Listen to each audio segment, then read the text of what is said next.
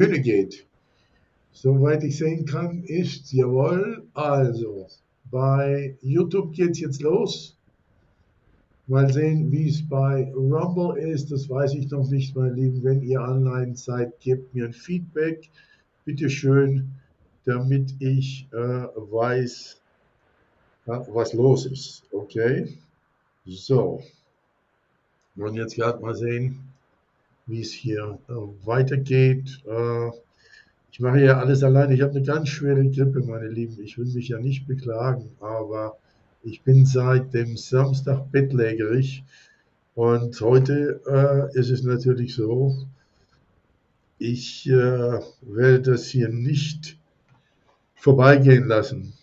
Das ist ganz klar. Also insofern seid mir nicht böse, ich werde hier sehr wenig reden müssen. Ich versuche noch mehrere Kamera hier einzublenden, wenn es geht, um zu sehen, was hier noch alles hier vor unseren Augen so passiert. Also, gebt mir bitte mal ein Feedback. Wir sind 43 live bei YouTube. Jürgen Gerber ist da, Frecher Willi, die Lounge Cypress, Angat ist hier, hallo Wolfgang, Jacqueline Kauser, Ernst Kurz. Also, ihr seid alle hier, meine Lieben, 43 und bei YouTube. Will ich jetzt mal sehen, wie viele bei YouTube sind. Habe ich noch nicht, Entschuldigung, bei Rumble, habe ich jetzt so gar nicht feststellen können. Also, jedenfalls funktioniert. Ui, jetzt sind schon über 100, 130 sind bei YouTube. Ja, das kann heiter werden heute. Gut, meine Lieben, wie gesagt, seht es mir nach. Ich bin komplett verschnupft mit Kopfschmerzen. Und geht mir überhaupt nicht gut. Das ist eigentlich die erste große Erkältung, die ich gehabt habe seit Jahrzehnten, seitdem ich Deutschland verlassen habe. Aber gut, das sind so die Herausforderungen des Lebens. Das wisst ihr ja selber, meine Lieben. Wenn es einen erwischt, dann erwischt es einen, kann man nichts machen. Gut, also meine Lieben, lasst mich ein bisschen Ordnung reinbringen jetzt noch hier. Und dann schauen wir mal, wie es weitergeht. Okay. Ich brauche jetzt die ganzen Daten von den Streams. Und dann, ja, hier ist was los bei YouTube, sehe ich gerade. Bei YouTube ist einiges los, da kommen jetzt immer mehr Leute rein, also bis zu 160 hier schon bei YouTube alleine. Und bei Rumble müssen wir jetzt mal sehen, wer alles hier ist bei Rumble. Damit ich den Stream kontrollieren kann. Das ist nicht immer so einfach, Leute, mit der Technik. Ich wollte noch hier etwas bereit machen für euch, Leute. Wir haben seit ein paar Tagen einen neuen Fanjob, einen Donald Trump Fanjob eröffnet. Mit einem guten Freund, der von Ungarn aus arbeitet. Und der arbeitet mit uns zusammen. Also 54 hier bei Rumble. Leider war ich nicht in der Lage, weil ich bettlägerig war, euch die ganzen Daten für diesen Fanjob hier vorzubereiten. Ich hoffe, ich habe heute noch ein bisschen Zeit, weil eins ist sicher, meine Lieben. Eins ist wirklich sicher. Dankeschön, gute Besserung, sagt Brigitte Loska. Eins ist klar, Leute. Wir werden in den nächsten Wochen und Monaten ständig von Donald Trump hören. Das kann ich euch versichern. Donald Trump ist jetzt wirklich von einer Tarantel gestochen. Und Menschen wie Donald Trump, die sich von der Energie her motivieren, also die ziehen ihre Motivation aus der Energie heraus. Solche Menschen darf man nicht herausfordern, denn dann hat man es wirklich mit jemandem zu tun, der einen ständig und ständig wie eine Laus im Hintern sitzt. Ich will jetzt nicht den Ausdruck benutzen. Und das haben die jetzt gerade mit Donald Trump gemacht. Ihr dürft natürlich eins nicht vergessen, meine Lieben. 70 Millionen Wähler, wahrscheinlich noch viel mehr, sind jetzt da draußen stinkesauer. Und das ist natürlich noch etwas, womit die Linke, also die Linksradikalen, überhaupt nicht rechnen. Die haben da gar nicht dran gedacht, dass es hier Millionen und Abermillionen von Wählern gibt, die jetzt sich betrogen sehen, nicht nur um den Wahlbetrug 2020, sondern um das, was man jetzt machen will. Man will Donald Trump mit aller Macht durch Politisierung aus dem Verkehr ziehen. Okay? Das ist, was man hier vorhat. Es geht um nichts anderes, das ist ganz, ganz eindeutig. So, 211 sind jetzt live hier. Die Scarlett ist da. Hallo, liebe Scarlett, danke für deine Unterstützung. Wie gesagt, Leute, ich will es nur noch wiederholen. Ich bin seit Samstag bettlägerig. Das fing bei mir schon am Freitagabend an. Und heute geht es hier einigermaßen besser. Ich konnte gar nicht schlafen. Ich habe mich gefühlt wie gerädert. Habe einen kompletten Schnupfen. Die Nase ist komplett zu. Und habe Kopfschmerzen und noch so einiges. Aber ich will euch nicht mein Leid erzählen, sondern seid jetzt noch ein bisschen geduldig. Ich muss noch ein paar Sachen hier einstellen. Kann mir jemand sagen, wie der Ton ist? Weiß jemand, wie der Ton ist? Kann mir das jemand bitte sagen? Scarlett, wenn du einen Moment hast, versuch mal zu sagen, wie der Ton ist, wenn mich jemand hört da draußen. Okay. So, 75 auf, wo sind wir jetzt? Auf Rumble. Und 207 live bei YouTube. Na gut. Der Ton ist gut, höre ich gerade von Dirk Richter.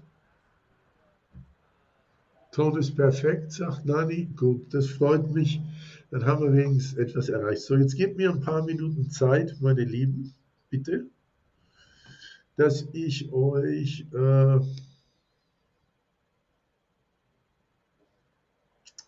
noch ein paar andere Videokameras suchen kann. Also wir wissen eines, Donald Trump wird mit seiner Maschine nach New York fliegen. Die ist ja praktisch schon bereit, jeden Moment zu starten. Ob er das heute macht oder morgen, wissen wir nicht.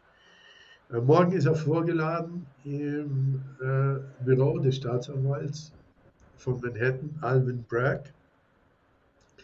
Der wird dann die Anklage entsiegeln, die ist im Moment noch versiegelt. Und was da drin steht, das werden wir morgen erfahren. Das wissen wir heute nicht. Alles, was wir heute überhaupt denken können, ist spekulativ. Es ist nichts Genaues. Okay?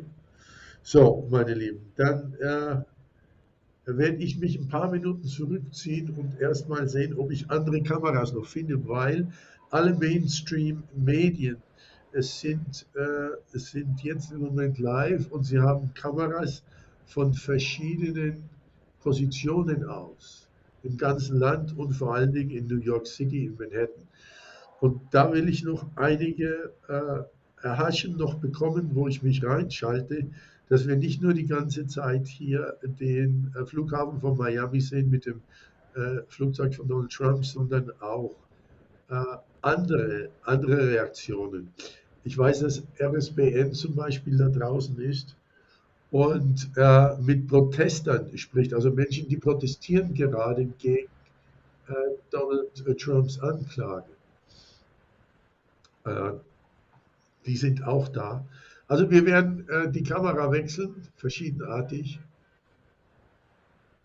Und dann werden wir euch aus verschiedenen Positionen und Live-Kameras heraus bringen, was gerade vor sich geht. Okay? Entschuldigung.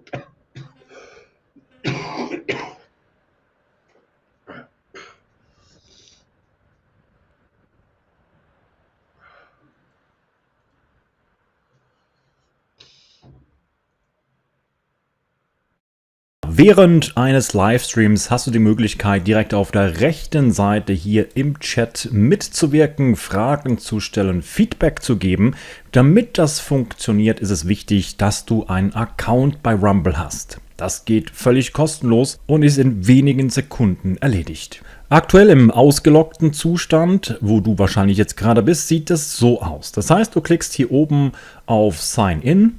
Dann fragt es dich, möchtest du eine neue Registration, also Create a Rumble Account Now, eine neue Registration machen? Klickst einmal auf diesen Button, gibst Name, Username, Passwort, E-Mail-Adresse, Ort etc. an und nachdem du mich hier eingetragen und registriert hast, gehst du einfach nochmal auf unseren Link, am einfachsten über Telegram, klickst drauf, kommst hier auf unseren Stream und wenn du eingeloggt bist, dann siehst du auf der rechten Seite den Chat. Wenn wir Live-Übertragungen von Rallyes oder Trump-Reden machen, starten wir unseren Livestream meist schon etwas vorher.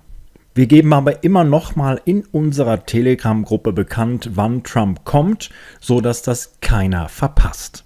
In unserer Telegram-Gruppe habt ihr ebenfalls die Möglichkeit, jeden Livestream oder jedes Video, was kommt, zu kommentieren. Respektiert hier auch einander, egal welche Meinung jemand anderes hat. Bei uns auf TranslatedPress sind alle ganz herzlich willkommen. Wir danken übrigens auch allen Moderatoren, die uns fleißig unterstützen und schauen, dass die ganzen Diskussionen wie auch Livestreams reibungslos ablaufen in dem Chat und natürlich auch bei Telegram. Ihr habt zudem die Möglichkeit, über die Donnerbox, die jeweils verlinkt ist, unterhalb von der Beschreibung, einfach mit einem Klick kommt ihr direkt auf die Übersichtsseite. Ihr seht rechts, wie viel wurde denn schon gespendet. Wir haben hier ein Spendeziel von 2500. Mit diesem Spendeziel sind jeweils die Fixkosten gedeckt, die wir haben, um den ganzen Kanal, Übersetzungen, Tools und so weiter. Alleine bei Rumble bezahlen wir $500 im Monat. Nur damit wir genug Platz haben, um die ganzen Livestreams etc. durchführen zu können. Dann gibt es verschiedenste Tools, die wir nutzen, wie Restream, Übersetzungstools und vieles, vieles mehr. Wenn ihr uns da unterstützen möchtet, könnt ihr das mit egal was für eine Spende, ob das 1 Euro ist, 7 Euro, 10 Euro, könnt ihr einfach hier auf Spenden klicken, mit jeglichen Zahlungsmöglichkeiten uns eine Spende, vielleicht auch mit einem kleinen Feedback, was dann hier auf der Spenderwand vermerkt wird, durchführen. Übrigens, wenn ihr irgendwo ein ganz wichtiges Video auf Englisch vorfindet, egal was, dann bitte ich euch hier unter Videoübersetzung, Kontakt und Kooperationen einfach auf diesen Link zu klicken. Da ist ein Formular und über dieses Formular könnt ihr uns kontaktieren. Beispielsweise, wenn ihr ein spannendes Video gefunden habt auf Englisch, was man unbedingt auf Deutsch übersetzen sollte, dann sind wir froh, wenn ihr uns kontaktiert. Ja, und jetzt wünsche ich allen viel Spaß beim Livestream. Auch an dich, Arti. Danke für deine tolle Arbeit, die du jeden Tag leistest. Ein großes Dankeschön an alle und viel Vergnügen. Ja, hallo meine Lieben, ich bin wieder da. Also ich habe mich noch etwas frisch gemacht. Ich habe jetzt noch einen anderen Sender reingeholt, nämlich den Mirror. Ich will gerade mal wechseln rüber zu Mirror. Dann seht ihr mich wieder mit meiner Trump-Kappe und in meiner Krankenjacke, die ich habe. Ich sehe heute ein bisschen müde aus. Hallo, grüße euch nochmal hier. Mein Gott, was so eine Kippe alles machen kann mit einem. Aber ich schätze mal morgen wieder vorbei. Also, passt auf, ich gehe jetzt hier rüber und hol mir nochmal den Mirror rein. Der Mirror ist hier in New York vor Trump Tower. Und die bringen hier einiges über die Trump-Fans. Sie bringen ständig etwas über Manhattan. Ich habe jetzt auch gerade erfahren, ganz neu, meine Lieben, dass äh, hier sind die Protester in Miami. Also, was wird der Ablauf sein heute? Hört mir gut zu. Folgendes. Donald Trump wird definitiv heute nach New York fliegen, das wissen wir. Und er wird dort im Trump Tower übernachten. So viel haben wir schon erfahren. Das hat gerade der Mirror hier veröffentlicht. Und morgen, am 4. April, ist dann geplant, übrigens hier beiden sagt nichts, keinen Ton, nicht ein Wort. Er tut so, als würde er nichts wissen davon, als hätte er es nicht gehört. Er kommentiert nicht daran, er macht keine Kommentare, er äußert sich nicht. Okay? Also, er weigert sich etwas zu sagen, so viel wissen wir. Ich glaube, ich lasse den Mirror mal eine Zeit lang an, weil der bringt hier sporadisch in Schlagzeilen, was hier alles erwartet wird. Wie gesagt, nochmal, Donald Trump wird heute im Trump Tower übernachten. Das heißt, er wird jeden Moment abfliegen von Florida aus und dort im Trump Tower übernachten, sich morgen dem Staatsanwalt stellen. Er wird nicht in Handschellen dort abgeführt oder sonst irgendwie auf diese Art und Weise behandelt. Man wird ihm Fingerabdrücke abnehmen, man wird das Indictment, das versiegelt ist, entsiegeln. Jetzt sehen wir gerade die Maschine. Okay, das ist von einem anderen Moment her, das ist von früher. Und man wird ihm dann sagen, was er angeklagt wird. Seine Rechtsanwälte werden dabei sein, die Secret Service Agenten, die ja immer 24 Stunden bei ihm sind. Das ist ja eine ganze Gruppe von Secret Service Leuten. Die werden auch dabei sein, weil Donald Trump hat ja Recht auf 24 Stunden Secret Service Schutz als ehemaliger Präsident. Und dann werden wir sehen, wie es weitergeht. Wir werden alles so weit wie möglich live übertragen. Also wir werden jetzt viele, viele Stunden von live haben, meine Lieben. Okay?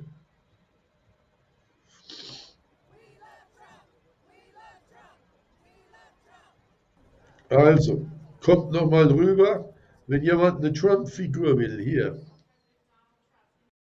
Meine Lieben, ich grüße euch ganz herzlich, hier der Arti von TranslatedPress. Herzlich willkommen zur heutigen Mega-Rally mit Donald Trump. Wir sind die einzigen bei TranslatedPress im deutschsprachigen Bereich, die diese Übertragungen live machen. Die Reden von Donald Trump, die ihr alle so liebt. Wir werden in den kommenden Tagen sehr viele, praktisch wöchentlich, Live-Reden und Übertragungen von Donald Trump erleben. Ihr wisst, wir befinden uns mitten im Wahlkampf. Im Moment geht es um den Kongress. Ich muss die Musik wegmachen, habe ich gerade gemerkt, sonst haut uns YouTube raus, meine Lieben. Das können wir nicht, sonst, ich habe jetzt gerade gesehen, bei YouTube können wir das gar nicht machen. Also ich hoffe, die hauen uns jetzt nicht raus hier. Ja, YouTube zensiert natürlich, was das Zeug hält, ganz klar.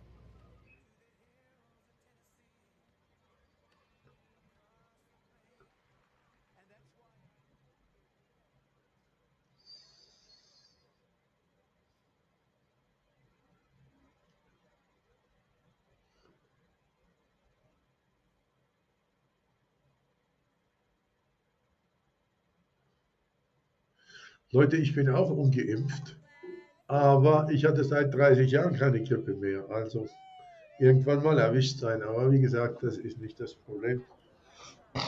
Ich werde auch das hinter mir bringen. Okay? Nur damit ihr Bescheid wisst, jetzt sind im Moment 215 bei YouTube. Ich schaue mal rüber auf den Flughafen von Miami. Was mit der Maschine ist, ob sich da was tut, da sehen wir noch nichts. Sollten wir was sehen, schalte ich sofort rüber. Und wir wollen natürlich sehen, wenn Donald Trump Miami verlässt mit seiner Maschine. Das ist ganz klar.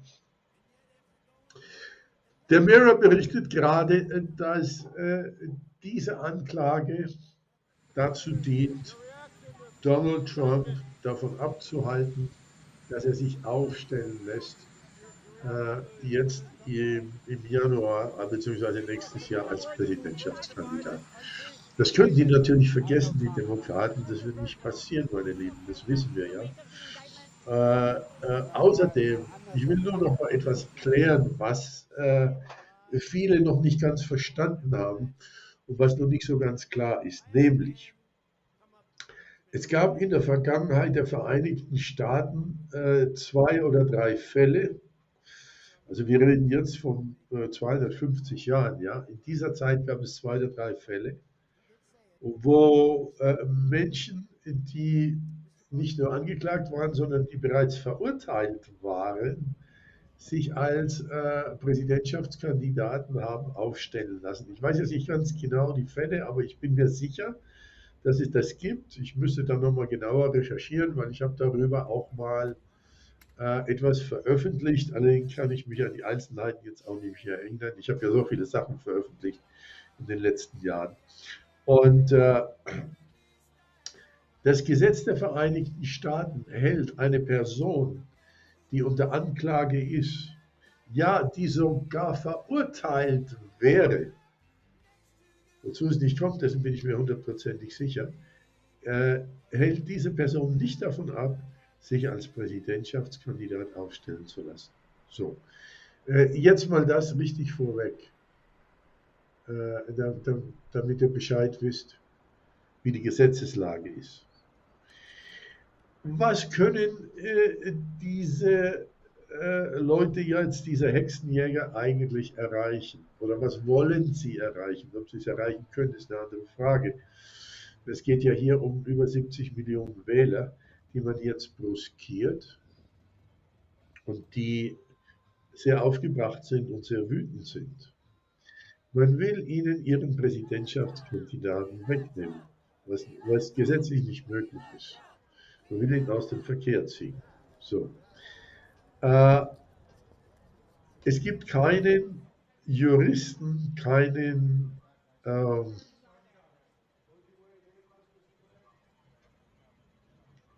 wir jetzt Professor für Jurisprudenz, ja nicht, also sagen wir keinen Juristen oder Professor für dieses Fach in Amerika, der bisher gesagt hätte, dass dieser Fall überhaupt eine Chance hat, mit einer Verurteilung zu enden. Also die Chance, dass man Donald Trump verurteilen wird, dass es überhaupt zu einem Prozess kommt. Die werden natürlich alles versuchen, ihn zu einem Prozess zu bringen. Aber das ist eine taktische Demoralisierung, eine Art von mentaler Terrorismus, eine Hexenjagd, die man hier ausgelöst hat, die von einem zweitrangigen Staatsanwalt in New York, der noch nicht mal Bundesstaatsanwalt ist, ausgelöst wurde aus politischen Motiven mit dem Geld von George Soros. So. Wir wissen, dass das finanziert wurde aus dieser gefährlichen linken Ecke. Das ist ziemlich klar. Der Kongress hat sich jetzt schon zusammengetan, die Repräsentanten der Republikaner beraten gerade darüber, ob sie auch gesetzlich jetzt in der Lage sind, ob sie die juristischen Werkzeuge haben, damit sie den Staatsanwalt vorladen können, um ihn zu einer Aussage zu zwingen, öffentlich, in der er sagt, wo seine Befugnisse sind. für diese schreckliche Tat, die er gerade vollbringt. Joe Biden wird dann immer wieder gefragt. Er sagt gar nichts. Die haben ihn natürlich schon trainiert und haben gesagt, pass mal auf, sag keinen Ton hier darüber. Besser, du sagst nichts. Ja. Und Leute, ich muss jetzt ein bisschen leiser sein. Bitte seid mir nicht böse. Aber ich kann im Moment nicht sehr viel sagen. Also ich werde mich ein bisschen im Hintergrund halten, sonst klappe ich hier zusammen, meine Lieben.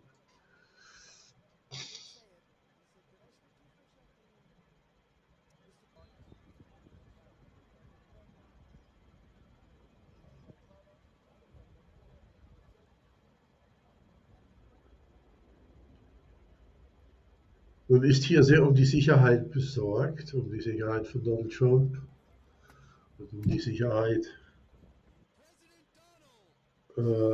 auch der Mitarbeiter im Gericht, in der Staatsanwaltschaft und so weiter. Also für heute und für morgen sind alle Gerichtsprozesse dort in diesem Gericht ausgesetzt. So, ich will mal sehen, was wir noch für Kameras haben, okay? Gib mir mal ein bisschen Zeit. Also RSBN wollte sich auch einschalten. Ich will mal sehen, wann die kommen. Also die haben was geplant. Ich glaube, in einer Stunde gehen die live, RSBN. Da bin ich mal gespannt, was die sagen. Übrigens, meine Lieben, das wird heute sehr lang werden, ein langer Tag. Ich will euch das nochmal sagen, weil heute Abend Donald Trump eine Live-Sendung machen wird. Er wird sich live melden. Ob es jetzt von Mar-a-Lago ist oder aus New York, das weiß ich nicht. Aber Donald Trump wird heute Abend eine Live-Rede halten. Das wissen wir schon. Wir sehen hier in New York, ist alles aus dem Häuschen, es ist alles abgesperrt, überall ist Polizei.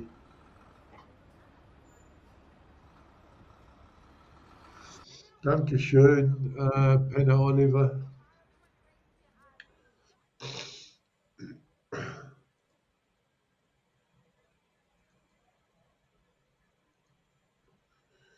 So, heute Abend, das wird so etwa sein, um 1 Uhr nachts oder so bei euch in Deutschland, ist die Live-Übertragung von Donald Trump. So wird es in etwa gehen, um 1 Uhr nachts. Und was hier heute den ganzen Tag geht, ja, das wird immer dasselbe sein. Hier, wir warten einfach darauf, dass sich die Maschine bewegt. Das ist jetzt, ja, das, was...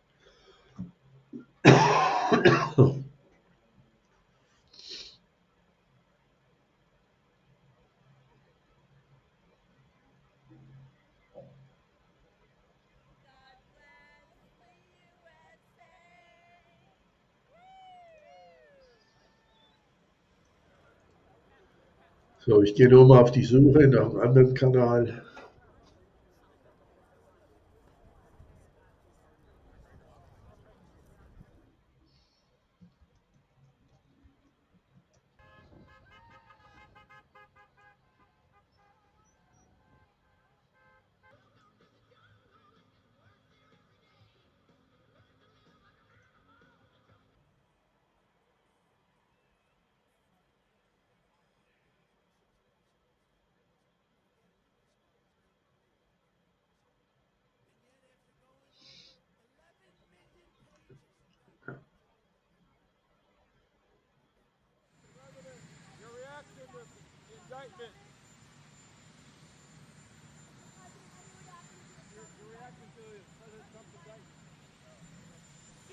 Are you worried this will further divide our country, the indictment?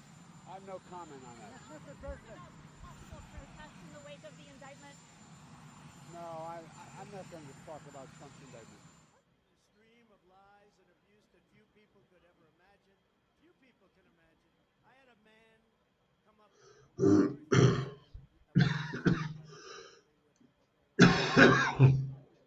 saw him about 2 weeks ago. He said to me, could I ask you, I never even liked him very much. In Florida sind die Leute auf die Straße gegangen. Zeigt euch das mal hier. Komm mal rein. Leute, also in Florida könnt ihr sehen, sind die Leute auf der Straße. Da habe ich einen anderen Sender noch gefunden. So. Mal sehen. Hier, das sind die Leute in Florida, die ihr gerade seht hier. Die sind jetzt seit gestern auf der Straße hier. To make America great again. And I just think there's some people out there that don't want to see America be great again. And so they're trying to bring him down with everything they can. They're trying to grasp it. Also diese Leute wurden natürlich auch interviewt und wir werden auch heute Leute sehen, die interviewt werden. Da werden wir natürlich erfahren, was die so denken. Die glauben, dass das Donald Trump hilft für seine Präsidentenkampagne, dass er dadurch einen Aufschwung bekommt. I'm going to go because I love meeting these people that are in support of what I believe as well. Hallo Ankat. So Leute, also wie gesagt, hier sehen wir jetzt die Menschen auf der Straße in Florida.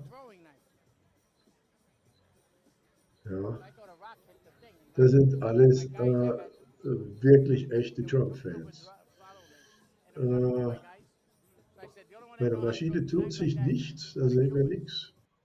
We're here to support President Trump and for what's going on and everything else. I mean, these indictments are a joke. I mean, they said they have 31, but they're not opening them up and looking at exactly what they are. He's definitely going to be going up to New York, and he's going to do the whole thing that they asked him to do.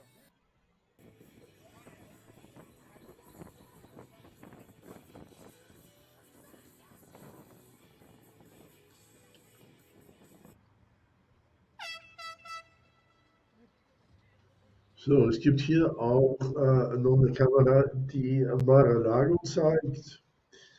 Die Menschen sind mit Booten draußen auf dem Meer vor dem Anwesen von Donald Trump und zeigen ihre Unterstützung, ihre moralische Unterstützung.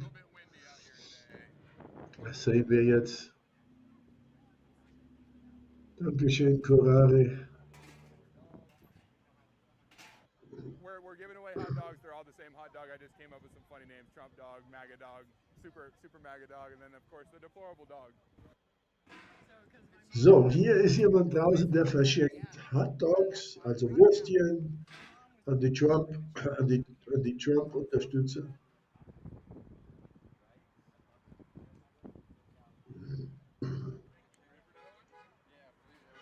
So.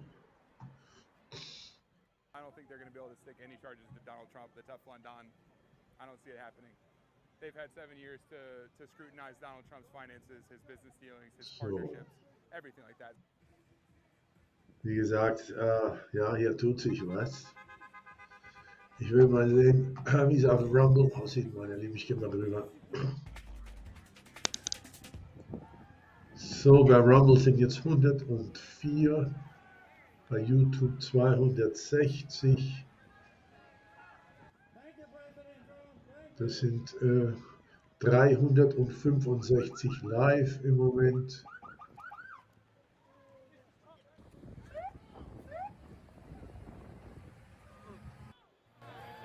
Ja, Kitty sagt mir gerade, die Live-Übertragung aus Mar-a-Lago ist morgen.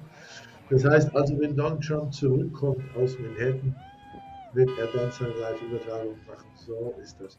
Das kann sein. Also.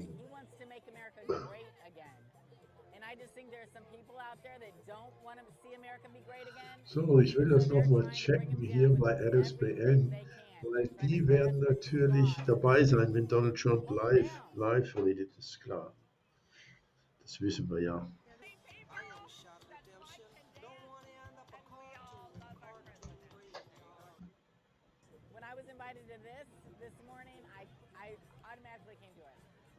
Ah ja, das ist morgen. Du hast recht, Kitty. Danke schön, dass du mich darauf hingewiesen hast. Donald Trump wird morgen Abend eine Live-Pressekonferenz halten. Und da wird er darüber berichten, was man mit ihm gemacht hat in New York. So, soweit habe ich das jetzt verstanden. Dankeschön für den Hinweis, liebe Kitty. Das hast du gut gemacht. Sehr gut. Also 101 bei Rumble und 260 bei YouTube. Das macht 361. Die jetzt live sind auf beiden Kanälen. Wir müssen einfach mal sehen, was hier weitergeht, meine Lieben. So, ich muss mal eine kurze Pause machen, ein bisschen Wasser trinken, weil mir geht es nicht so gut, meine Lieben. Okay.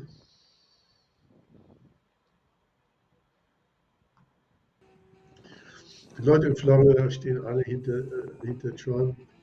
Die Anklage hat keinen Einfluss auf die Wahlen bzw. auf die Kandidatur von Donald Trump. Okay, so viel wissen wir jetzt. Und hier steht es auch, hier News 18 aus Florida bringt gerade, die Anklage hat keinen Einfluss auf die Kandidatur von Donald Trump. So viel wissen wir jetzt. Könnt ihr den Hintergrundton hören, meine Lieben?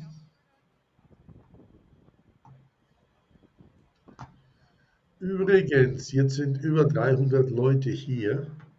Ich will ja noch mal kleine Reklame einwerfen für meinen neuen Kanal aus Kolumbien. Wenn ihr so nett seid, kommt rein und hier und abonniert. Ich brauche nur noch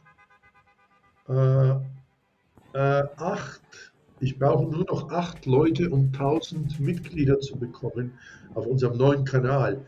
Schafft ihr das? Nee, es sind mehr 13 brauche ich. Ich sehe gerade. Schaffen wir das heute, dass 13 Leute diesen Kanal hier, ich mach mal das rein, dass 13 Leute mir helfen, diesen Kanal heute die 1000 Abonnenten zu überschreiten. Mal sehen, ob ihr das schafft hier. Das wäre ein schönes Geschenk für euch. So, ich mache es nochmal hier rein auf Rumble. 13 Abonnenten, damit wir hier die 1000 überschreiten. Kommt mal rein hier. Also, schaut mal rein. Klickt drauf auf diesen Link, den ich euch reingestellt habe. Und nehmt ein Abo, das kostet nichts, damit wir heute die 1000 Abonnenten überschreiten. Bitte, wenn es möglich ist. Okay, also, das nur so nebenbei. Das ist ein Kanal, ein historischer Kanal und ein Kanal, der sich auch mit der Kultur, historisch und Kulturkanal Casa Colombia. Ich mache es nochmal hier rein, Leute. Also, wenn ich jetzt 13 von euch bekomme, die hier abonnieren, dann können wir monetarisieren bei Google. Also, gebt euren Herzen einen Stoß. Hier nochmal. Ich stelle es nochmal rein hier. Okay. Bitteschön. So. Vielen Dank für eure Spenden im letzten Monat. Die haben uns gerade noch gerettet, dass wir die Kanäle aufrechterhalten können. Es ist immer so, so direkt, wie soll ich sagen, Indictments are a joke. I so mean, kurz vorm Ende. Ja, also wir schaffen es immer gerade so, what they are. wenn ihr dann so eure Spenden reinbringt. Going up to New Das York, hilft dann, okay? and he's got to do the whole thing. So, nochmal hier. Also, kommt rein in diesen Kanal hier, damit wir die 1000 heute überschreiten. Mal sehen, wer es schafft und dabei sein kann, meine Lieben. Okay, wir haben die 1000 Abonnenten geschafft. Ihr seid ja richtig spitze, meine Lieben. Ihr seid ja richtig spitze. Da muss ich gleich ein Foto von machen und an meine Freunde schicken. Wir haben die 1000 Abonnenten geschafft. Heute sehr gut, meine Lieben. Das ist natürlich ein Hammer.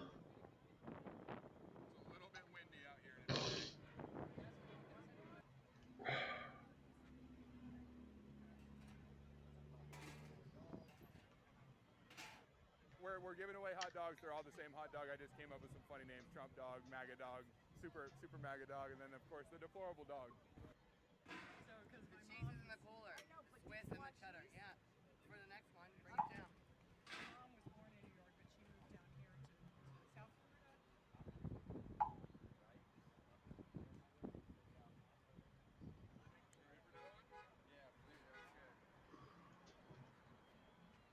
I don't think they're going to be able to stick any charges to Donald Trump, the Teflon Don. I don't see it happening. They've had 7 years to scrutinize Donald Trump's finances, his business dealings, his partnerships, everything like that.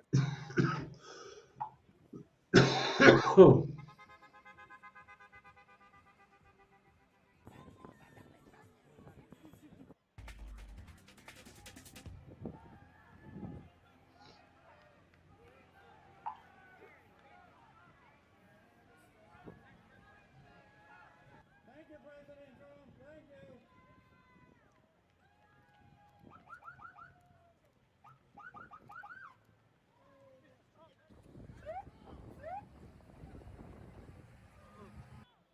So usually, you tip those guys 20 each. What an idiot. And so we were like, I told my guy,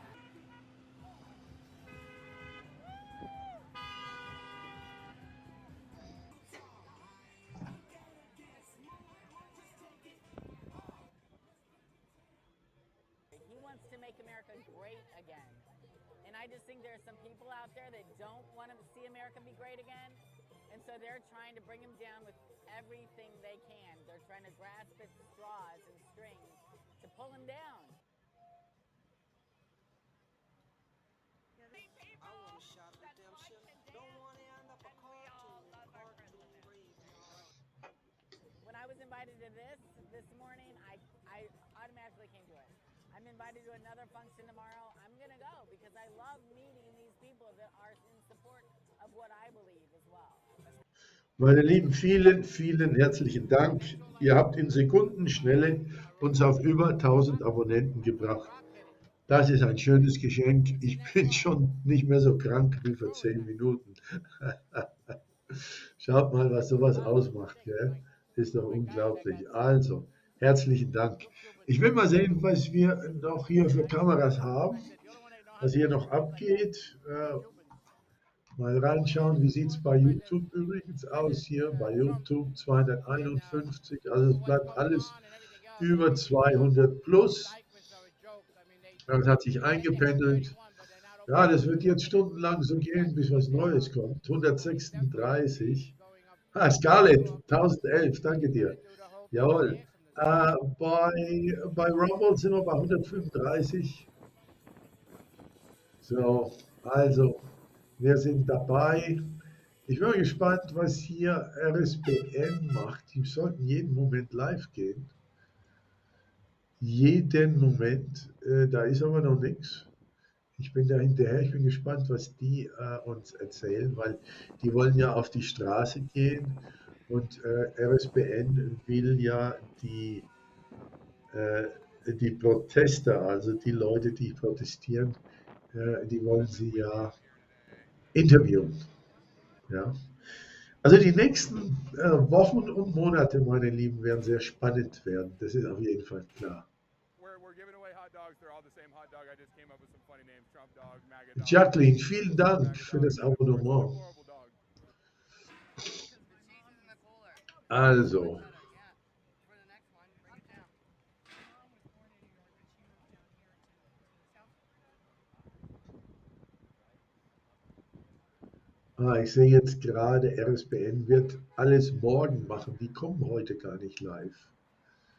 I don't think they're Die going to be able to stick any zeigen charges to Donald Trump with the tough morgen, London. I don't see it happening. They've had ja, 7 years morgen to früh um die scrutinize Donald Trump's Zeit finances, his business dealings, his sind die partnerships, live bei everything like that. RSBN und dann am Abend bringen sie die Pressekonferenz von Donald Trump aus Mar-a-Lago. Aber wir bleiben heute dabei. Wir wollen einfach sehen, was hier abgeht. Ich werde immer noch die Kanäle weiter durchsuchen, meine Lieben. Könnt ihr eigentlich den Hintergrundton hören? Das würde mich mal interessieren.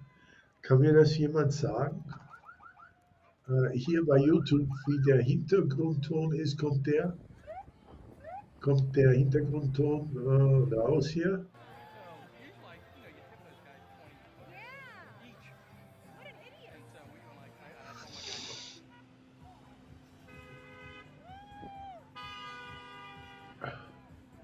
Also Fotos von Trumps Verhaftung. Wer die sehen will, der muss natürlich die Mainstream-Medien gucken, die werden das morgen verbreiten, weil die warten ja drauf, denen läuft ja das Wasser im Mund zusammen. Darum geht es ja eigentlich, es geht um gar nichts anderes, dass man endlich mal ein Foto verbreiten kann von Donald Trump, wenn er verhaftet wird. Das ist eigentlich der Grund für das Ganze hier. Was dann daraus wird, das ist denen doch voll egal. When I was invited to this morning, I automatically came to it.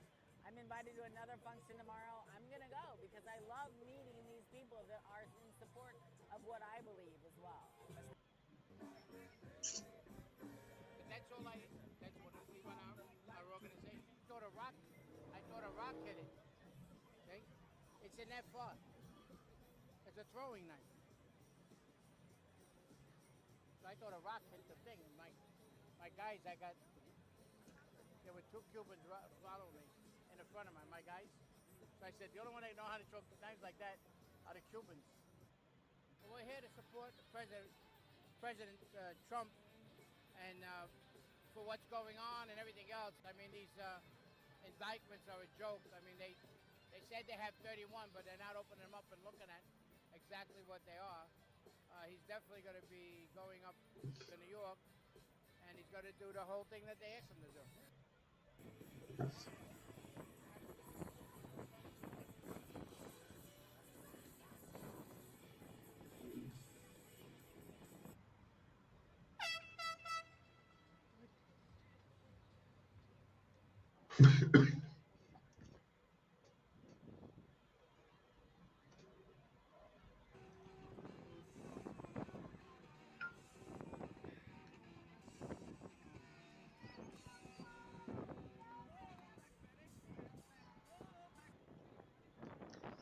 A little bit windy out here today.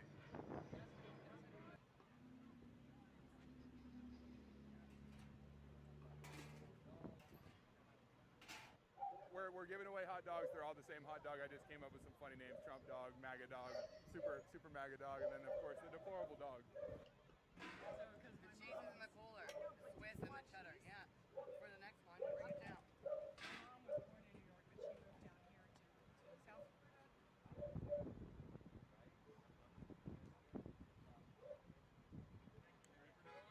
here to South Florida. I don't think they're going to be able to stick any charges to Donald Trump, the tough London. I don't see it happening. They've had 7 years to scrutinize Donald Trump's finances, his business dealings, his partnerships, everything like that.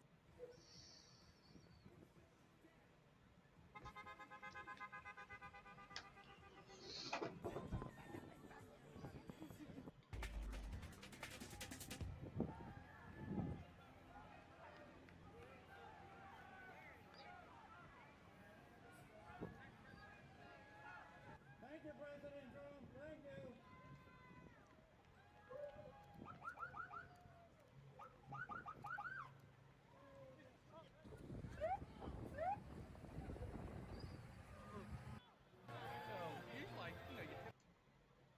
So, meine Lieben, lasst uns mal rübergehen auf Live-Flugzeug von Donald Trump in Miami.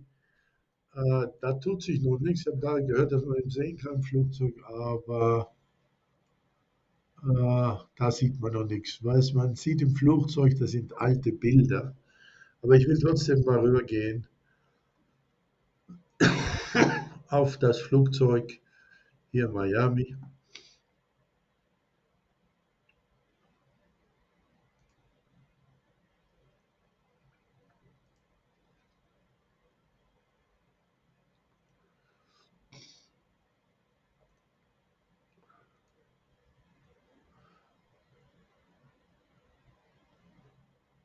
Also in New York brauen sich einige Proteste zusammen, haben wir jetzt gehört.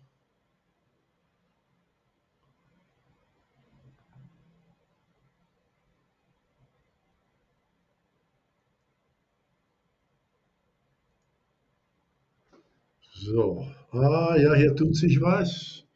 Hier wird was eingeladen. Wir sehen gerade, ein Auto ist vorgefahren am Flugzeug von Donald Trump. Wir sehen, dass da was eingeladen wird. Also die Maschine könnte jeden Moment dann doch mit Donald Trump jetzt nach New York fliegen. So wie ich das sehe. Ich kann jetzt von dieser Seite aus gut sehen, dass da was eingeladen wird. Und ein Auto steht davor. Also er wird heute nach New York fliegen, so viel ist natürlich klar. Wir lassen das jetzt mal hier, damit ihr das mitverfolgen könnt und mitsehen könnt.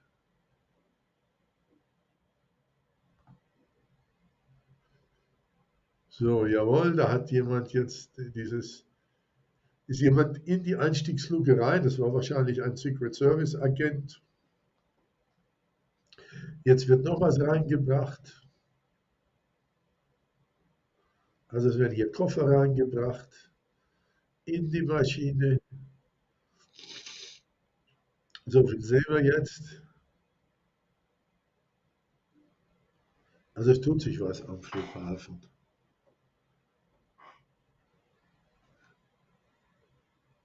Nein, es ist noch kein Präsident in der Geschichte der Vereinigten Staaten weder verhaftet worden, noch ist er angeklagt worden. Einer Straftat gab es noch nicht.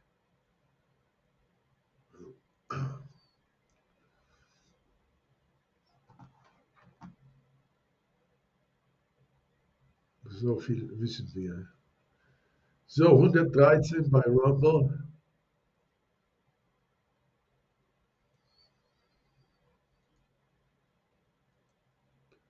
Sie haben 7 Jahre lang Zeit gehabt, Donald Trump anzuklagen.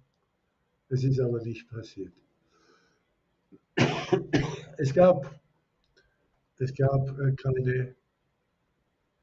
keine Möglichkeit. Man hat es nicht geschafft. So sieht es aus. So.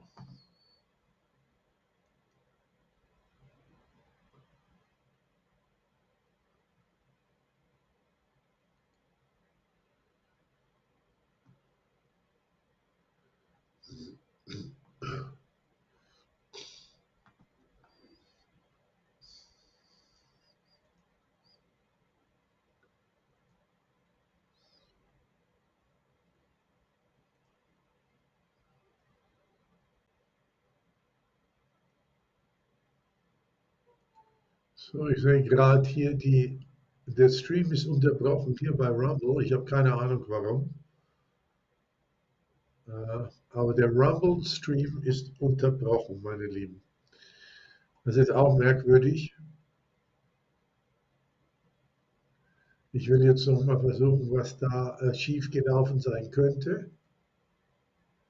YouTube ist da, Rumble-Stream ist unterbrochen. Mal sehen, was da passiert ist.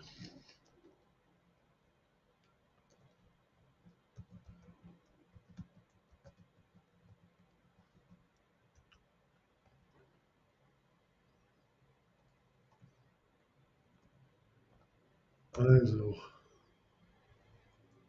Das ist ja auch ein Ding hier.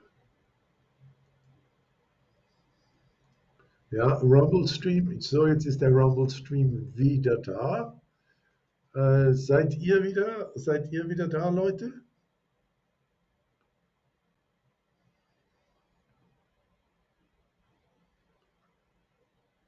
Es ist leise.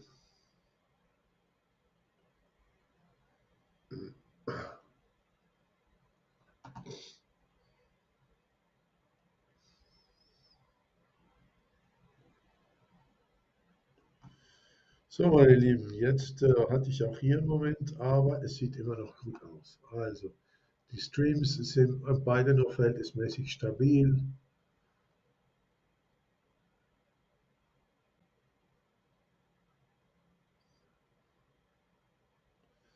So, meine Lieben, ich mache noch mal ein bisschen Reklame für uns.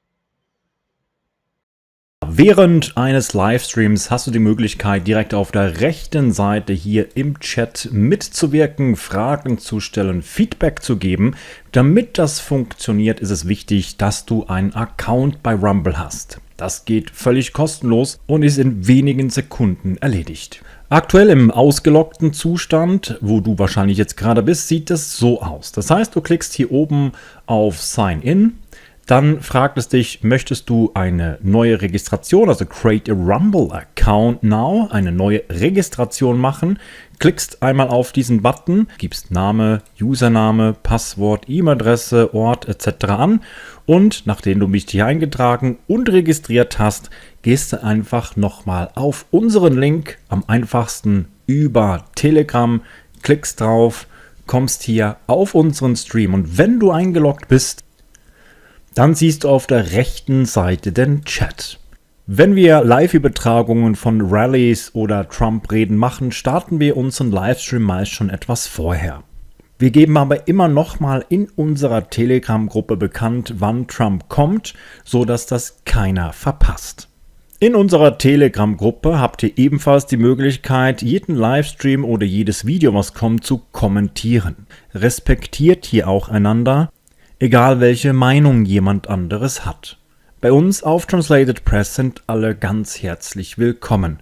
Wir danken übrigens auch allen Moderatoren, die uns fleißig unterstützen und schauen, dass die ganzen Diskussionen wie auch Livestreams reibungslos ablaufen in dem Chat und natürlich auch bei Telegram. Ihr habt zudem die Möglichkeit, über die Donnerbox, die jeweils verlinkt ist, unterhalb von der Beschreibung einfach mit einem Klick kommt ihr direkt auf die Übersichtsseite.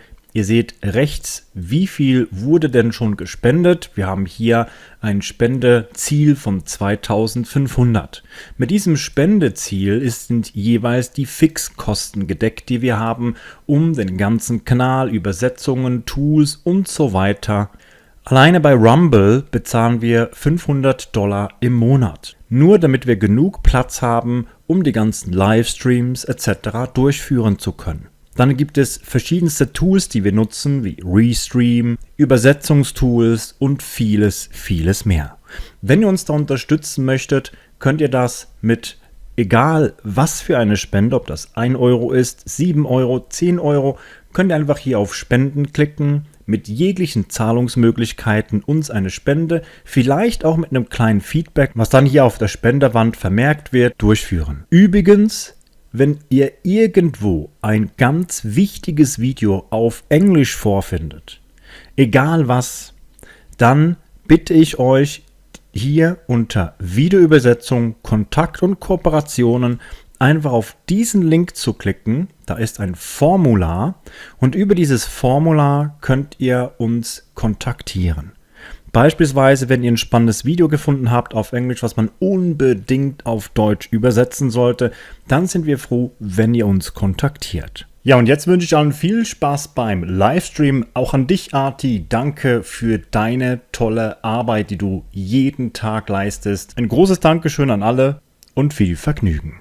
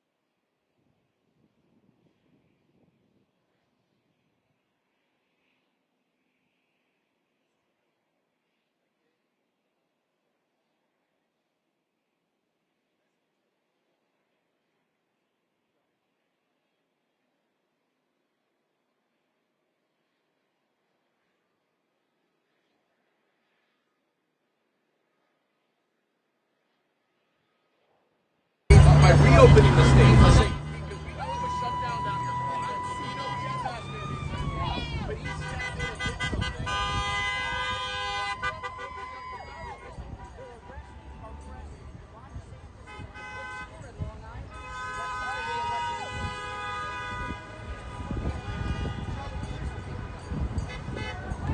All right, did I get your full name?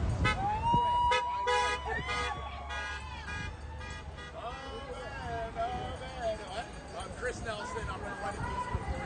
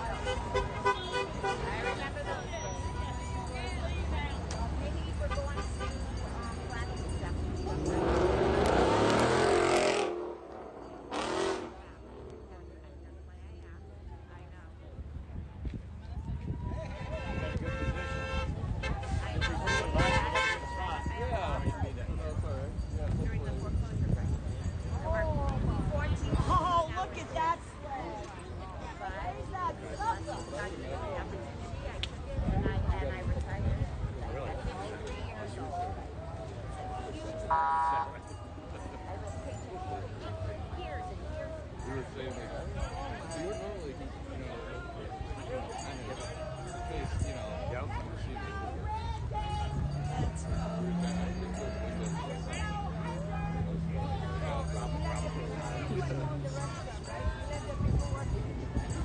I said, I don't care. I'm short-handed. yeah. They normally just close all the roads down. Not for, not, Everything I said, they don't do that anymore. Is that right?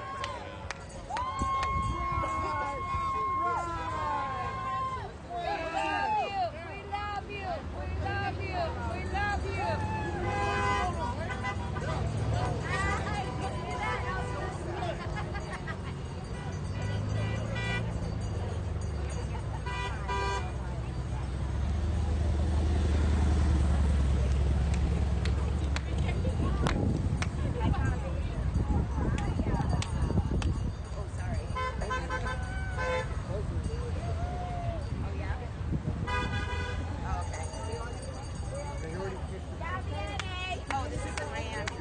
Coming.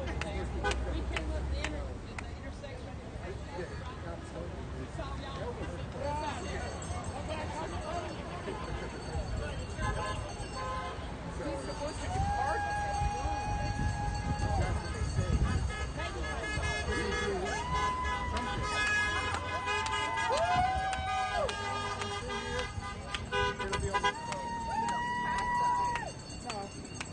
It's only 2 minutes from now.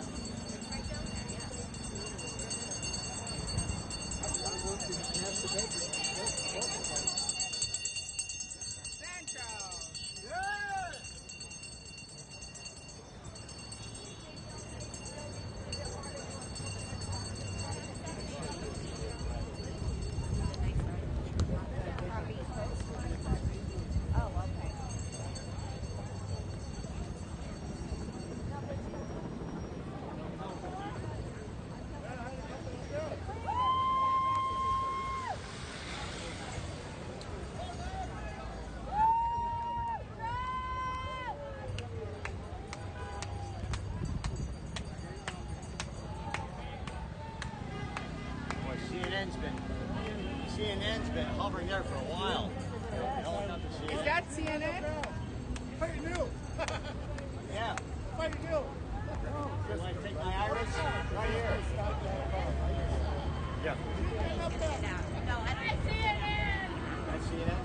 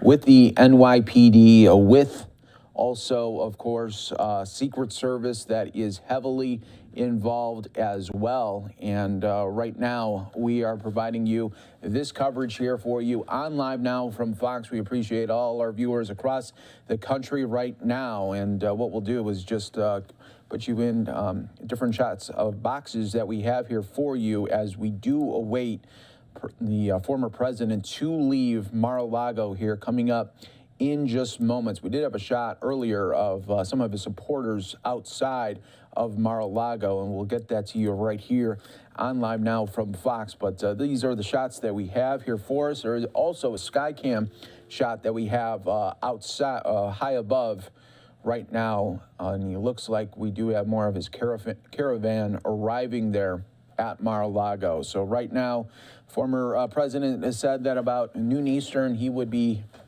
hitting the road there ahead of going to the airport there and going to New York City. Here's the latest info that we have here for you, as New York police are already erecting barricades around Trump Tower in anticipation of former President Donald Trump's surrender to authorities tomorrow. NYPD officers have also blocked roads around both Trump Tower and the Manhattan Criminal Courthouse, where the former president is expected to appear tomorrow. While police say there have been no threats to the city, the preparations come following Trump's call to supporters last month, urging them to protest and take our nation back in the event of his arrest. New York Governor Kathy Hochul has offered support to the NYPD, saying that she could deploy the National Guard or other assets. Nevertheless, she acknowledged that the department is no stranger to handling such protest. New York Governor Kathy Hochul has offered support to the NYPD, saying that she could deploy the National Guard or other assets as well.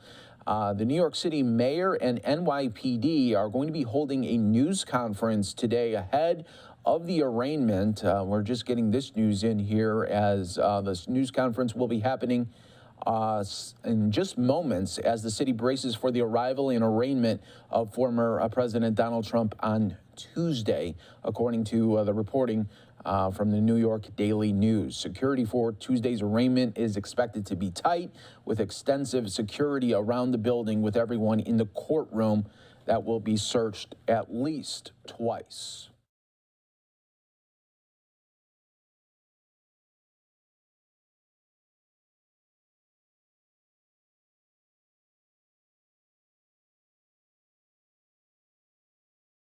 You're watching Live Now from Fox. We are live, raw, and unfiltered here, giving you some looks here right outside of Mar-a-Lago, where the former President Donald Trump will soon be leaving in his caravan.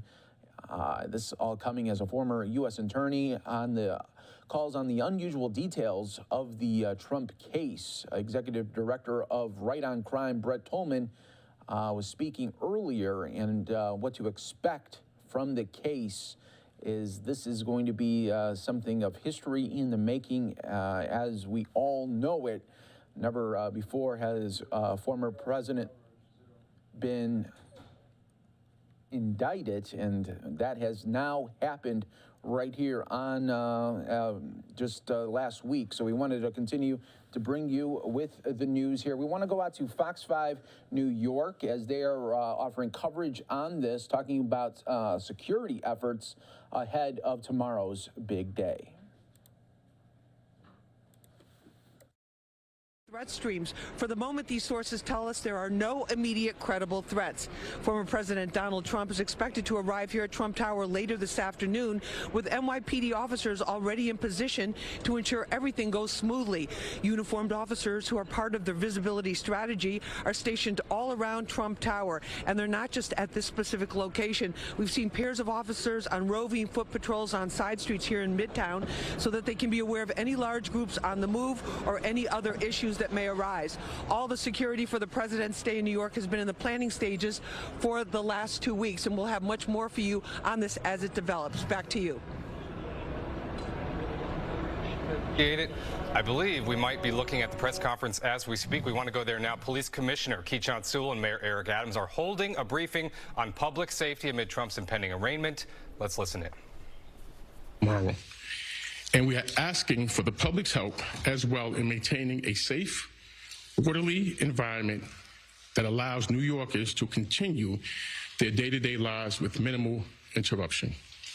And as always, neither dangerous nor criminal behavior will be tolerated.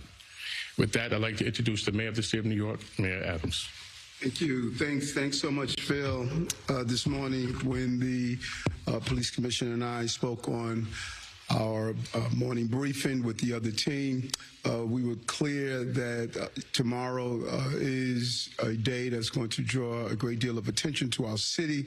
And we know there are many questions around the movement of the city, and we want to make sure that we send a very clear and loud message. As the deputy mayor stated, New York City is always ready. We know that this is a city where our NYPD and other law enforcement entities must be prepared at any given moment for anything to happen in this city. To start, I want to make it clear, the commissioner has stated over and over again, there has been no specific credible threats to our city at this time. And all New Yorkers should go on with their regular activities. That means going to work, going to school. We're going to do our job as we always do. If you usually drive, we're stating take public transportation. It is easy to get around on public transportation because we expect some disruptions and additional traffic. There's a great deal of additional traffic that may come in the city, and there will be street closures near the courts and throughout the city. While there may be some rabble-rousers thinking about coming to our city tomorrow, our message is clear and simple. Control yourselves. New York City is our home, not a playground for your misplaced anger.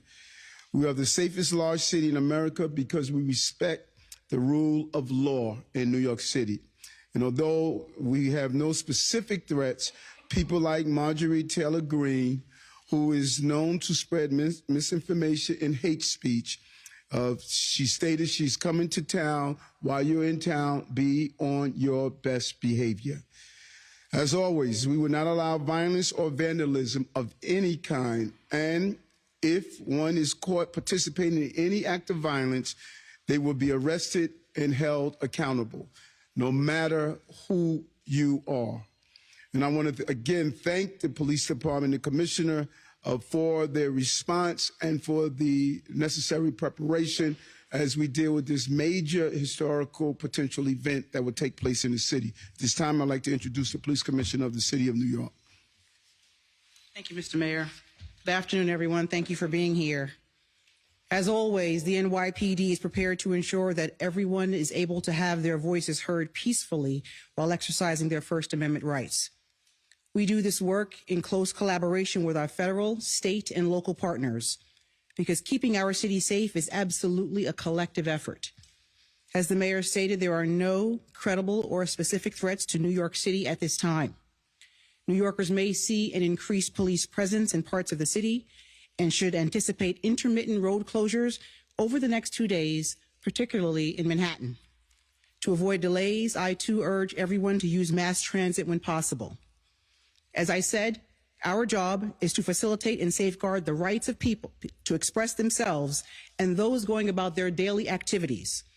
But I will remind everyone that violence and destruction are not part of legitimate, lawful expression, and it will never be tolerated in our city.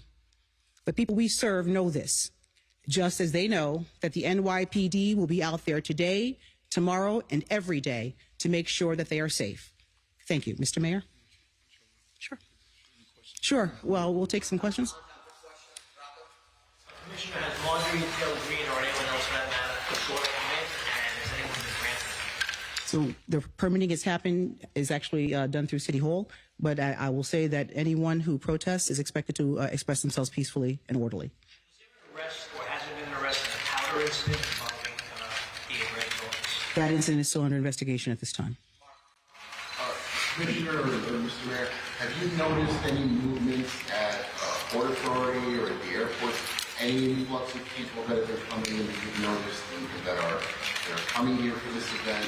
Any estimate on that, or have you not seen it? We value our relationship with our partners, and we're in constant communication with them. So if they do see an influx of people or something out of the ordinary, they will contact us. At this time, we don't see that happening, but we will have real-time information if that does occur.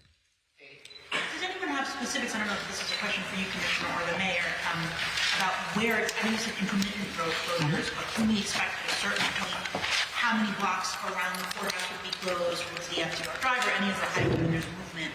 And will that information be shared with the public? So there are going to be rolling road closures. As I'm sure you can understand based on the sensitivity of it. It's going to be moving, but we will make sure we have enough officers to facilitate transport throughout the city.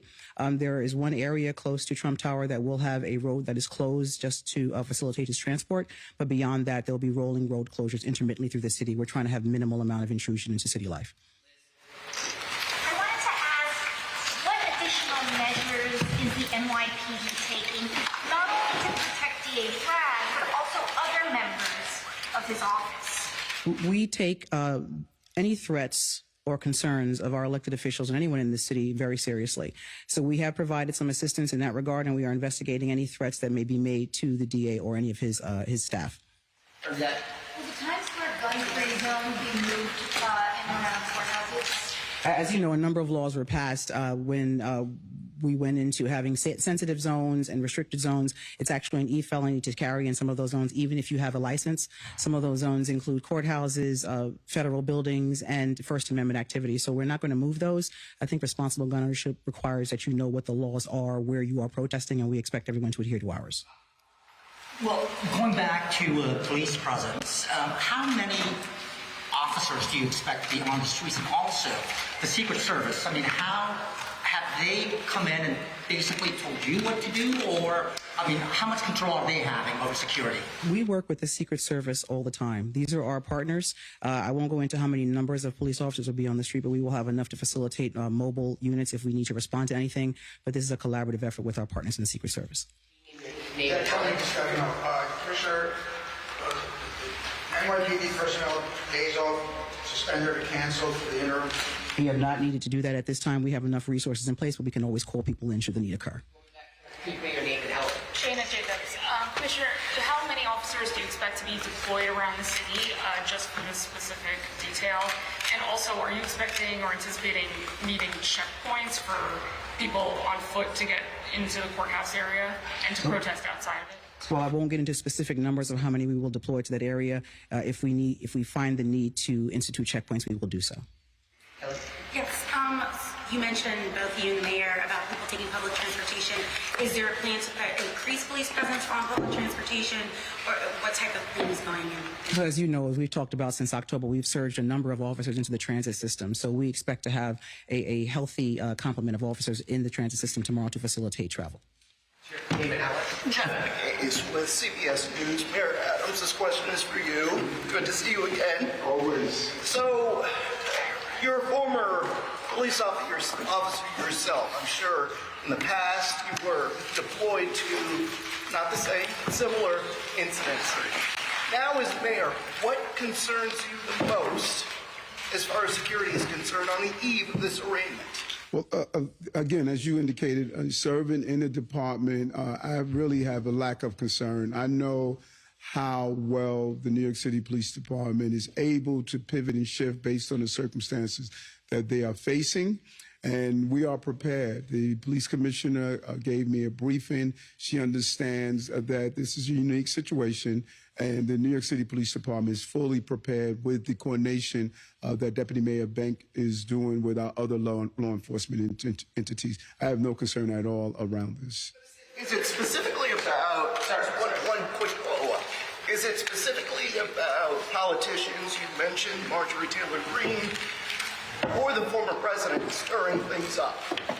Well, you know, people stir stuff up all the time. But, you know, if you are prepared, you don't have to get prepared. And we are prepared. and the ability to shift the resources where they are needed, I think is extremely unique to this police department. We can manage several different things at one time in this department, and that's what we're doing. The police commissioner laid out a full plan with her executive team, and she's going to execute that plan based on the needs. Mayor, I'm over here. What do you make of the spectacle of this next 24 hours? The former president letting all of his supporters know when he's wheels up from Florida, when he's landing in LaGuardia, basically putting New York at center stage once again as something of an unprecedented spectacle from a legal standpoint. What do you make of all of that?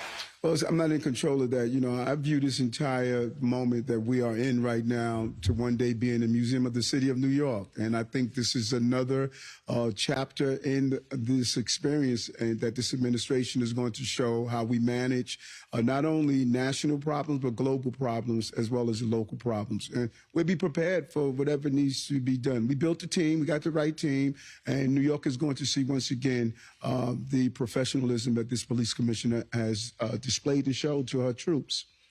Thank you all. Okay. All right, so that was the mayor there, as well as the police commissioner in New York City ahead of tomorrow's big arraignment there for the former President Donald Trump. Here's a live look right now back in Florida as we do await Donald Trump to be leaving Mar-a-Lago here. We have several shots available here to us, all in West Palm Beach, Florida there. Skyfox images showing high above there of his estate in Florida. You're watching live now from Fox. Some of you are going to see a quick 2-minute break. Stay right here with us, everyone, on Live Now from Fox. We'll be back in just 2. Some of you will see that break right now. And for those of you that are still here with us, we always appreciate that right here, as Trump lawyer says he expects to make a motion to dismiss charges from Manhattan grand jury indictment. Former President Donald Trump's lawyer said just yesterday that he expects to make a motion to dismiss any charges brought by a Manhattan grand jury in District Attorney Alvin Bragg's probe. We will take the indictment, we will dissect it. The team will look at every potential issue that we will be able to challenge, and we will challenge. And of course, I very much anticipate a motion to dismiss coming, because there's no law that fits this. That was Trump's attorney speaking on Sunday. Just moments ago, we heard from the New York City police, as well as the mayor there, taking the precautions there for security seriously. Right now, the New York has already put in barricades at Trump Tower ahead of his courtroom surrender that will be happening tomorrow here. And of course, we will always have full coverage for you on this history in the making day that will be happening tomorrow, of course, right here on Live Now from Fox. The former president said that he would be leaving around noon Eastern. Right now, we are just in a holding pattern for that at this moment as we wait to see some movement outside of Mar-a-Lago. Let's go 3-box right now to kind of show you everything that we are showcasing right now there in Florida. We also have a shot right outside of his estate. This is as supporters lining up along the sidewalks there to see the former president there and his motorcade make his way from Mar-a-Lago to West Palm Beach Airport. And that is his, of course, his iconic Trump plane that we have seen in so many different rallies from really 2015 on, and now they have been coming back since he is now a candidate for 2024. This all looms here as the arraignment is just a day away. And we did learn earlier today as well that Donald Trump will then, after the arraignment, go from New York City back to his estate at Mar-a-Lago, and that is where he will then make a speech at his home about 8:15 Eastern tomorrow evening. And we'll have, of course, highlights of that for you right here on Live Now from Fox. So it is going to be a busy, busy day here tomorrow, and really the lead up here, as we will soon see the former president wheels up there from Florida to New York City. Now, we are learning some new information here as Trump is expected to arrive at the New York City courthouse tomorrow at around 11 a.m., hours ahead of his scheduled arraignment in front of the judge at 2:15 Eastern. The proceedings are expected to take anywhere from 15 to 30 minutes with extensive security around the building, expected to search everyone in the courtroom twice. According to legal experts, Trump is likely to be fingerprinted and will take a mugshot, but there's not expected to be a perp walk or public arrival for security reasons. Trump is also unlikely to be handcuffed as a result of an arrangement made between the former president's legal team and the district attorney's office. The details of the indictment of the former president are still under seal, but are expected to relate to alleged 2016 hush money payments made to adult film star Stormy Daniels and former Playboy model Karen McDougal, which the DA's office has been investigating for the past 5 years. After the proceedings, Trump has already announced that he plans to travel back to his Florida home to deliver remarks later in the evening tomorrow. However, exactly what Trump will be able to say in those remarks is still a mystery, with some legal experts arguing he is likely to be under a gag order.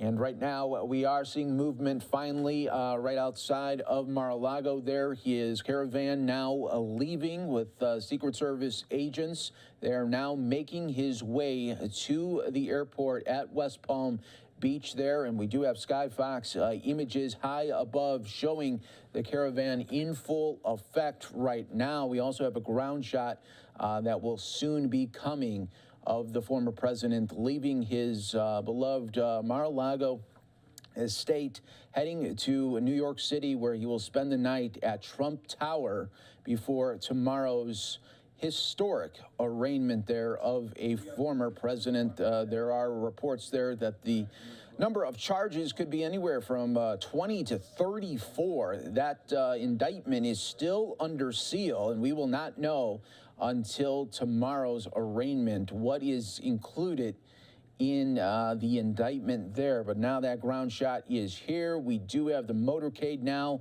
leaving West Palm Beach for the airport right now. And take a look there at the shot there. You got about 6 SUVs leaving right now, and you can see the Trump supporters there lined up wrapped around the street right there, waving the former president there off right there. Here's where he's headed, to his plane there to take him from Florida to New York City. And we have another shot here of some more supporters there wanting to say their final goodbyes before he is arraigned tomorrow in New York City. We don't know what he will be able to say tomorrow in his remarks, because there could be a gag order placed on him. So that still remains to be seen. We don't even know what the indictments are yet, or the charges right now, because they are still under seal. But of course, we will know all tomorrow about that, and we will have several legal experts on with us to really dissect the charges tomorrow, and what it means for Donald Trump going forward, and what it means for his legal team to kind of juggle these different investigations that are going against the former president, because this is not the only active investigation going on. You have the Georgia election one still going on, and then you have the federal ones going on from the Department of Justice and the special counsel investigation. So you got 4 active ones going against the former president, and his legal team is going to be very, very busy. And of course, they already said that they will be challenging the number of charges that are brought against Donald Trump there. And now we are seeing our Skyfox footage there taking the former president now to the West Palm Beach airport, where soon he will be wheels up here in just moments, taking him back to New York City. Some news that was coming in that I was just reporting earlier that Trump is expected to arrive at the New York City courthouse tomorrow at 11 a.m. ahead of his scheduled arraignment in front of the judge at 2:15 Eastern. The proceedings are expected to take 15 to 30 minutes with extensive security around the building, expected to search everyone in the courtroom twice. According to legal experts, Trump is likely to be fingerprinted and will take a mugshot, but there is not expected to be a perp walk or public arrival for security reasons there. And now we see the caravan that continues right now, the motorcade for Donald Trump, taking him here onto something that we have just never seen before of a former president heading to New York City for his arraignment tomorrow. Just last night, he put on his Truth Social saying, "I will be leaving Mar-a-Lago on Monday at 12 noon, heading to Trump Tower in New York. On Tuesday morning, I will be going to, believe it or not, the courthouse. America was not supposed to be this way," there. So that was the former president putting that out on his social media account yesterday, and we are expecting to hear more from him today on his Truth Social, as well as his prepared remarks that will be happening tomorrow back in Florida for this very quick 36-hour trip to New York City here.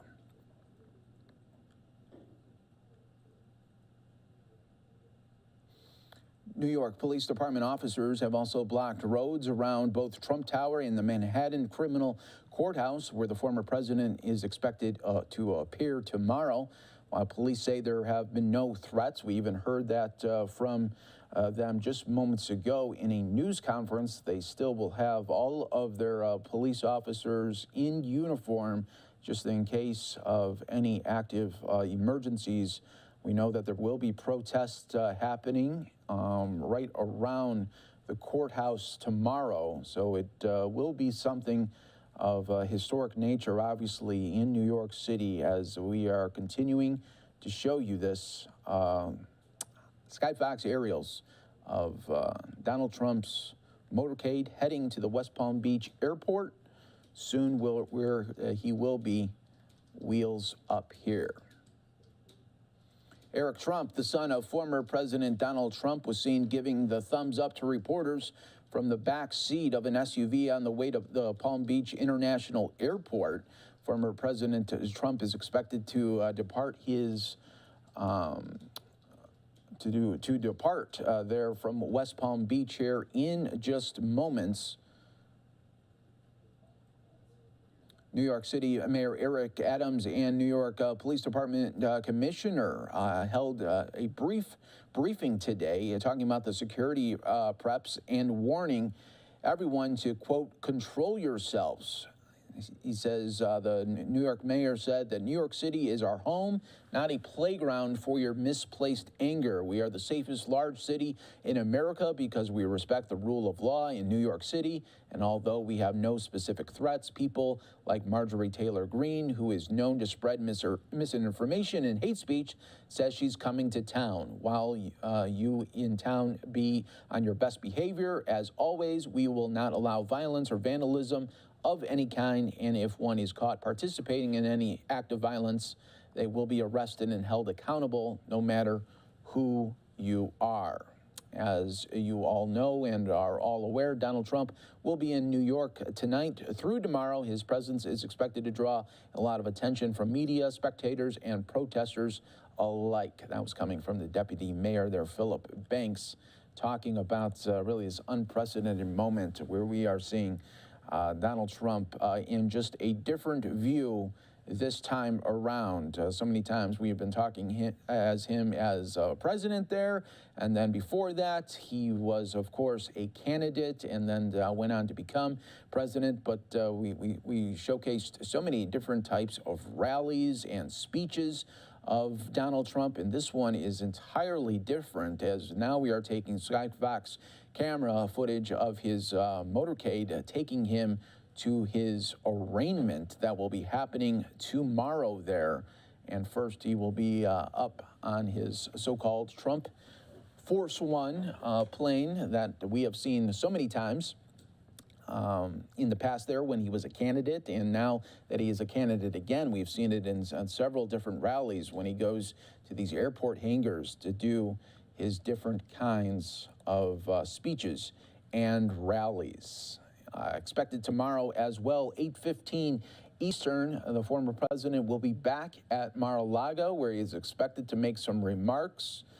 And we will see what those remarks will be, because some legal experts talking about there may be a gag order placed on him about talking about the case there and the charges that are brought against him. So far from media reports, we are seeing anywhere from 20 to 34 possible charges that could be unsealed tomorrow, ahead of tomorrow's arraignment. We do see some supporters pulled off to the side of the road there, and they are waving now to Donald Trump right now.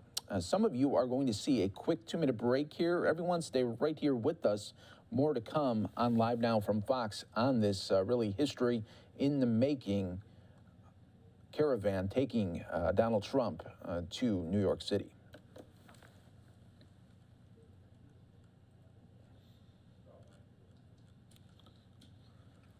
And for those of you still here with us, we always appreciate, as we are live, raw, and unfiltered here for you, bringing you the different types of shots that we are seeing. So many different camera angles right now of this caravan making the way there to the airport to take Donald Trump to New York City here. And we will have that wheels up moment pretty soon right here. You can see Donald Trump's plane right there that we have seen so many different times there. The stairs are ready for Donald Trump's legal team and his family to make their way up those steps. We do have more supporters there on the roadways there, some with flags, some with Make America Great Again flags, showcasing their support for Donald Trump ahead of tomorrow's historic day that will be taking place.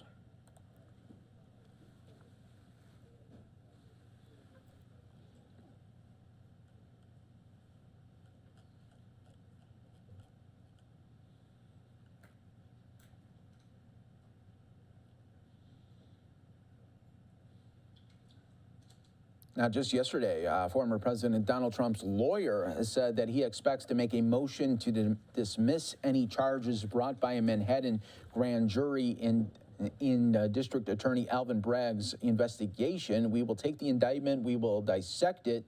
The team will look at every potential issue that we will be able to challenge, and we will challenge it. And of course, I very much anticipate a motion to dismiss coming because there's no law that fits this. That was according to Trump's attorney there just yesterday. Speaking ahead of the big arraignment there.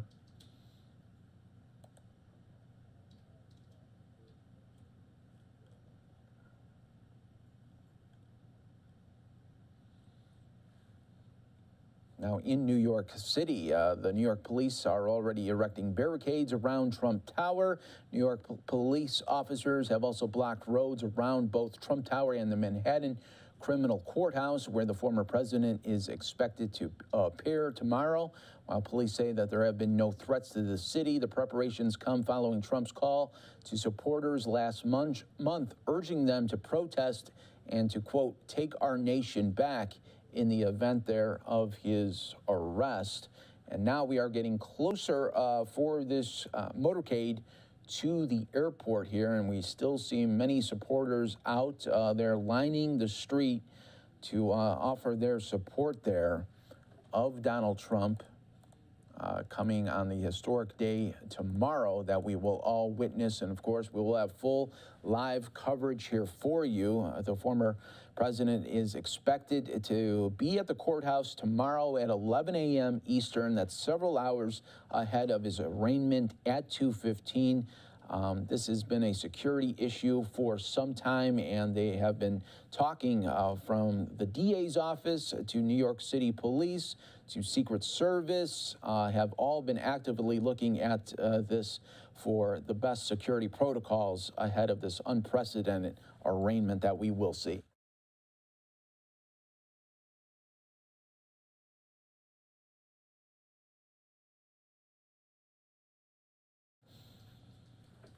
So this is where we are at right now. For those of you just joining us here on Live Now from Fox, we really appreciate it, as you are seeing really history in the making right now of the former president making his way to the airport in Florida to go to New York City. He will spend the afternoon and evening at his Trump Tower high-rise, and then he will take a motorcade tomorrow, about 4 miles from Trump Tower to the courthouse there. And now we are at the airport right here, where Donald Trump will go with his team, his legal team, his family, presumably with him. And they will make their way up the steps there of the famed Trump plane, and then take off for New York City, a place where he knows all too well, going to Trump Tower, where they filmed The Apprentice there for so many years. And then the same Trump Tower where he held all his transition meetings when he won the election in 2016, and had so many dignitaries come to Trump Tower to do meetings ahead of his transition from a candidate to a presidential elect to president. And now we are seeing the ground shot there. There we see the former president, Donald Trump, making his way up the steps right now to his plane, where soon he will be wheels up there, and going and now waving to the cameras right there, and now going back to New York City in a much different light now, to now face off with the district attorney, Alvin Bragg, and the charges that will be brought against him tomorrow. And we will know just how many and what is included in that indictment that will be unsealed sometime tomorrow ahead of that famed and iconic arraignment there. So we have several different shots available here to us. This one where he just left Mar-a-Lago, and now his team going up the steps there of his plane. What we want to do is replay for you, just in case you might have came in the middle of it or near the end of the New York City Police and New York City Mayor giving an update on security ahead of tomorrow's big day that we will all witness right here on Live Now from Fox.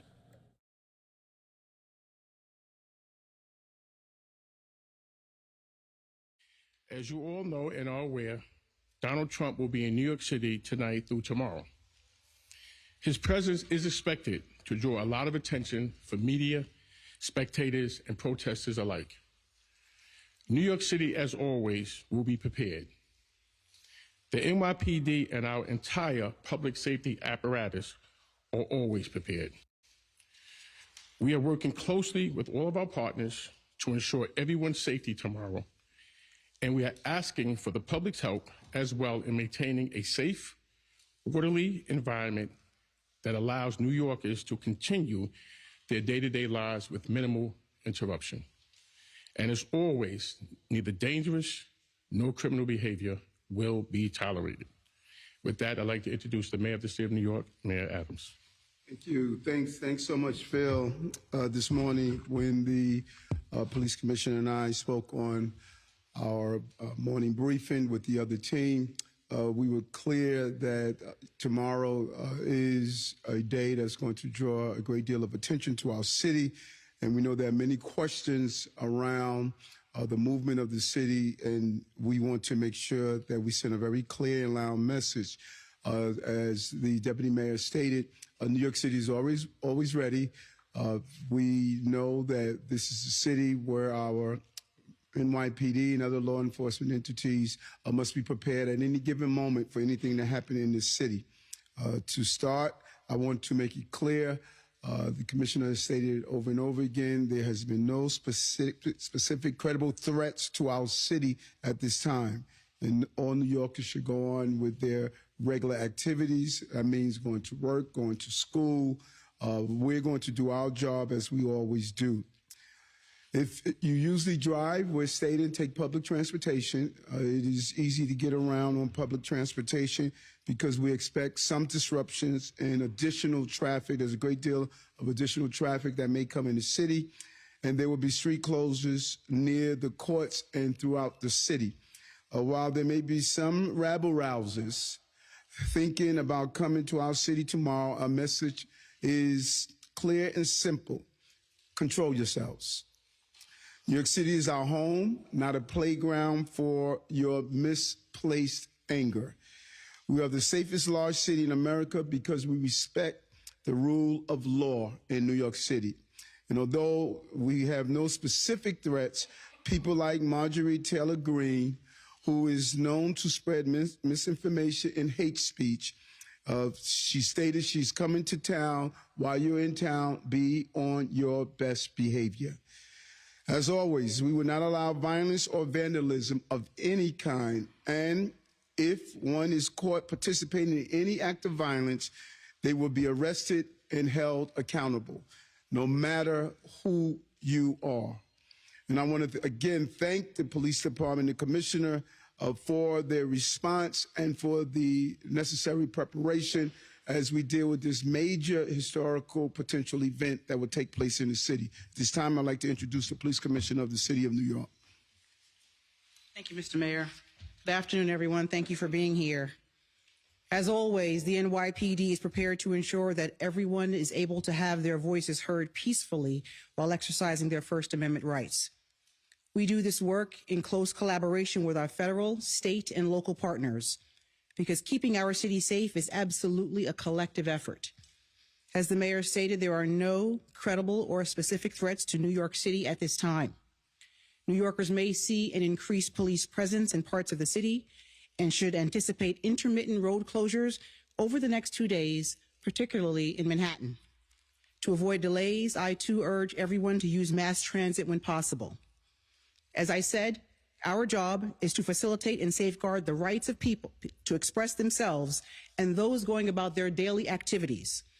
But I will remind everyone that violence and destruction are not part of legitimate, lawful expression, and it will never be tolerated in our city. The people we serve know this, just as they know that the NYPD will be out there today, tomorrow, and every day to make sure that they are safe. Thank you. Mr. Mayor? Sure. Well, we'll take some questions. Commissioner, has Marjorie Taylor Greene or anyone else for that matter put forward a permit, and has anyone been granted? So the permitting is actually done through City Hall, but I will say that anyone who protests is expected to express themselves peacefully and orderly. Was there an arrest or has there been an arrest in the powder incident involving the Brand's office? That incident is still under investigation at this time.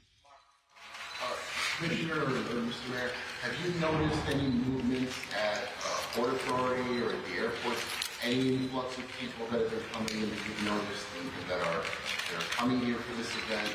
Any estimate on that, or have you not seen it? We value our relationship with our partners, and we're in constant communication with them. So if they do see an influx of people or something out of the ordinary, they will contact us. At this time, we don't see that happening, but we will have real-time information if that does occur. Does anyone have specifics? I don't know if this is a question for you, Commissioner, or the Mayor, about where it's, I know you said intermittent road closures, but can we expect at a certain point how many blocks around the courthouse would be closed? Was the FDR driver, any of the highway movement? And will that information be shared with the public? So there are going to be rolling road closures. As I'm sure you can understand based on the sensitivity of it. It's going to be moving, but we will make sure we have enough officers to facilitate transport throughout the city. There is one area close to Trump Tower that will have a road that is closed just to facilitate its transport. But beyond that, there'll be rolling road closures intermittently through the city. We're trying to have minimal amount of intrusion into city life.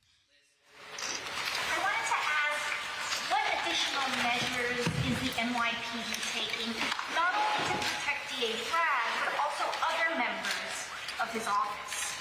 We take any threats or concerns of our elected officials and anyone in the city very seriously. So we have provided some assistance in that regard, and we are investigating any threats that may be made to the DA or any of his staff. Will the Times Square gun-free zone be moved in and around courthouses? As you know, a number of laws were passed when we went into having sensitive zones and restricted zones. It's actually an e-felony to carry in some of those zones, even if you have a license. Some of those zones include courthouses, federal buildings, and First Amendment activities. So we're not going to move those. I think responsible gun ownership requires that you know what the laws are, where you are protesting, and we expect everyone to adhere to ours. Well, going back to police presence, how many officers do you expect to be on the streets? And also, the Secret Service, I mean, how have they come in and basically told you what to do? Or, I mean, how much control are they having over security? We work with the Secret Service all the time. These are our partners. I won't go into how many numbers of police officers will be on the street, but we will have enough to facilitate mobile units if we need to respond to anything. But this is a collaborative effort with our partners in the Secret Service. Commissioner, NYPD personnel days off suspended or canceled for the interim? We have not needed to do that at this time. We have enough resources in place, but we can always call people in should the need occur. Your name and help. Shayna Jacobs. Commissioner, how many officers do you expect to be deployed around the city just for this specific detail? And also, are you expecting or anticipating needing checkpoints for people on foot to get into the courthouse area and to protest outside of it? Well, I won't get into specific numbers of how many we will deploy to that area. If we find the need to institute checkpoints, we will do so. Yes, you mentioned, both you and the mayor, about people taking public transportation. Is there a plan to increase police presence on public transportation, or what type of plan is going in? So as you know, as we've talked about since October, we've surged a number of officers into the transit system. So we expect to have a healthy complement of officers in the transit system tomorrow to facilitate travel. Jeff is with CBS News. Mayor Adams, this question is for you. Good to see you again. Always. So, you're a former police officer yourself. I'm sure in the past you were deployed to not the same, but similar incidents. Now as mayor, what concerns you the most as far as security is concerned on the eve of this arraignment? Well, again, as you indicated, serving in the department, I really have a lack of concern. I know how well the New York City Police Department is able to pivot and shift based on the circumstances that they are facing, and we are prepared. The police commissioner gave me a briefing. She understands that this is a unique situation, and the New York City Police Department is fully prepared with the coordination that Deputy Mayor Bank is doing with our other law enforcement entities. I have no concern at all around this. Is it specifically about, sorry, one quick follow-up. Is it specifically about politicians? You mentioned Marjorie Taylor Greene or the former president stirring things up? Well, you know, people stir stuff up all the time. But, you know, if you are prepared, you don't have to get prepared. And we are prepared. And the ability to shift the resources where they are needed, I think, is extremely unique to this police department. We can manage several different things at one time in this department, and that's what we're doing. The police commissioner laid out a full plan with her executive team, and she's going to execute that plan based on the needs. Mayor, I'm over here. What do you make of the spectacle of this next 24 hours? The former president letting all of his supporters know when he's wheels up from Florida, when he's landing in LaGuardia, basically putting New York at center stage once again as something of an unprecedented spectacle from a legal standpoint. What do you make of all of that? Well, I'm not in control of that. You know, I view this entire moment that we are in right now to one day be in the Museum of the City of New York. And I think this is another chapter in this experience, and that this administration is going to show how we manage not only national problems, but global problems, as well as local problems. And we'll be prepared for whatever needs to be done. We built a team, we got the right team, and New York is going to see once again the professionalism that this police commissioner has displayed and showed to her troops. Thank you all. Okay. All right, everybody, I want to do now is take you out live right out here where we are seeing Donald Trump. He went into his plane along with his legal team and others of members of his family, and we are about to see the takeoff there of Donald Trump. Then we'll be heading to New York City here ahead of tomorrow's historic arraignment that will be happening. And tomorrow we will be learning just a lot more information than we know really today and over the weekend when it comes to the amount of charges against him, as well as what is in that indictment completely. We will be able to talk about a lot more. And of course, we got you covered as always right here on Live Now from Fox, able to bring you things here live, raw, and always unfiltered here, bringing you the top stories and headlines from across the country. And obviously, this one will be a top story, not only for today and tomorrow, but really for the week and going forward there, as Trump's legal team will be very busy dissecting everything that is coming from this indictment. And we will be learning just a lot more about it right here on Live Now from Fox, really in the coming really hours and days ahead. Of course, bringing it to you here, and now the wheels are going here, and we will see a takeoff here in just moments. A wheels up moment for Donald Trump heading back to his home of New York City ahead of tomorrow's arraignment that will be happening at 2:15 Eastern. We did learn also some news today that Donald Trump, after the arraignment has concluded tomorrow, it is only expected to go about 15 to 30 minutes. He will be then making his way back to Mar-a-Lago in Florida. That is where he's expected to make some remarks inside of his home there at around 8:15 Eastern tomorrow evening. So we will be your source there for all Trump-related news tomorrow. It is going to be a busy day, from getting the former president from his Trump Tower there in New York City to the courthouse there, some 4 miles away, and then the holding periods and waiting period that we will have as we will wait for more information about the indictment and the number of charges that are against him. We are learning that there are, from media reports, anywhere from 20 to 34 possible charges against the former president here. So we will be bringing you all of that info right here on Live Now from Fox as we get it in real time tomorrow. But just always stay right here with us for the very latest.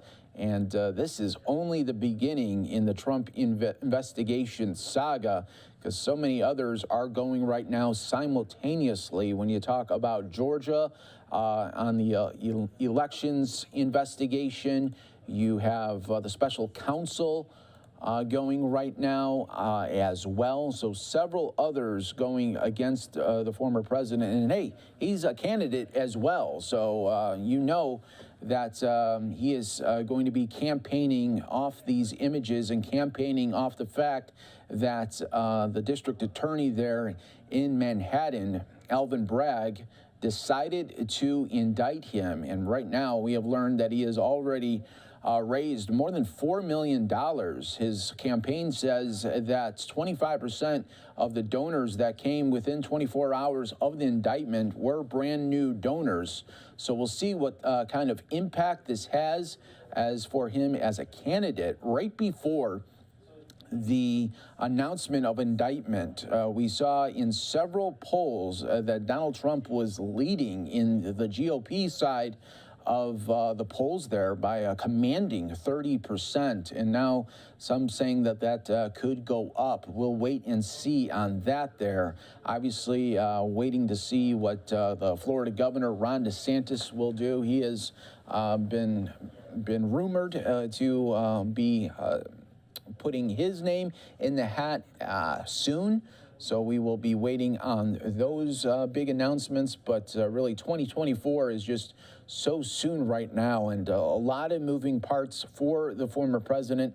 Donald Trump, and we will be again providing you all of the latest updates coming out of New York City tomorrow. Trump Tower to the courthouse, and then the courthouse back to the airport, and Donald Trump will be going back to Mar-a-Lago tomorrow there for his speech. And of course, we will be bringing you all of the latest updates right here on Live Now from Fox. We appreciate, again, you joining us here for this really busy pre-day, and then tomorrow will be the day. It's like a pre-arraignment day that we have coverage for you right now, and then tomorrow it will be very, very busy. So this is Palm Beach International Airport right now, where the pilot is awaiting the official a go-ahead right now to take off. You can see that there is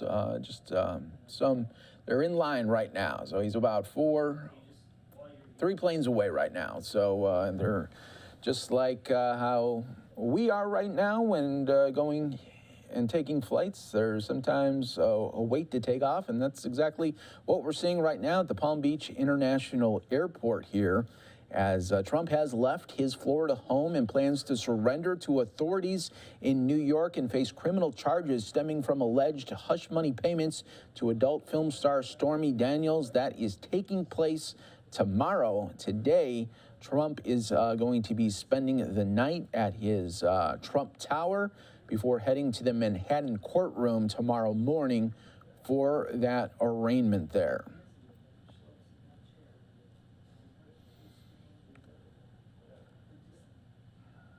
Earlier today, New York City continued to be planning for his arrival there, putting up barricades at Trump Tower, putting up barricades outside of the Manhattan courthouse, because there will be protesters there tomorrow. We know that Representative from Georgia, Marjorie Taylor Greene, will be there as well.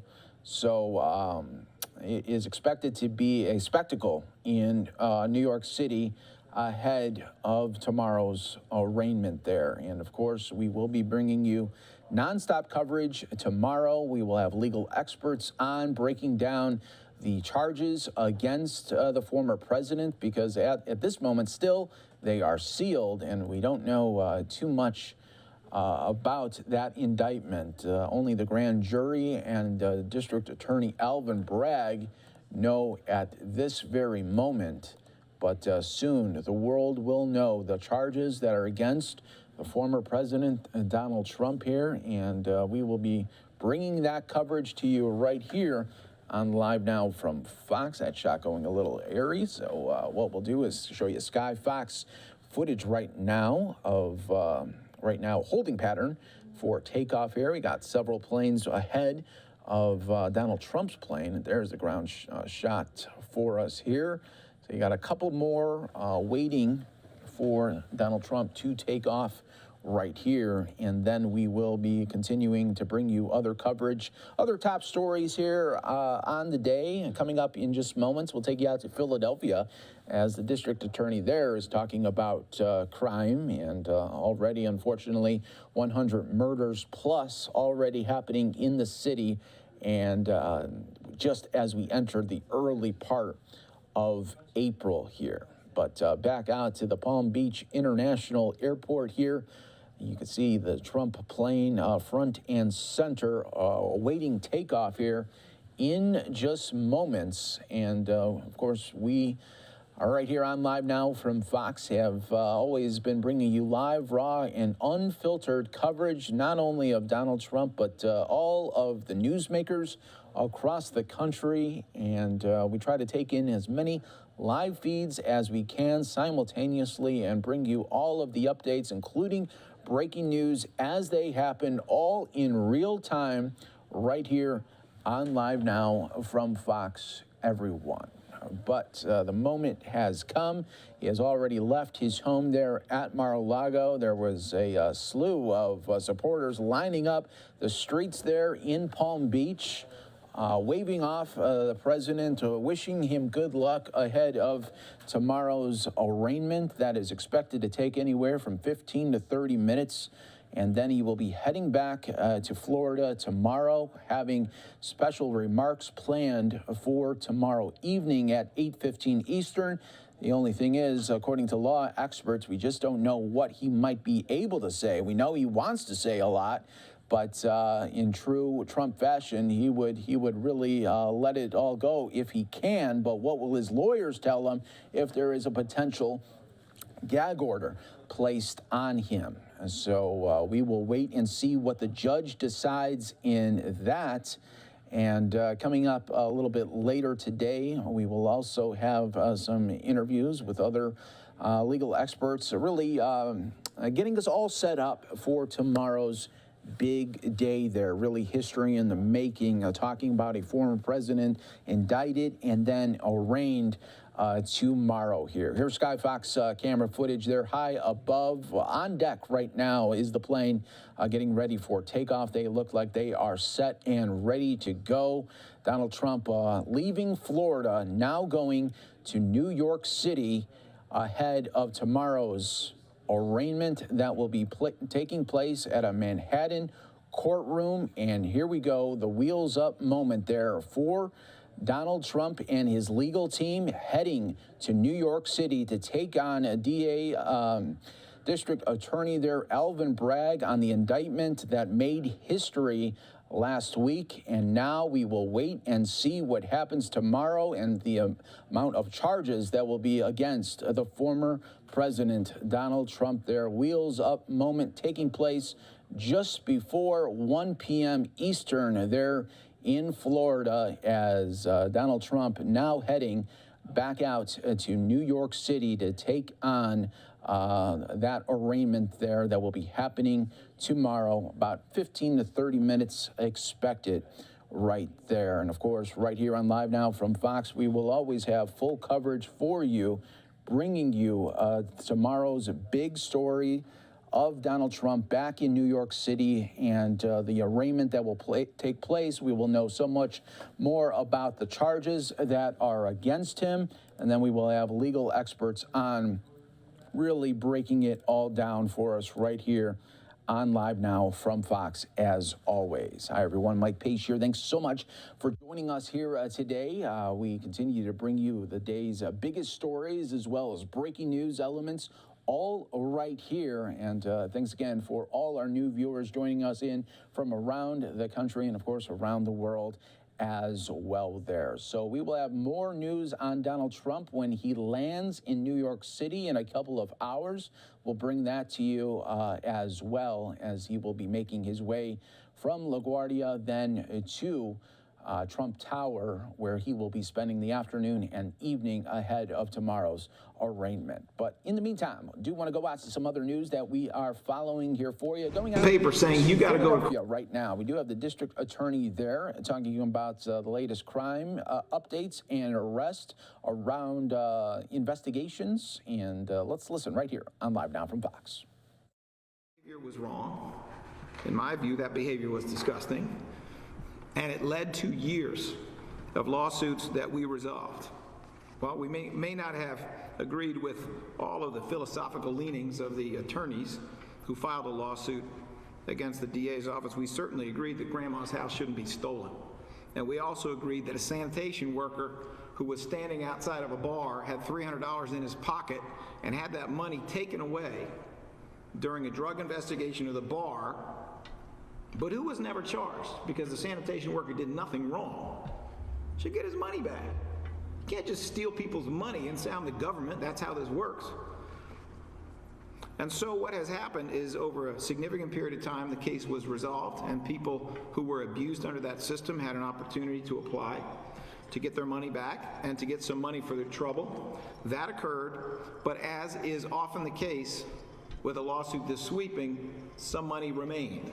Some people never bothered to apply. Some people couldn't be found. The funds we are talking about today are those remaining funds, those residual funds. And what we are talking about providing to community-based organizations is a total of $282,775 to 12 different organizations, 5 of which we are honored to have with us today. That is where the money comes from. This is not tax money. This is money that was confiscated at some point by law enforcement, some of it rightly, some of it wrongly, and that is being returned to the communities from which it came. I will be calling up in the following order representatives of 5 of those 12 organizations, and then I will provide information about the other 7 organizations, but we will be calling them up in this order: Hand to Paw, then Neighborhood Bike Works, then New Leash on Life, then Why Not Prosper, and then We Love Philly. As part of this ceremony, we will also be providing them with a great big check that will not work in any bank, but it will work for television cameras. And we will be doing that right over here, right near where Judge Temin is. So for those of you who have to line up lenses and things of that sort, I thought I'd give you a little advance notice. Hand to Paw is a fascinating organization that we are delighted to present with $26,183 in grant money. Hand to Paw's Unleashing Opportunities program is a paid internship program where young people ages 18 to 24 with justice system involvement learn skills to train homeless animals or rescue animals and attend workshops on trauma, resilience, mindfulness, and financial literacy. It is my pleasure to call forward Danica Richards to speak on behalf of this wonderful organization, which, unlike New Leash on Life, is not all about the dogs. New Leash on Life is all about the dogs, but is all about the cats, the turtles, the bunnies, various other animals. Danica Richards.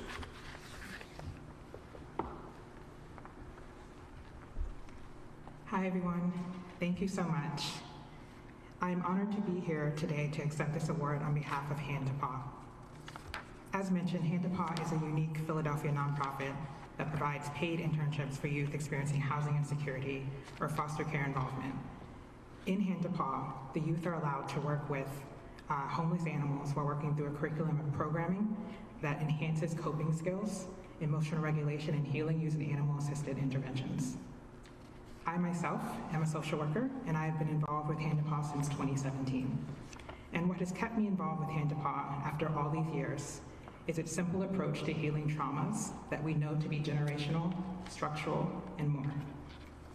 And of course, also because I love animals, because animals will always tell you the truth. Thank you so much. We appreciate you.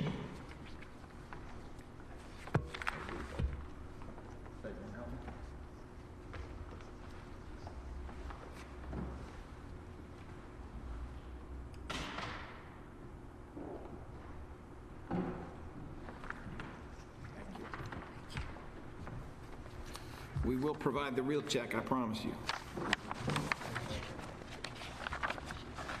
It is now my pleasure to call forward Mustafa Abdul Rashid on behalf of Neighborhood Bike Works. Neighborhood Bike Works is a wonderful organization that increases equitable access to bicycling and bicycle repair, along with leadership and career building opportunities.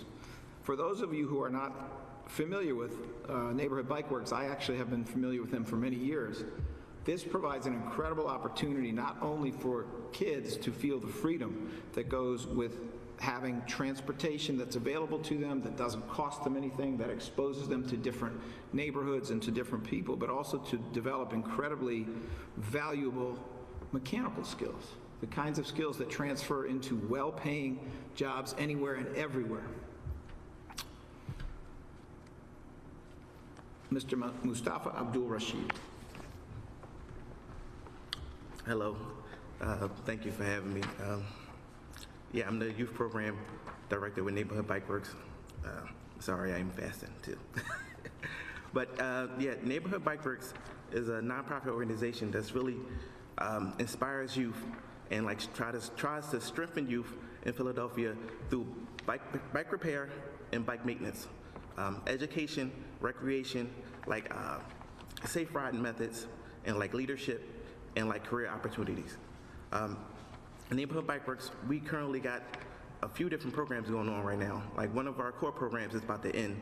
Well, one session is about to end, Earn a Bike, where the kids take a bike that's from the community or donated from the community that's they refurbish it within the class, and we do like a graduation ceremony where they get the bikes and we talk about some good things that they did in the class. But they get to use this bike, and these are all bikes that originated from a bike shop, and they get to reuse them, and they really learn, like, in the sense of they really learn how to they learn a lot through the bike, because we try to look at a bike as like a way of life. Like a lot of the kids ride around outside and like wheelie around and or do different tricks on bikes. At Neighborhood Bike Works, we're really like promoting wearing a helmet and just like doing the right thing and just really trying to be positive on a bike. And we really have a lot of different kids that come down Bike Works with a lot of different backgrounds, and we just treat everybody equally and fair, and I just try to mentor them and just try to do some positive things with them. Like right now, we have a mountain bike classes every Saturday. We're going to take them in like Belmont, in like Fairmount Park and like Belmont Plateau, and we're just going to teach them how to read a map and like ride in a different trail to just give them something positive to do. And we just with this money, we're just going to do a whole lot. We got a BMX class where the kids are going to actually teach everybody how to wheelie. We're going to have some cameras and we're going to let them teach everybody how to do the tricks the right way. And I'm 39 years old, and I don't know how much tricks I'm going to do, but I'm going to really be there and let them do their thing. So I don't know, but yeah, thank y'all for really supporting this program. Definitely can use it.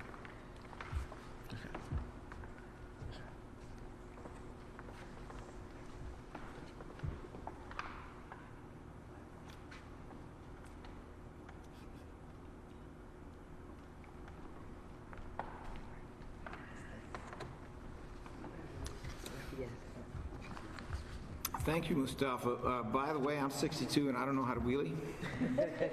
So are you telling me that you could teach me how to wheelie? I got some kids that could. I'm a little scared now because when I fall, I don't get right back up. Because I got a ride coming up on April 19th, Wednesday, from the Art Museum to Manioc.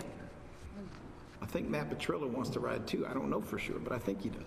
And if I could learn how to wheelie before that ride, I wouldn't look so old, which would be kind of nice. Okay, well, good to know. Maybe they can help me work my cell phone too.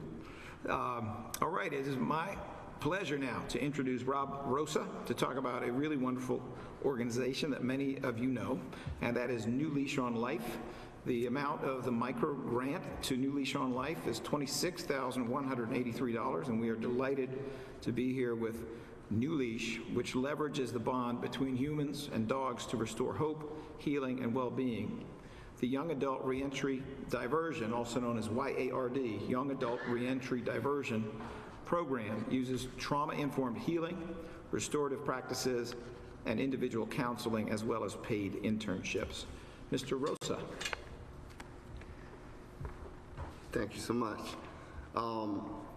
It is an honor for me to stand here and accept this grant from the District Attorney's Office, and to be here. I'm humbled to be surrounded by such wonderful organizations who are doing such great work in the community. New Leash on Life has been around we're approaching our 12th year. We worked with individuals who are incarcerated behind the walls and providing them services and getting them ready and prepared as they transition into the community, and providing them with support until they fulfill their goal of obtaining sustainable employment. With our diversion program, we're working with young adults 18 to 24 who all have experienced trauma, the trauma that we're seeing in the community, and are looking for a way to not get wrapped up in the criminal justice system. We work with the animals that once was surrendered to the shelter.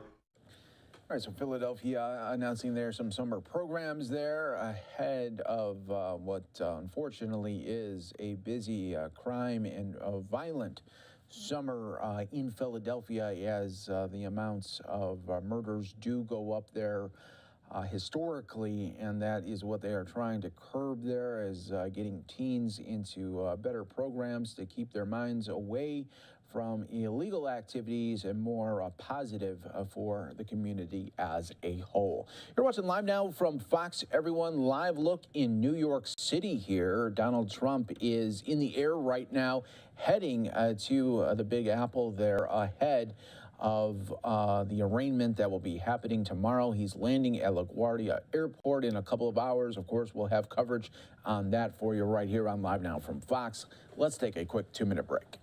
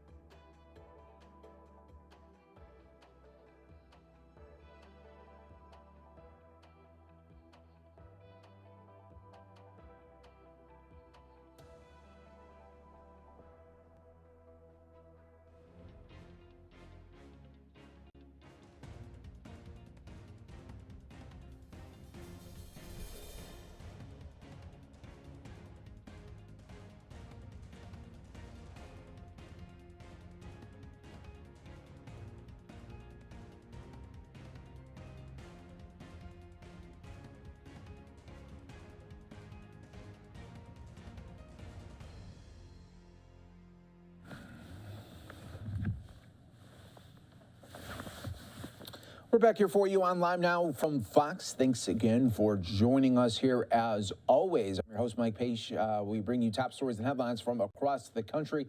Coming up in just a little bit, the UN Security Council will be very interesting this month because for the next 20 days in April, Russia is actually controlling the UN Security Council. Every month, a different nation in that council is able to control the amount of news conferences they have. And, well, it'll just be interesting to see what they have to say about the war in Ukraine. It's obviously going to be fulfilled with a lot of lies going in there, but it should be interesting to see how many news conferences they actually take in that Security Council setting there. Live look right now at New York City. Donald Trump is in the air heading to Trump Tower there, where he will spend the afternoon and evening ahead of their arraignment tomorrow. Live look at Mar-a-Lago, where he just left there. So we'll be keeping an eye on that for you right here on Live Now from Fox. In the meantime, do want to go out to another history-making. We'll go out to Houston, where a little bit ago, NASA unveiling their Artemis II crew there. This will be the crew that will go around the moon and back to Earth. That is teeing Artemis 3 up for actually landing on the moon once again. Let's hear a little bit more about their mission right here on Live Now from Fox.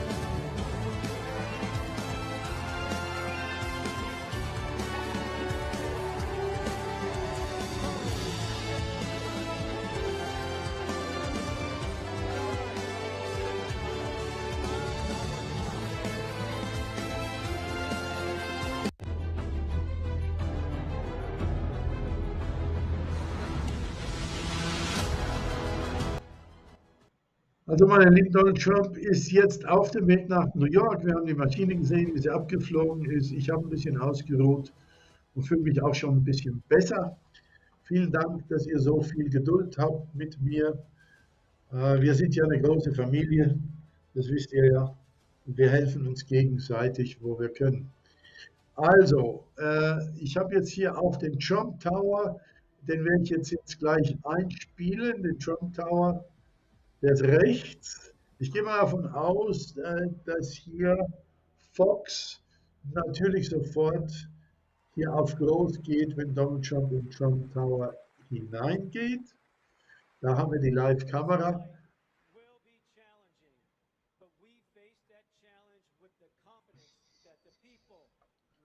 Ich will jetzt noch mal sehen, wer alles etwas bringt über Donald Trump. Also in Florida wird weiter protestiert, so viel kann ich sehen. Und die Maschine ist auf dem Weg. Wir haben gesehen, wie sie gestartet ist, wie sie mit Donald Trump nach New York geflogen ist, im Moment im Flug in der Luft. Und ja, hier links wird etwas übertragen von der NASA. Was wir noch sehen, wir sind immer noch 196 hier bei YouTube, meine Lieben. Und ich will jetzt nochmal kurz ein bisschen Propaganda für uns machen, Leute, mal sehen. Denkt dran. Während eines Livestreams hast du die Möglichkeit, direkt auf der rechten Seite hier im Chat mitzuwirken, Fragen zu stellen, Feedback zu geben. Damit das funktioniert, ist es wichtig, dass du einen Account bei Rumble hast. Das geht völlig kostenlos und ist in wenigen Sekunden erledigt. Aktuell im ausgeloggten Zustand, wo du wahrscheinlich jetzt gerade bist, sieht es so aus. Das heißt, du klickst hier oben auf Sign In. Dann fragt es dich, möchtest du eine neue Registration, also Create a Rumble Account Now, eine neue Registration machen. Klickst einmal auf diesen Button, gibst Name, Username, Passwort, E-Mail-Adresse, Ort etc. an und nachdem du dich hier eingetragen und registriert hast, gehst du einfach nochmal auf unseren Link, am einfachsten über Telegram, klickst drauf, kommst hier auf unseren Stream und wenn du eingeloggt bist, dann siehst du auf der rechten Seite den Chat. Wenn wir Live-Übertragungen von Rallyes oder Trump-Reden machen, starten wir unseren Livestream meist schon etwas vorher. Wir geben aber immer nochmal in unserer Telegram-Gruppe bekannt, wann Trump kommt, sodass das keiner verpasst. In unserer Telegram-Gruppe habt ihr ebenfalls die Möglichkeit, jeden Livestream oder jedes Video, was kommt, zu kommentieren. Respektiert hier auch einander, egal welche Meinung jemand anderes hat. Bei uns auf TranslatedPress sind alle ganz herzlich willkommen. Wir danken übrigens auch allen Moderatoren, die uns fleißig unterstützen und schauen, dass die ganzen Diskussionen wie auch Livestreams reibungslos ablaufen in dem Chat und natürlich auch bei Telegram. Ihr habt zudem die Möglichkeit, über die Donnerbox, die jeweils verlinkt ist, unterhalb von der Beschreibung, einfach mit einem Klick kommt ihr direkt auf die Übersichtsseite. Ihr seht rechts, wie viel wurde denn schon gespendet. Wir haben hier ein Spendeziel von 2500. Mit diesem Spendeziel sind jeweils die Fixkosten gedeckt, die wir haben, um den ganzen Kanal, Übersetzungen, Tools und so weiter.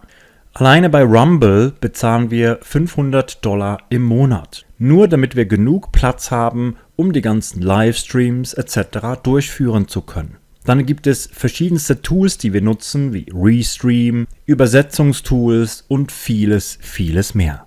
Wenn ihr uns da unterstützen möchtet, könnt ihr das mit egal was für eine Spende, ob das 1 Euro ist, 7 Euro, 10 Euro, könnt ihr einfach hier auf Spenden klicken, mit jeglichen Zahlungsmöglichkeiten uns eine Spende, vielleicht auch mit einem kleinen Feedback, was dann hier auf der Spenderwand vermerkt wird, durchführen. Übrigens, wenn ihr irgendwo ein ganz wichtiges Video auf Englisch vorfindet, egal was, dann bitte ich euch hier unter Videoübersetzung, Kontakt und Kooperationen einfach auf diesen Link zu klicken. Da ist ein Formular und über dieses Formular könnt ihr uns kontaktieren.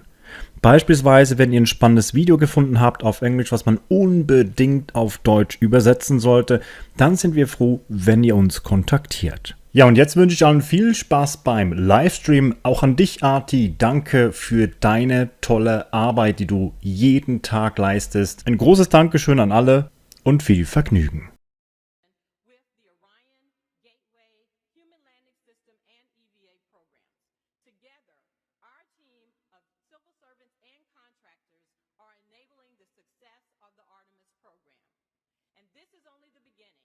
For the students with us today from Houston and Clear Creek Independent School Districts and those watching, you are the future explorers, the future scientists, engineers, inventors, and mathematicians of the Artemis generation.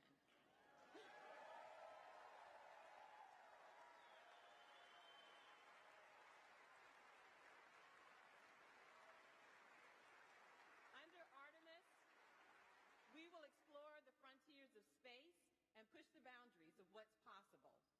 You may walk on the moon. So, meine Lieben, wir gehen jetzt mal rüber zu den Trump Towers und schau mal, was da los ist. Da ist eine Kamera aufgestellt. So, da komme ich hier wieder rein. Hallihallo. Die Trump Towers.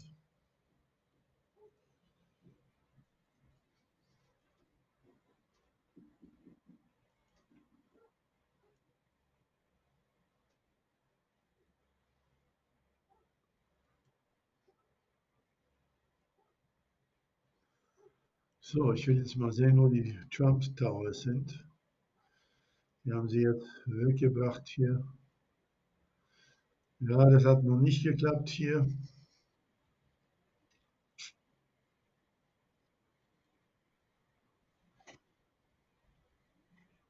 Okay, gib mir noch mal eine Sekunde, bitte.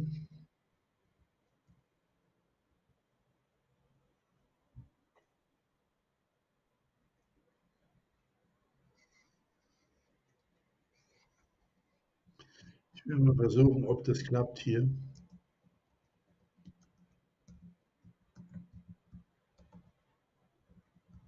Okay.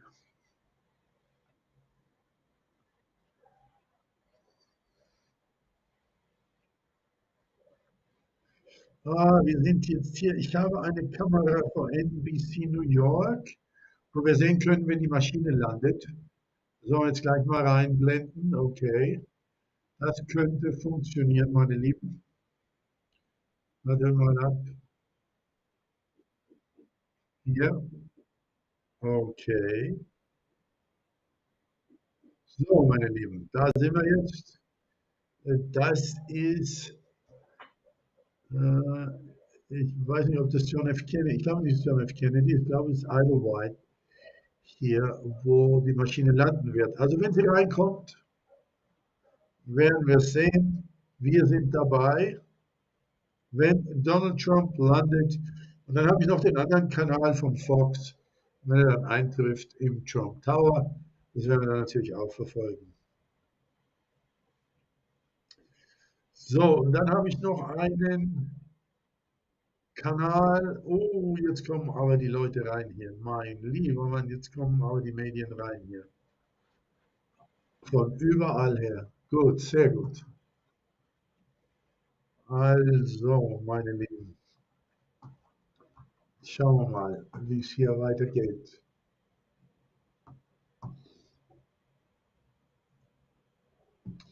Okay.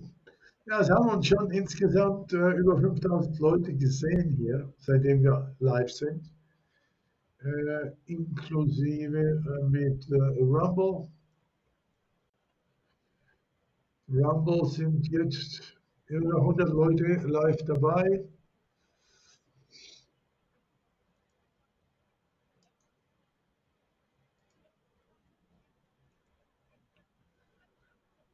So, meine Lieben.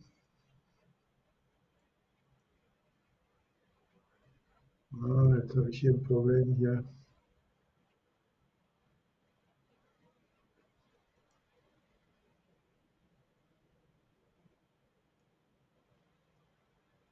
So, jetzt müssen wir mal aufpassen, dass wir hier keinen Fehler machen, damit ich die Kanäle nicht verliere, weil ich ja auf 2 Kanälen übertrage und von mehreren Kanälen hier eine Verbindung mache. Also, gebt mir noch mal eine Sekunde. Dann schauen wir mal, was hier passiert. Also, wie sieht es denn aus hier? Wir haben jetzt mal knappe 38 Likes hier, Leute. Also, das ist ja ziemlich erbärmlich, wenn wir uns jetzt anschauen. Also, wir sind jetzt hier in New York am Flughafen. Ich glaube, es ist der Binnenflughafen Islandwide, nicht John F. Kennedy, der draußen ist. Und da wird Donald Trump landen. Das ist direkt am East River. Da sehen wir dann, wenn die Maschine reinkommt. Nur damit ihr Bescheid wisst.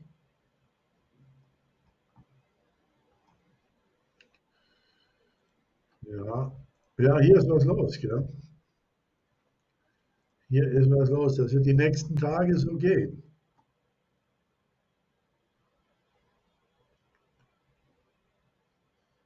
So, ich sehe jetzt gerade hier, Fox ist natürlich auch dran.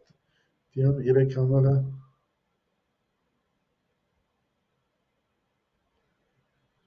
Ja, mal sehen.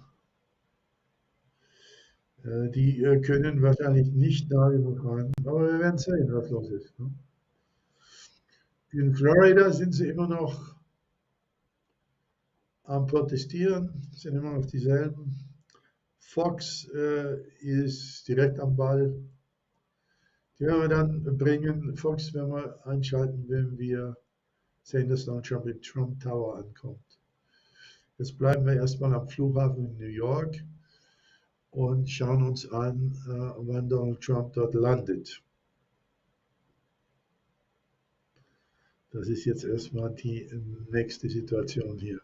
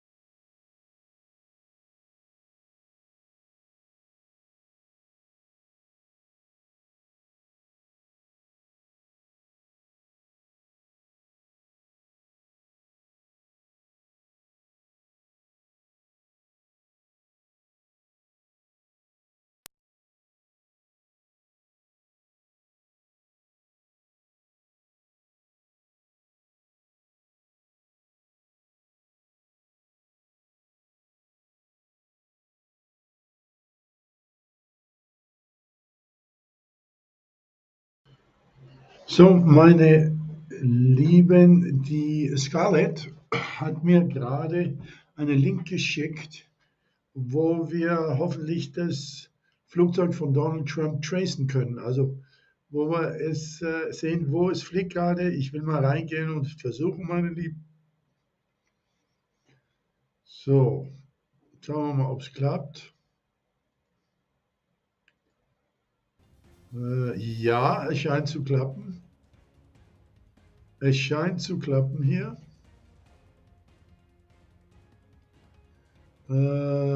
Sieht ganz gut aus.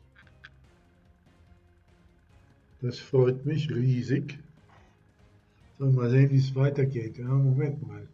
Da hat was nicht geklappt. So, jetzt, so müsste es jetzt sein. Also das scheint hier die 752 zu sein, die Boeing.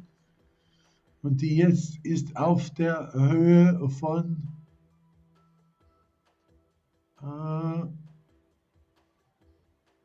Charleston, das ist South Carolina. Und sie fliegt an der Küste entlang. Lieben Dank, Scarlett, dass du das für uns gemacht hast.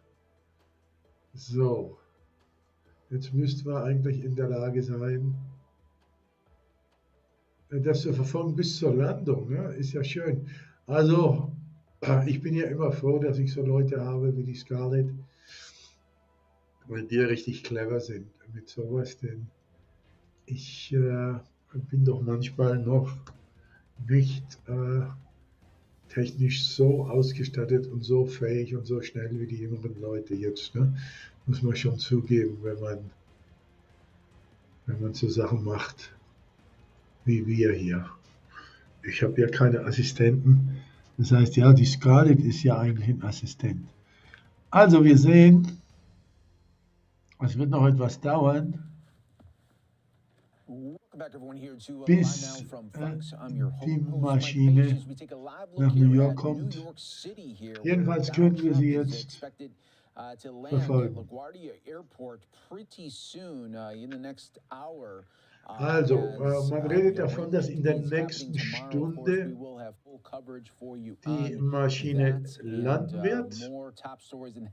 Habe ich jetzt gehört, es wird noch eine Stunde dauern, etwa, bis sie auf dem Flughafen ankommt. Ich habe den LaGuardia, werden sie landen auf LaGuardia.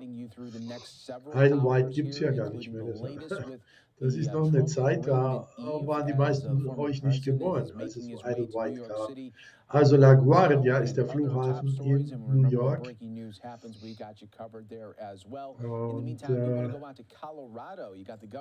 dort wird die Maschine landen in etwa einer Stunde. Das hören wir jetzt von einem Sprecher von NBC, glaube ich, ist es jetzt, wenn ich mich nicht täusche. Ich weiß gar nicht mehr, wen ich jetzt alles hier dran habe. Wartet mal ab. Weil die Kamera ist jetzt auf das Flugfeld CNBC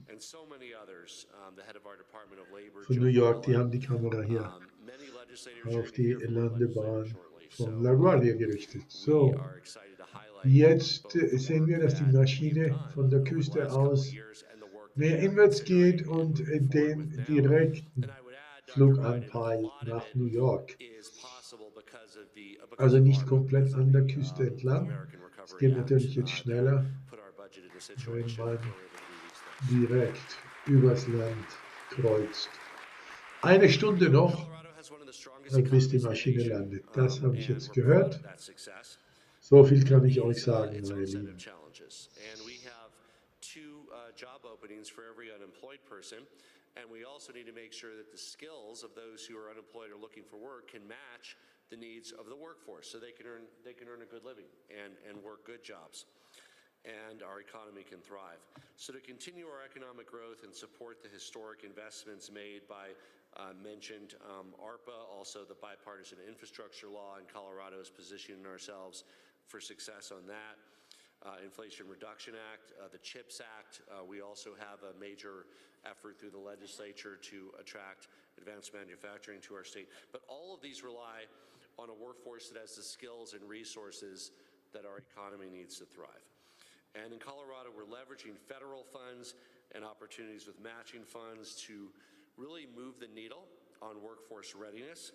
In 21 and 22, thanks to the American Rescue Plan Act, we expand work-based learning opportunities, apprenticeships, as well as invested in navigational services to help job seekers have access to the skills and training they need that help them get the next level of job.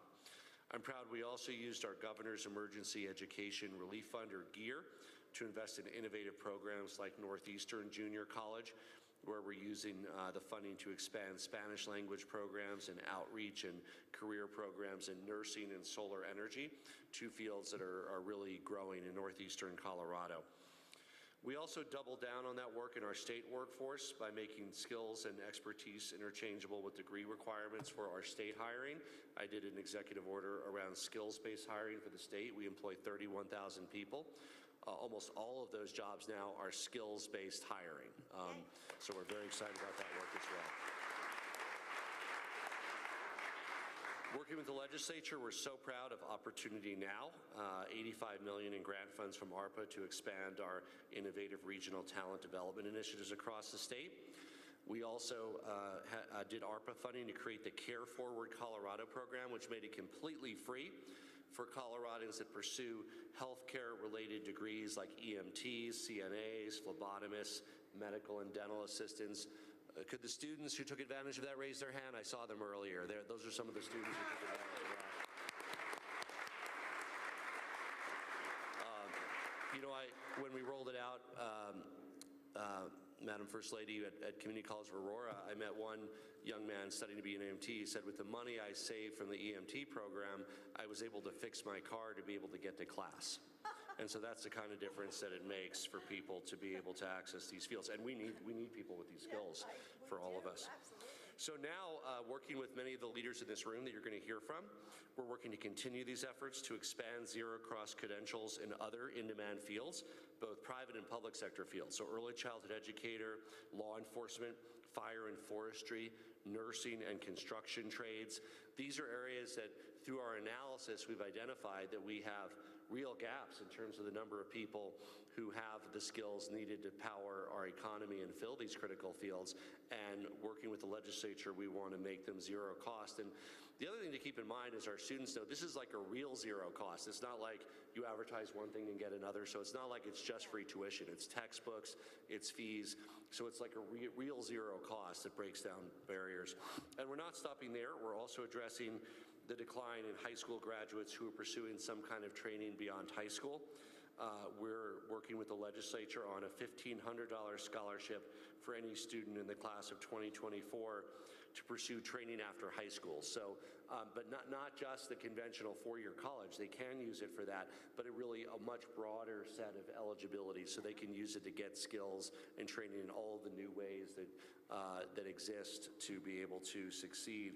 And these investments are really targeted towards in-demand jobs to make sure we're also responding to the needs of the business community. So all of this work that you're going to hear about today from our Republican and Democratic thought leaders and partners is about creating new opportunities for students who often either can't afford a four-year degree or it's just not the right pathway for them in terms of their lives or where they are or what they want to do, but they still want to pursue their dreams of succeeding in our great state and our country.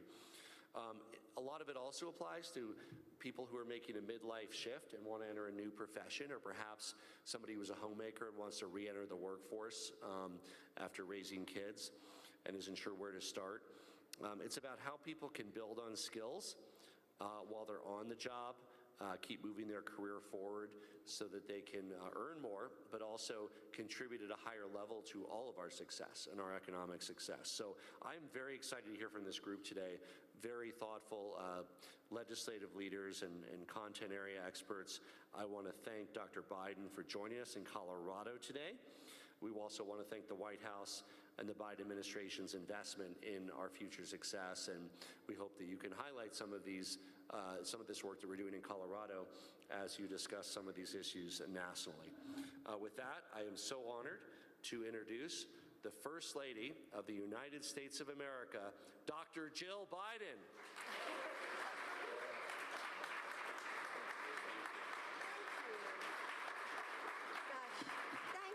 Thank you so much. Thank you. Thanks. Oh, please. Thank you, Governor Polish, Jared, for your kind words and for your leadership. You know, you and Marlon are working tirelessly for the people that you serve. And it's my honor to be back in Colorado with you all today. And honestly, I mean, that welcome was, I mean, what a way to start a day.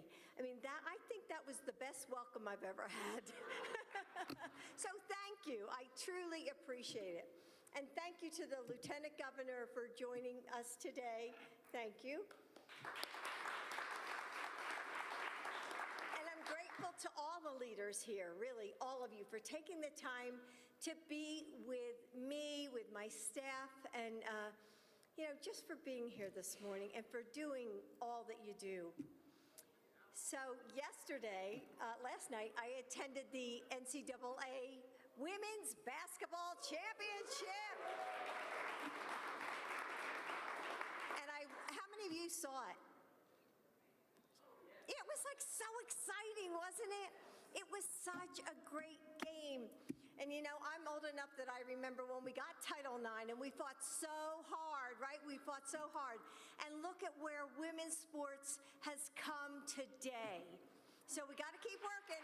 We got to keep working.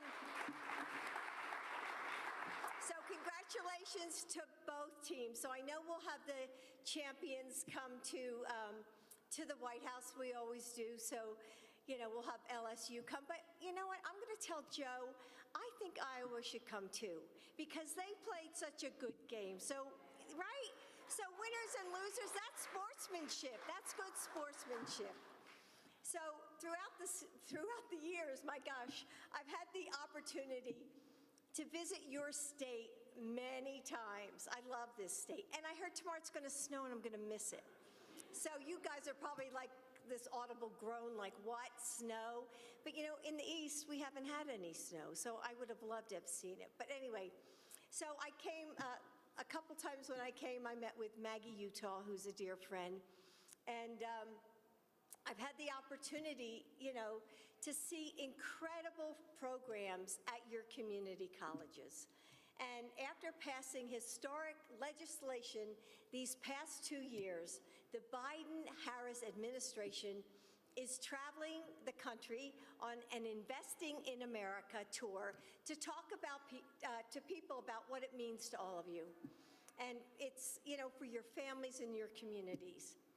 And from new manufacturing jobs to high-speed internet, to better airport safety, to clean water, these new investments are helping leaders in states and in cities and rural areas improve people's lives. So I'm starting my tour right here in Denver.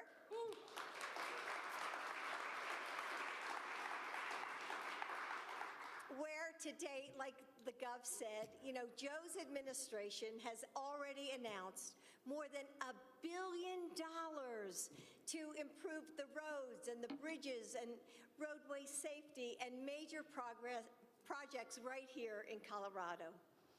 And he's invested, yeah, I'll tell him to clap for that, right? And he's invested hundreds of millions of dollars in clean energy efforts here.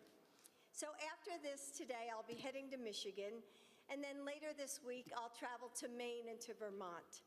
So I'm focusing on community colleges and jobs. I mean, really, it's been my life's work.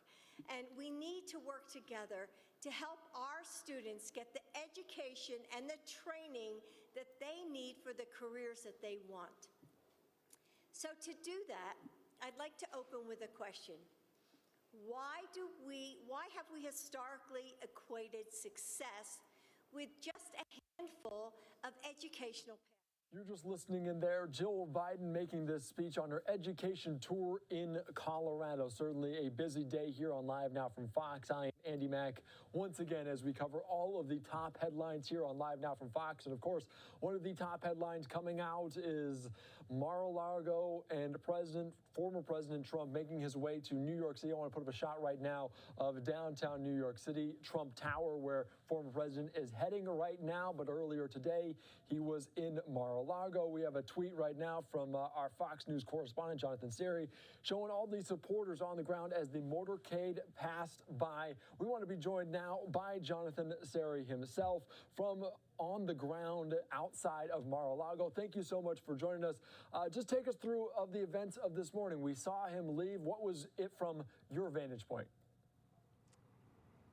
Yeah, good to be with you. Well, he tweeted from Mar-a-Lago a number of hours ahead of his departure, announcing that he would be leaving at noon. His motorcade was actually delayed a little bit, but let his supporters know that he was going to be leaving at noon, saying that he's heading to Trump Tower in New York on Tuesday morning. I'm quoting him, "I will be going to, believe it or not, the courthouse. America was not supposed to be this way," end quote. Well, several minutes after noon, we saw his motorcade leaving Mar-a-Lago, taking a right turn on this causeway that separates Palm Beach, where Mar-a-Lago is, and West Palm Beach, where the airport is. His motorcade drove by, and there were several dozen supporters along the way that were cheering him on the causeway. And then on the main route, some additional supporters, just groups showing up on the entire route to the airport. He boarded Trump Force One and momentarily was off the ground heading to New York. He'll overnight at Trump Tower. He has a hearing scheduled for tomorrow in Manhattan, his arraignment. And afterwards, he plans to head directly back to Mar-a-Lago, and he has already sent out media invites because from Mar-a-Lago tomorrow night, he's planning on making some sort of a public statement. It is a very interesting because obviously a lot of supporters there down in Florida at his residence in Mar-a-Lago. Can you describe maybe how many people were out there? Because overhead on the aerial shot from the helicopter, we could see quite a few people. Can you give me a sense of maybe how many people you saw and what was the reaction when they saw President Trump go for this? Because this is potentially the first time people have seen him since the indictment. Yeah, these are loyal supporters who come out whenever there's any announcement of some major development. The last large groups that we saw was when the FBI raided Mar-a-Lago and began seizing documents as part of their investigation into whether Mr. Trump improperly handled White House documents, some of them marked as classified, and many of his supporters came out here in large numbers to support him. The crowds, at least on the causeway, have been a little smaller than what I saw then, and that's perhaps because there's now a lot of construction going on here. The causeway itself, other than this one parking area and one several blocks down from where I am, are the only parking spaces. We're talking maybe a couple dozen at best, and so if you don't get one of these prime spots, you have to walk about 3/4 of a mile from the mainland to get to this park overlooking Mar-a-Lago. And so there's some self-selection that goes on. You have to be reasonably physically fit to make the walk. But many of his die-hard supporters, for them it was no big deal, and they came out here with the flags. But on the causeway, I would put the number of supporters in the dozens, but what you saw from the helicopter, once you got off the causeway onto the mainland, those crowds may have been larger. And I do have to ask, because you brought it up as well, when the FBI raided Mar-a-Lago searching for those classified documents, there were also supporters. Can you kind of contrast maybe what those were supporters and maybe now? I mean, is it any different at all, or are those the kind of the same kind of sentiment from those supporters? Yeah, it's the same sentiment. These are people who have been sticking with Trump ever since his election in 2016. They were very disappointed when he lost to President Joe Biden in 2020, but they're still sticking behind him. They're out with the Trump flags and hoping that he will win again in 2024. And I do have to ask you, because he's going to return after this arraignment, certainly a busy Tuesday scheduled for former President Trump. What can that speech entail, and maybe who will be likely in attendance for that? Because obviously having it after the arraignment is certainly poignant for former President Trump. Do we have any details on the speech coming up tomorrow night? Yeah, he's given no indication what he's going to talk about, although we assume because it's coming immediately after his arraignment, it's going to have something to do with that.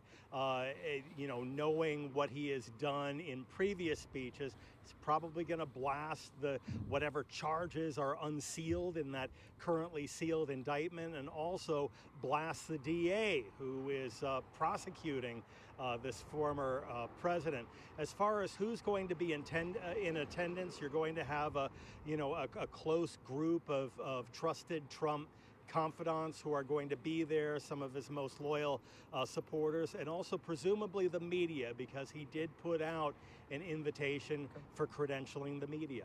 All right, that'll be certainly interesting. I know everybody is following this major headline in this unprecedented time. Jonathan Siri, thank you so much for joining us here on Live Now from Fox and sharing your perspective on things.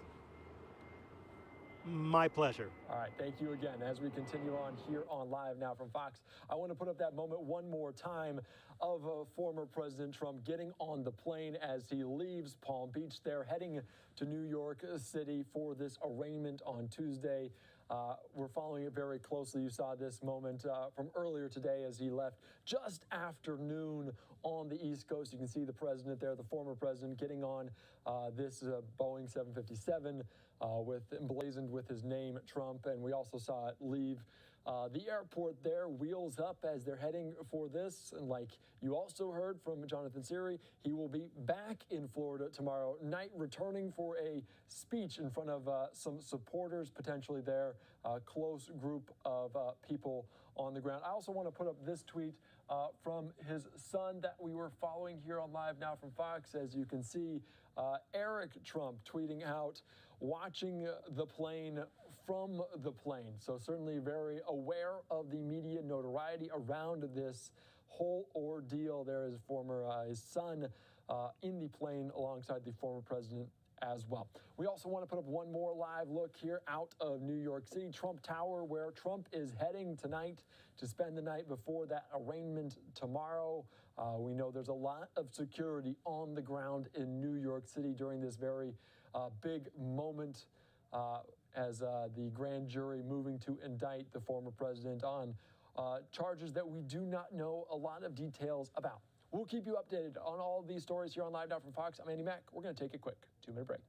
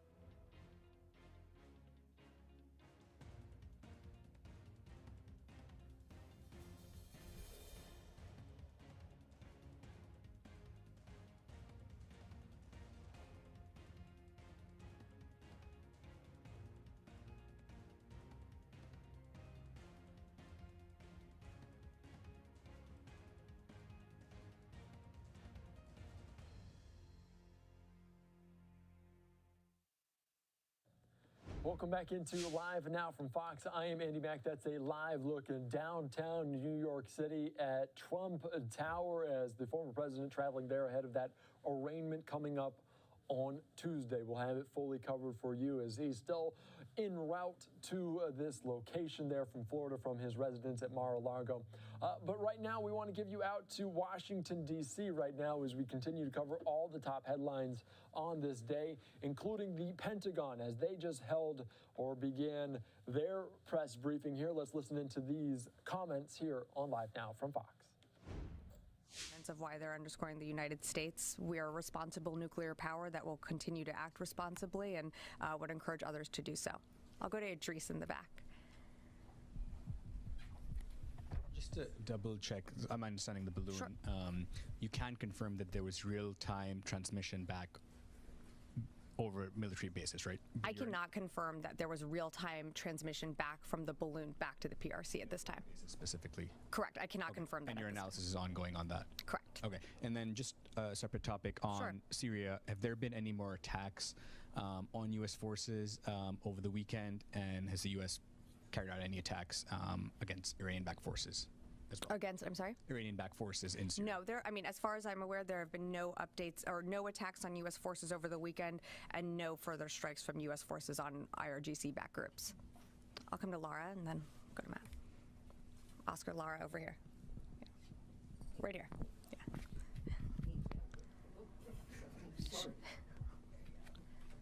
One day we will be back in the PBR, but today is not that day. That'll be a good day. Yeah. So 2 questions. First of all, follow up on the spy balloon. Sure. Is it possible that China could have collected sensitive information from military sites before you put these measures in place? Was there time for that to happen? And then secondly, on the Philippines, you mentioned modernization projects. Could you say more? Could you be more specific about what these entail? On the modernization products or projects, let me take that and get back to you just to get you some more specifics on that. On the balloon and on your first question on being able to collect data over military sites, I mean, you have to remember that we started tracking the balloon around January 27th. So when the balloon was coming over and up through the United States, dipped into Canada, and then dipped back down, we were already taking precautionary measures at this time to mitigate any type of intelligence collection that the balloon would be able to pick up. And I think by that point we had already identified that it was a PRC affiliated balloon. So I think the measures that we put in place certainly limited what the PRC was able to collect, and that was on due diligence on our part. So you were able to predict the path of the balloon, so you knew what it was going to go over? I don't think we would say that we were able to predict the path, but we were following the balloon. And as it did traverse over sensitive military sites, and as we mentioned early on when January, early February, we did see the balloon begin to hover over military sites. That certainly gave us pause. And re-entered the United States, correct. Right? Okay. Yeah, when it dipped back down through Canada. Yes. Yeah. Rio. I'm sorry, and then Matt, I'll come back to you. Thank you. Hi. Thank you very much. I want to follow up about the So, die haben uns rausgeschmissen jetzt beim Zeitradar. Bin mir noch nicht mal sicher, ob das der richtige war. Ich will jetzt mal einen anderen Stream reinnehmen bei Fox. Wir gehen jetzt mal rüber zu Fox. Hier ist noch der Flughafen. Ich gehe mal rein an den Flughafen wieder, nach LaGuardia. Mal sehen, ob die Maschine demnächst landet. Normalerweise, glaube ich, ist das so ein Flug von ca. 3 Stunden zwischen Florida und New York, soweit ich das weiß. Also gehen wir hier nochmal wieder rein und schauen, wann die Maschine hier landet.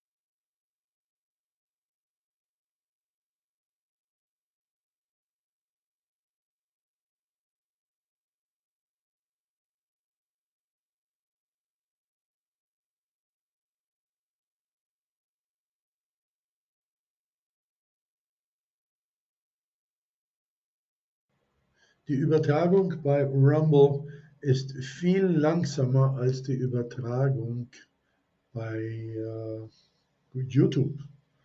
Bei YouTube geht es viel, viel schneller, meine Lieben. Ich will euch das nur noch mal ans Herz legen, damit ihr seht. Also schon ein Riesenunterschied.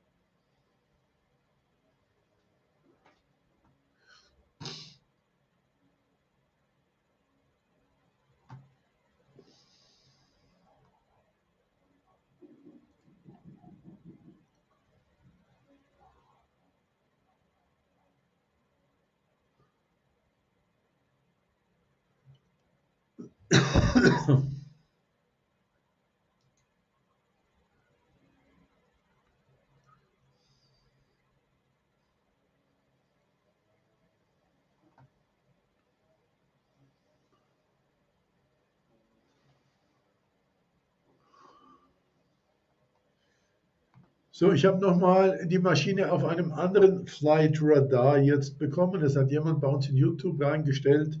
Ich will es jetzt gleich mal ausprobieren und sehen, ob es funktioniert. Da ist die Trump-Maschine drin. Also die ganze Zeit hatten wir die falsche Maschine. Tut mir leid, seht es mir nach, meine Lieben. Wie gesagt, ich bin da etwas behindert, was diese Sachen anbetreffen. Ich gebe es euch jetzt mal rein und dann gehen wir drauf und holen die Maschine rein. Dann wissen wir noch genau, wo sie gerade ist. Das ist die Trump-Maschine jetzt hier, meine Lieben. Ihr habt sie noch nicht. Ich hole sie jetzt rüber. Okay.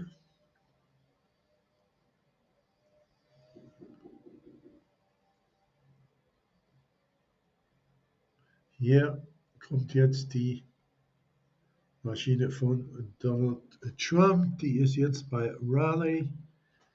Das heißt also bis nach Philadelphia, Washington. Also die hat noch mindestens eine Stunde, würde ich mal sagen, bis er ankommt. Okay, aber jetzt habt ihr sie richtig auf dem Bildschirm. Jetzt wissen wir auch, wann sie rauskommt. Und wenn sie landet, dann gehen wir rüber auf La Guardia und schauen uns das an, den Landemoment. Okay, also meine Lieben. Und danke für eure Hilfe. Ohne euch im Chat wäre das nicht möglich. Könnte man das gar nicht machen.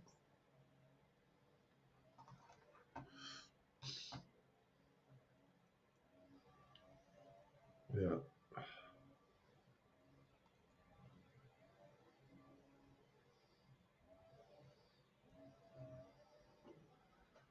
So, jetzt schauen wir mal, wie es hier aussieht. Ja, hier kommt natürlich überall die Reklame rein, auch hier von Kolumbien, weil ich ja den Stream von Kolumbien ausmache. Das seht ihr ja. Aber da ist jetzt die Trump-Maschine in Richtung Norden.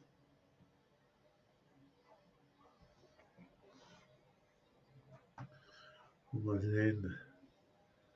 Sie ist jetzt irgendwo Richtung Pennsylvania, soweit ich das sehen kann. Jetzt irgendwo auf dem Weg nach Pennsylvania.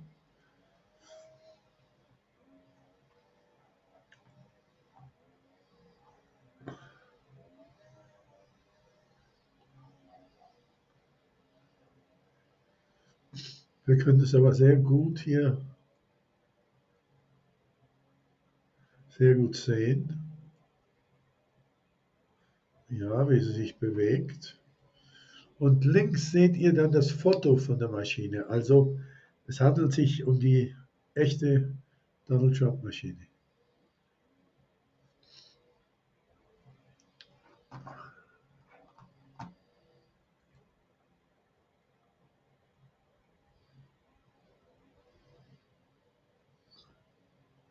Okay, Betriebsdirektor, dann entschuldige ich mich für die falsche Information. Tut mir leid. Wie gesagt, ich bin da kein Experte. Ich kann das nicht beurteilen. Also, ich nehme das an von euch, Betriebsdirektor, der Transponder Code, okay, 7761, ja, die andere hat sich abgeschaltet. Die ist auch, ich glaube, die musste man neu laden oder sowas.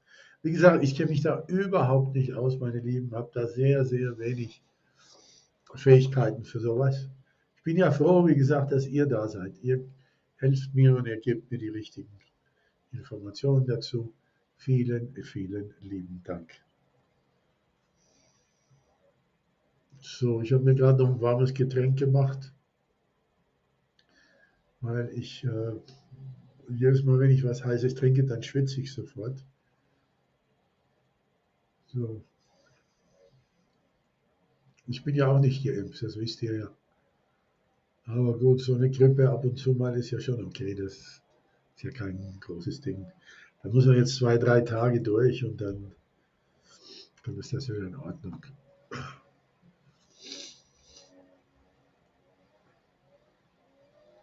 »5.500 Leute haben uns schon bei YouTube angeschaut. Und bei Rumble weiß ich nicht genau. Aber wir haben jetzt 112, die live hier sind. So.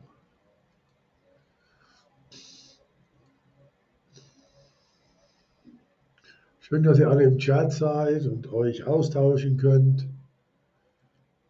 Vor allen Dingen, dass wir so ungestört jetzt im YouTube-Kanal sind. Aber da seht ihr mal wieder, wenn es auf die Mühlen der Demokraten geht, dass sie etwas haben, wo sie Donald Trump in einem schlechten Licht darstellen können, dann funktionieren die Übertragungen, dann funktioniert alles, dann gibt es keine Sabotage, denn die Welt soll ja die schlechten Seiten von Donald Trump sehen und mitbekommen. Ja, da seht ihr mal wieder, wie das alles so funktioniert. Wenn das jetzt aber etwas Positives für Donald Trump wäre, dann würde man es hier alle möglichen Knüppel zwischen die Beine werfen. So ist das.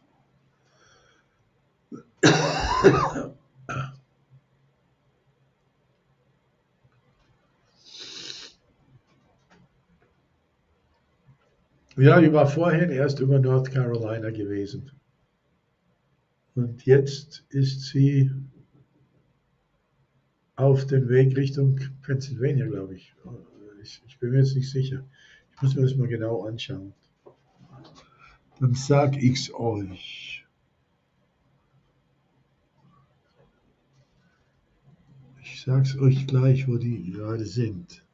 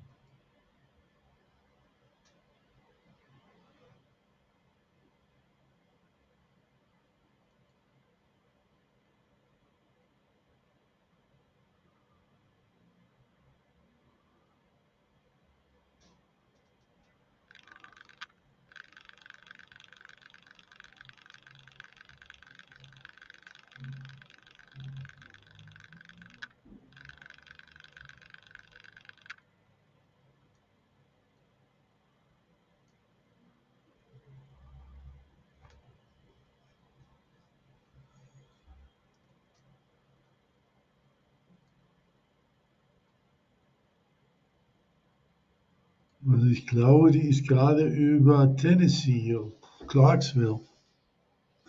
Also jetzt mal schauen. Müssen wir jetzt mal schauen.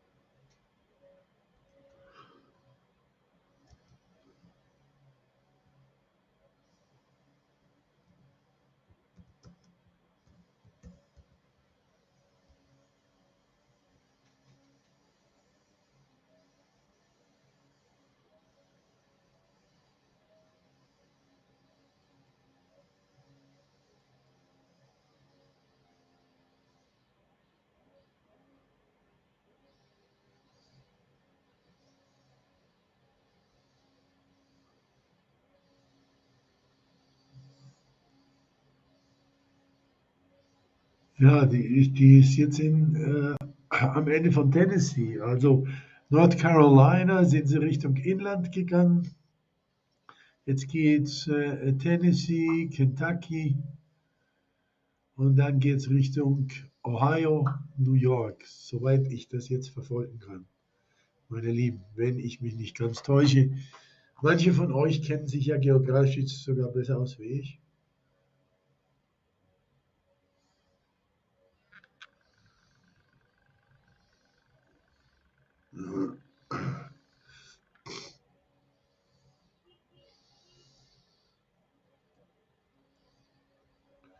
Richmond. Ja, schon aufregend, was hier alles passiert. Man kann es nicht glauben. Ne? Man fasst sich am Kopf jeden Tag und man sagt, was fällt denen noch ein, was die da machen.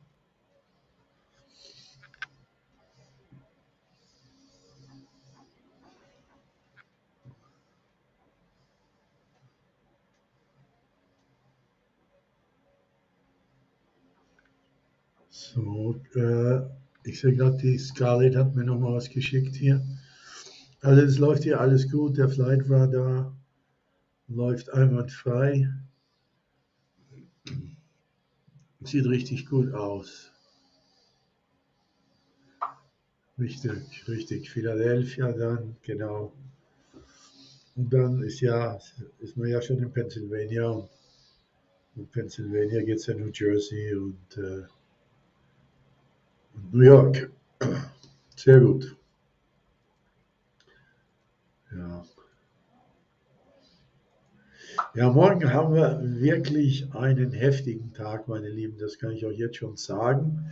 Macht euch bereit. Ich weiß nicht, wann ich morgen live gehe, aber wir werden morgen einen sehr heftigen Tag haben. Das weiß ich jetzt schon. Denn morgen müssen wir mal schauen, was in den Straßen passiert. RSBN wird live sein, dann am Abend. Das ist dann schon 1 Uhr eure Zeit oder so. Am Abend hören wir dann eine Pressekonferenz mit Donald Trump. Das soll dann wiederum aus Mar-a-Lago sein. Das heißt also, er wird morgen sofort wieder zurückfliegen nach Florida und wird dann dort eine Pressekonferenz halten. Und da dürfen wir sehr gespannt sein, was wir da alles erfahren. Ja, die Landung werden wir sehen, auf jeden Fall, ist klar. Also ich möchte dabei bleiben, dass wir vielleicht einen Shot bekommen, wenn wir sehen, dass er in Trump Tower geht. Ich möchte dabei sein, bis er sicher im Trump Tower angekommen ist. Mal sehen, ob wir das schaffen. Hallo Curare, ich passe schon auf mich auf. Ich bin hier sicher, ich bin in Kolumbien. Und hier in Kolumbien ist man sehr sicher, wenn man hier sich nicht unnötig in Gefahr begibt. Also, ja, heute, in den nächsten 2 Stunden ist das hier gelaufen für heute. Also, ich schätze mal, dass Donald Trump in den nächsten 2 Stunden im Trump Tower ankommt. Und dann ist für heute erstmal vorbei. Ich werde aber am Ball bleiben.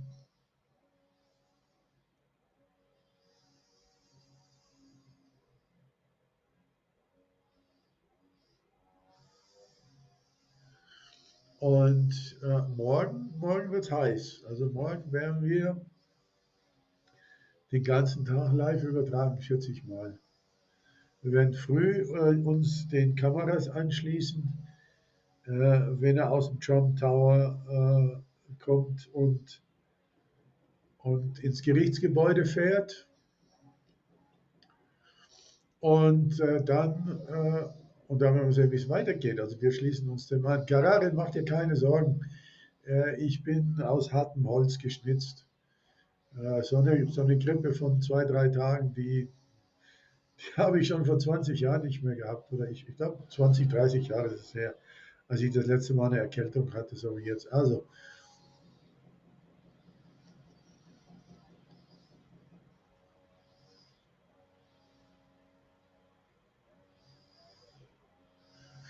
Ja, wir werden dabei sein, wenn Donald Trump jetzt in Trump Tower ankommt und werden wir mal sehen, wie es weitergeht. Okay.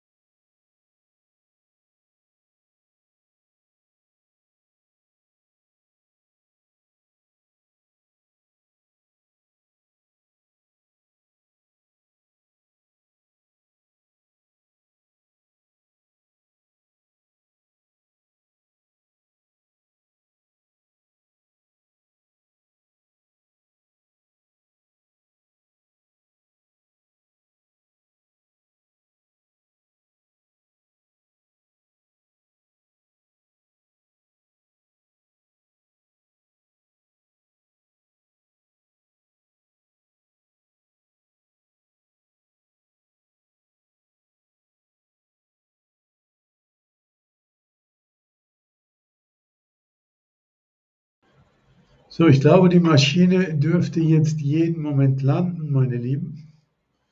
Ich will mal auf den Flughafen gehen in New York. Da sehen wir noch nichts. Ich schätze mal, es sind noch so ungefähr 20, 25 Minuten, bis die Maschine landet.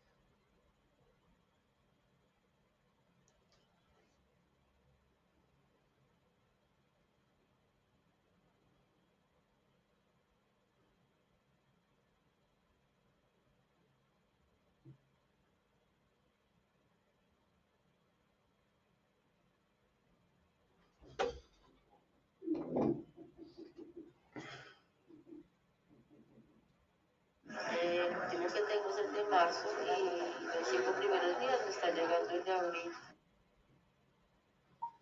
A mí hace más de 6 meses no me cuentan, no me mandan mi cuenta. Hace más de 6 meses.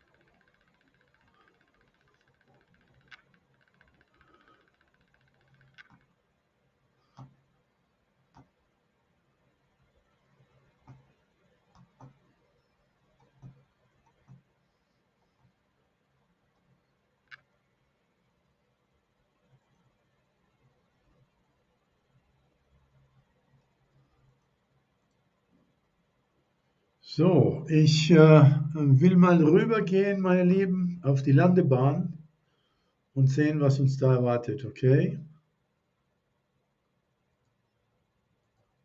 Jetzt gehen wir mal rüber auf die Landebahn und schauen mal, was wir da finden. Jawohl. Hier müsste in jedem Moment was passieren. Denke ich doch.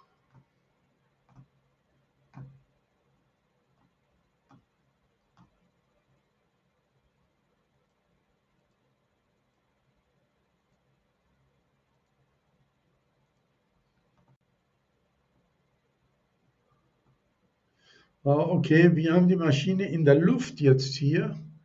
Ich will gleich mal rübergehen. Okay, da habe ich jetzt gerade was gesehen, wo wir die Maschine begleiten können in der Luft. Okay.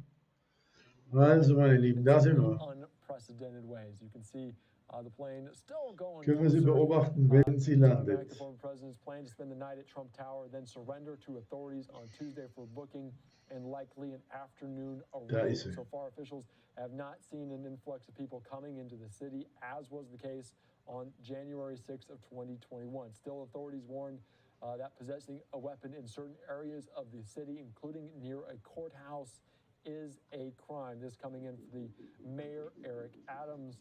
He said, quote, while there may be some rabble-rousers thinking about coming to our city tomorrow, our message is clear and simple.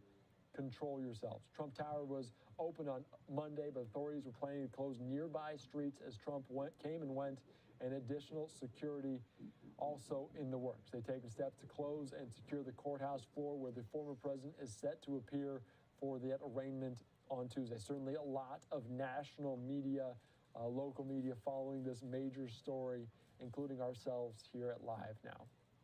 You can see the plane still descending, our helicopter, our Fox 5 team continuing to monitor this. I'm going to put up some other shots that we have here on Live Now from Fox, just to give you a sense of the magnitude of what we're looking at, of what's going on.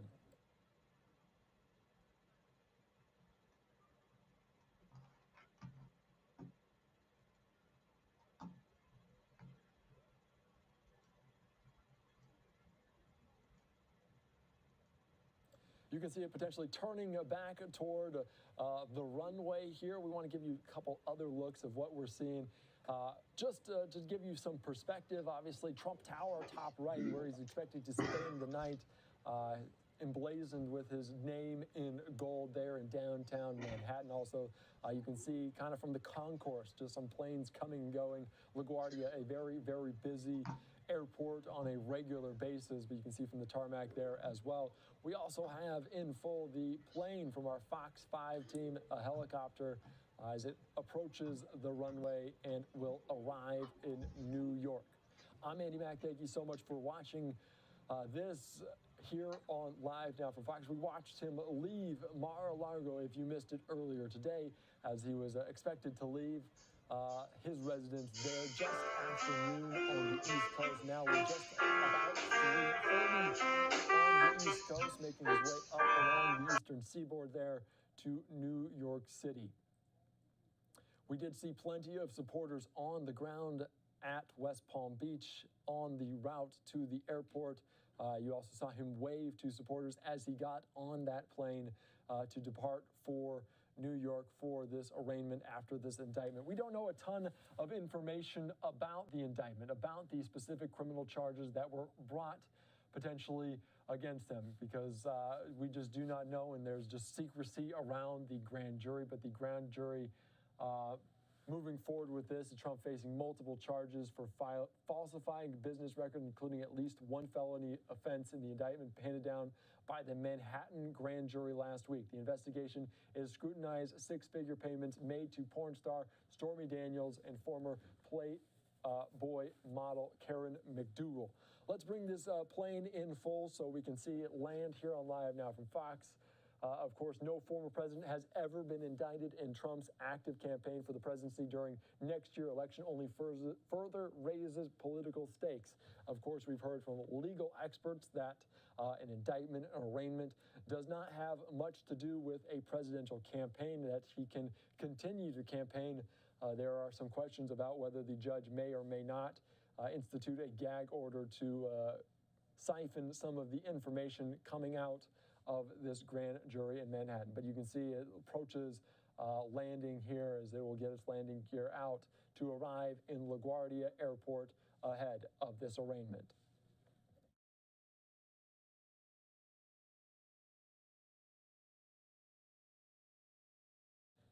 You can see now as the landing gear is coming out, as it approaches the tarmac LaGuardia Airport, former President Donald Trump, in an unprecedented move, continues to be indicted. Last week, on last Thursday, we heard the news come out of the Manhattan grand jury. He is traveling to New York City via his own personal private plane. He will spend the night at Trump Tower on Monday into Tuesday, and then surrender to prosecutors on Tuesday in this arraignment, in this booking that will have you fully covered here on Live Now from Fox. But President Trump slowly coming down to the tarmac at LaGuardia Airport to face these potential charges against him relating to hush money payments and the hush money probe. Of course, following it very closely on Live Now. A very monumental moment here. The unprecedented word will be thrown out quite a bit. Of course, there's also talk from New York officials about security and protocols in place around there. We heard from the mayor, Eric Adams, the police commissioner in New York. So, meine Lieben, jetzt haben wir die Maschine im Fokus. Protesters want to come out, they can do so, but they want to Gerade zum emphasize that Anflug in a angesetzt. non-violent measure, anything with violent Wird could jeden Moment potentially auf die be Landebahn subsequent treffen. to arrest as well. So they also Und said dann that, schauen wir mal talking rüber, about wo different Trump things Tower as the ist. city Aber ich habe hier noch was Besseres. Ich habe hier noch ein as President Besseres. Trump arrives here in New York City. You can see it here on Live Ich habe Now jetzt from hier noch Fox. was Besseres, meine Lieben. Ich hole euch jetzt noch mal woanders rein. Kommt mit, dann könnt ihr deutlicher sehen, was wirklich los ist. Hier, das ist ein klareres, besseres Bild. Hier, schaut mal her. Da können wir noch besser sehen, wie die Maschine jetzt aufsetzt.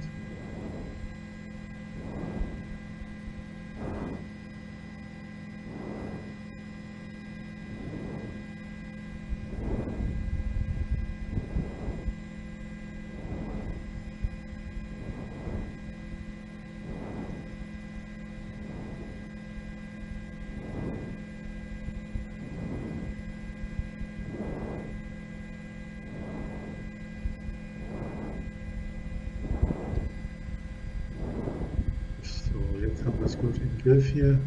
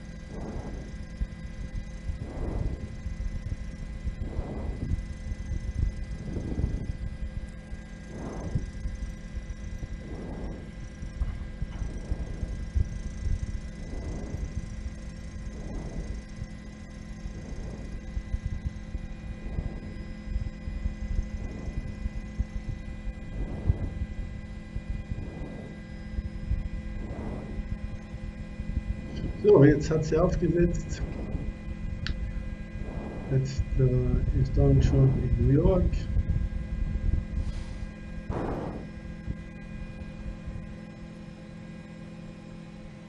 Was der Mann alles durchmachen muss, das ist unglaublich. Er könnte so ein schönes Leben haben, wenn er wollte. Braucht sich um nichts zu kümmern. Aber Donald Trump ist halt ein echter Patriot.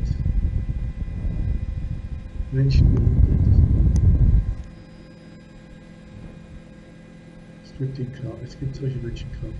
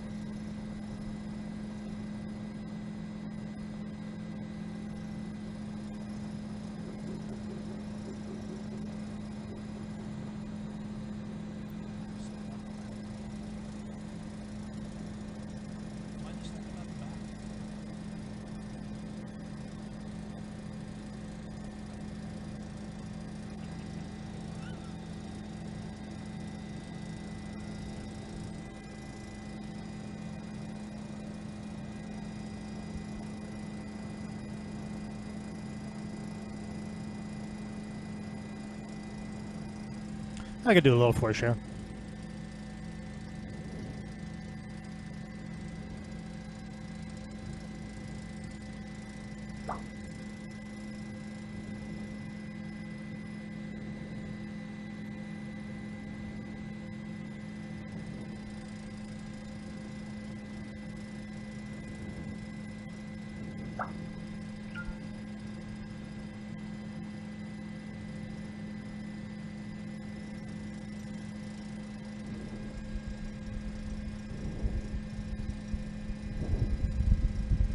So, meine Lieben, die Gangway ist unten. Wir warten jetzt mal ab, bis dann Trump rauskommt.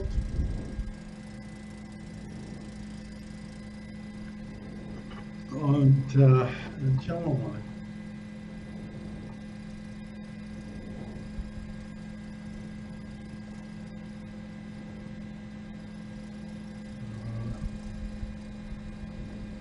Seid ihr dabei auf Rumble, Leute? Ich sehe Rumble nicht mehr. Kann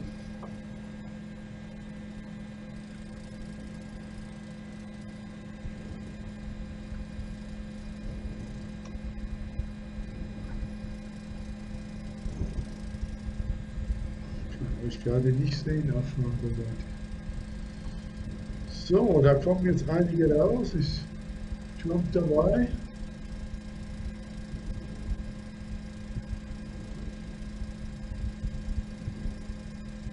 Ja. Ja. So, mal sehen, wer noch hier. Also, hier ist jede Menge Leute dabei, wahrscheinlich sehr viele Rechtsanwälte, die hier sind, schätze ich mal. Sie tragen alle Koffer. Ah, sind diese, ja, die Geheimagenten. Donald Trump hat jede Menge Geheimagenten um sich.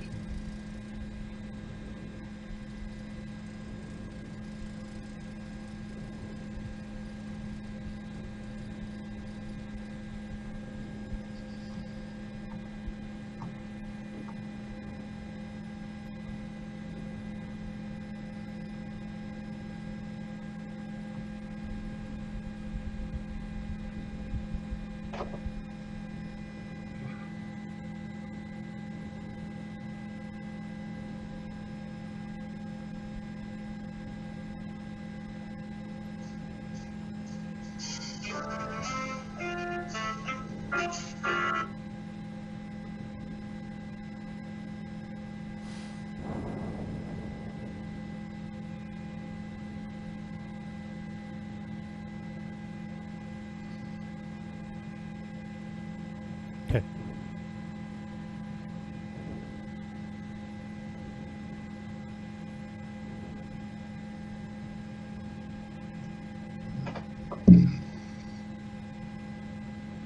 So.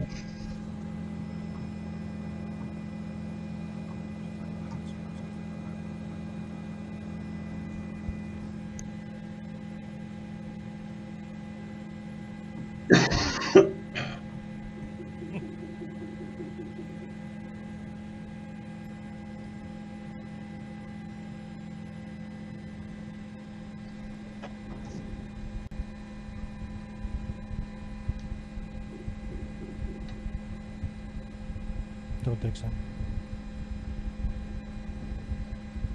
So, der Kapitän kommt jetzt runter hier. Der ist schon sehr lange bei Donald Trump. Ich habe mal einen Bericht über ihn gesehen, eine Reportage. War sehr interessant.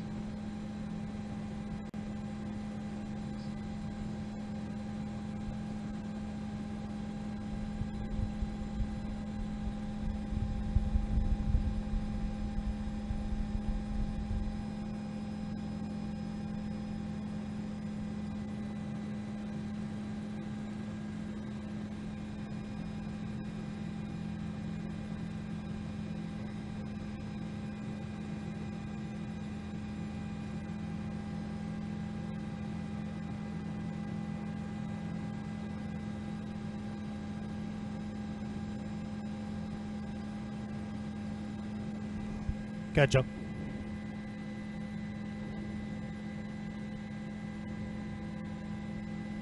Yep.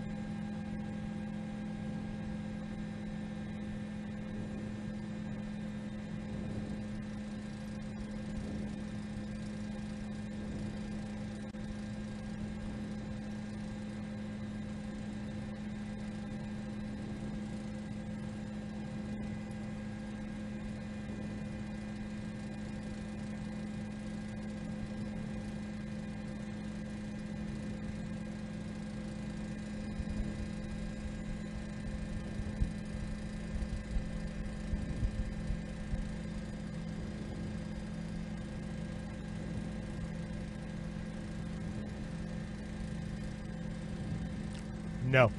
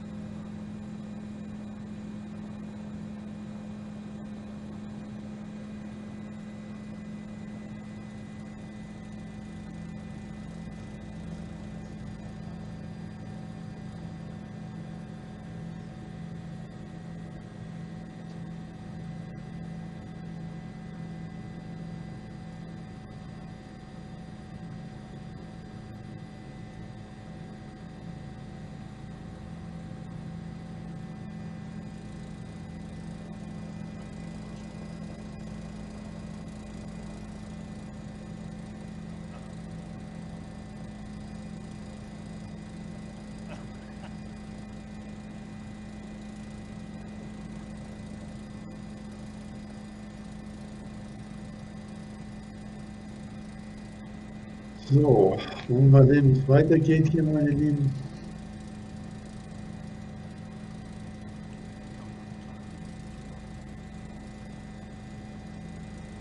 Und Trump ist noch nicht runtergekommen, glaube ich. Soweit ich das sehen kann, die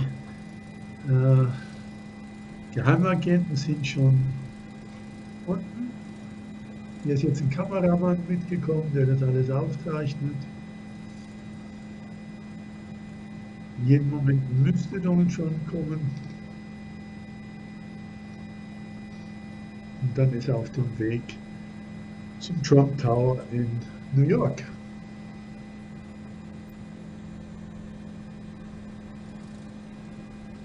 So. Immerhin haben uns heute auf YouTube alleine 6.500 Leute zugeschaut. Ganz gut, also morgen, hoffentlich seid ihr wieder dabei. Morgen werden wir ja praktisch den ganzen Tag Livestream machen. Jetzt warten wir erstmal ab, was hier los ist.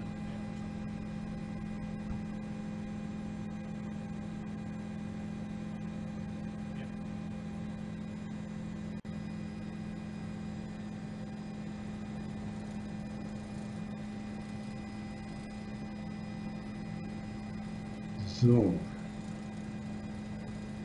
Also hier müsste eigentlich, ja.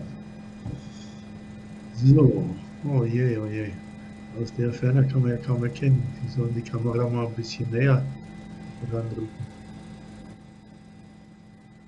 Dass man sieht, wenn Donald Trump einsteigt. Also hier ist die Polizei, da ist eine Ambulanz mit einem Notarzt dabei, wie wir sehen. Du liebe Zeit, da haben die sogar einen Leichenwagen da hinten. Was ist denn das? Das sieht aus wie ein Leichenwagen. Seht ihr das hier auf der rechten Seite, auf der Ecke? Na, das ist ja was. Das ist, nee, ist kein Leichenwagen, das ist ein Van.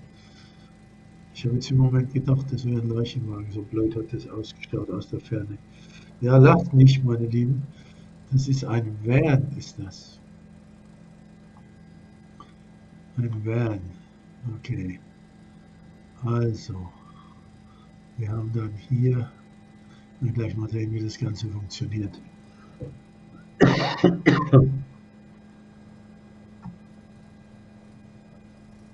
Also, wir haben sogar die Maschine landen gesehen. Das war ja eigentlich eine ganz gute Sache hier. Wir haben das gut verfolgen können heute. Ne? Habt ihr das mitgekriegt?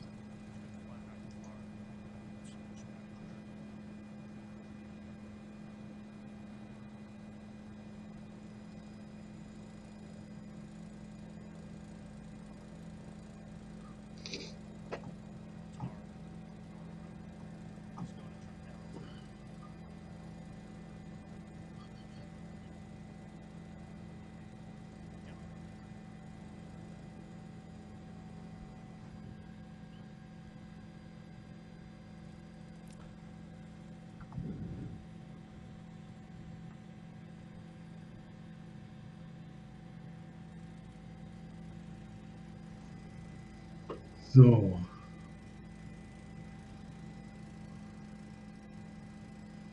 Schauen wir mal, wenn die jetzt hier wegfahren, dann gehen wir mal rüber auf die Seite, wo der Trump Tower die Kamera hat, beziehungsweise die Kamera, die auf dem Trump Tower gezielt ist. Und dann schauen wir mal, was da passiert. Time is it, Dave?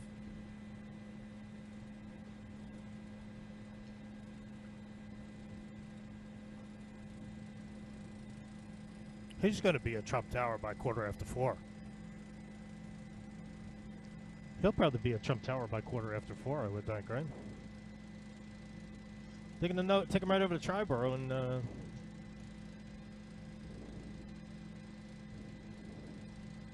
right.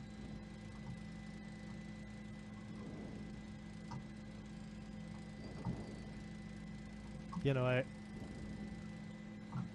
yep.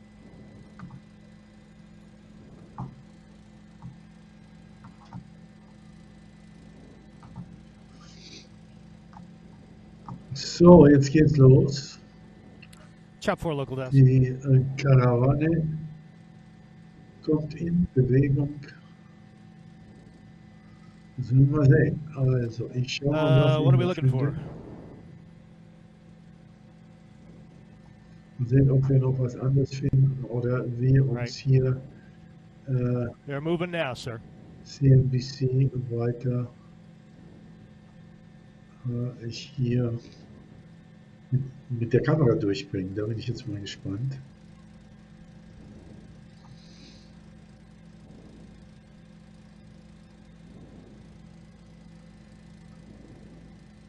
So, das ist eine ganz schöne Karawane hier, wenn man sich das mal überlegt. Mein Gott, 2, 3, 4, 5, 6, 7, 8, 9, 10, 11, 12, 13, 14, 15, 16, 17 Autos. Und darunter 5 Polizeiautos, ein Krankenwagen. Das ist alles schon unglaublich.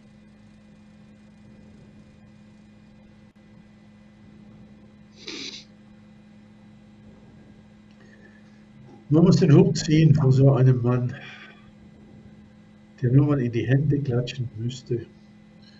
Und dann hätte er alles, was auf der Welt zu haben ist, zu seinen Füßen. Und dann geht er mit 76, der wird dieses Jahr wieder 77, geht er raus und legt sich mit dem mächtigsten Staat der Welt an.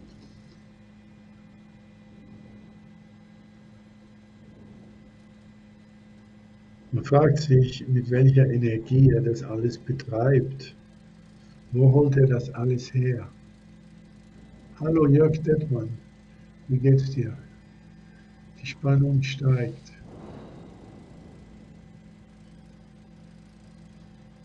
Das scheint jetzt so zu sein, dass die da eine Drohne haben, die da mitfährt. Das ist ja schon interessant.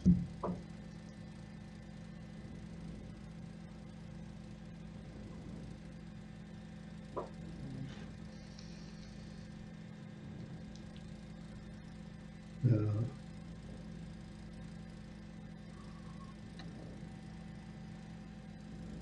Naja. Die Welt ist sowas von verrückt geworden in dieser kurzen Zeit, meine Lieben.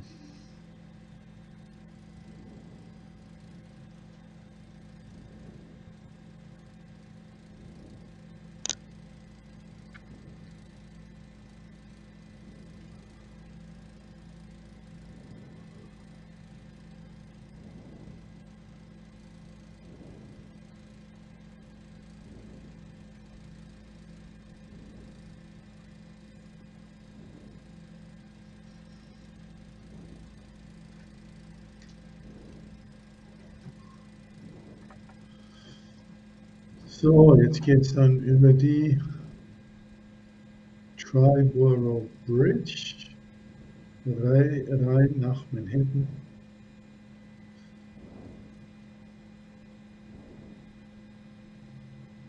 So, da sehen wir schon. I don't even think they're going to shut it down. They would have done it by now, I would think.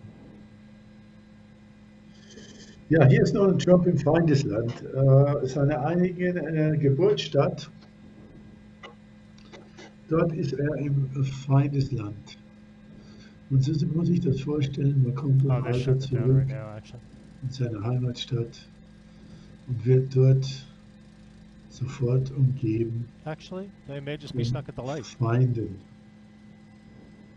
Yep. Das ist nicht schön.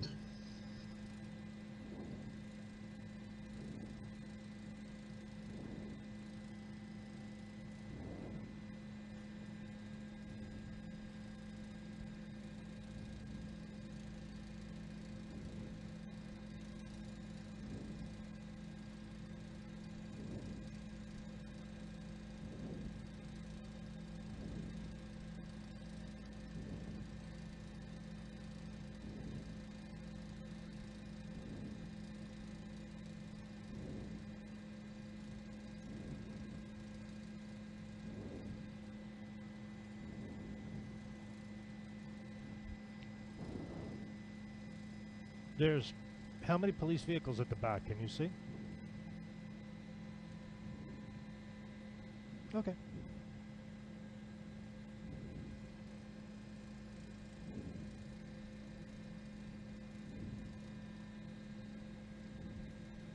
They're just getting on now.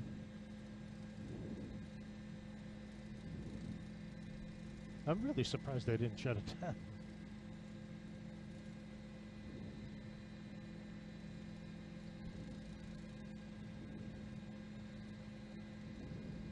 Yep.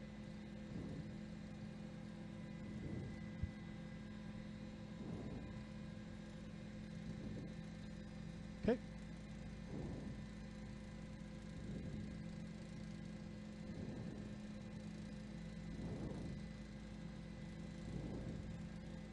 Heading for the tri-bar, right?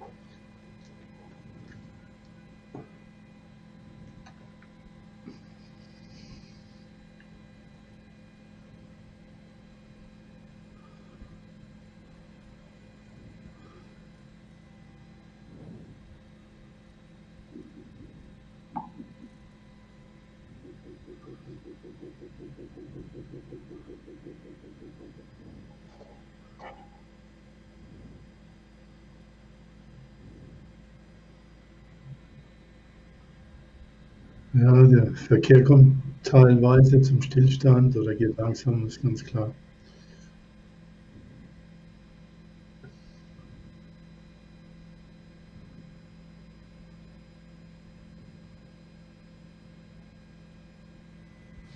They must have shut it down because they're the only ones on there now. But there's still people getting on though.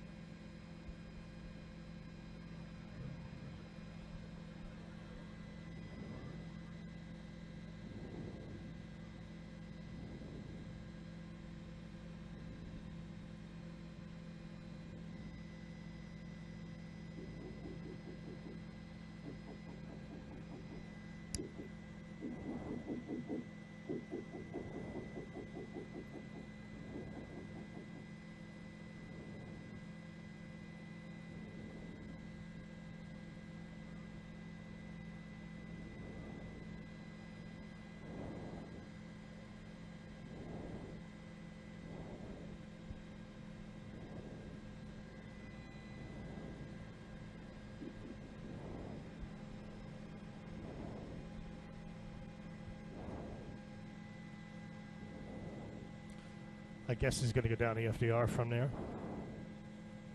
We have a clear shot, you think?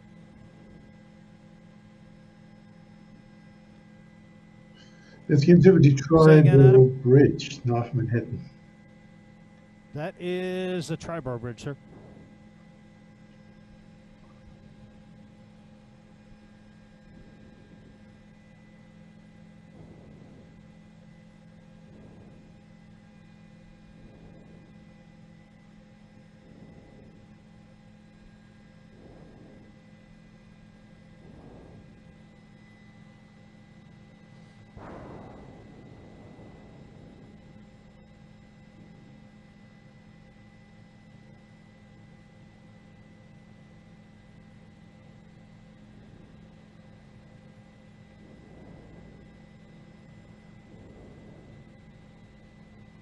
No.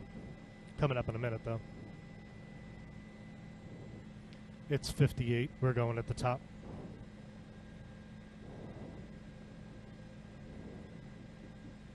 Probably.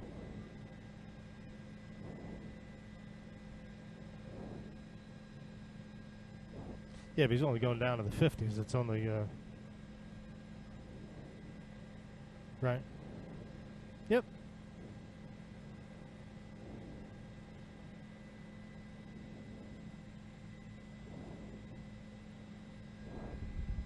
Hang on.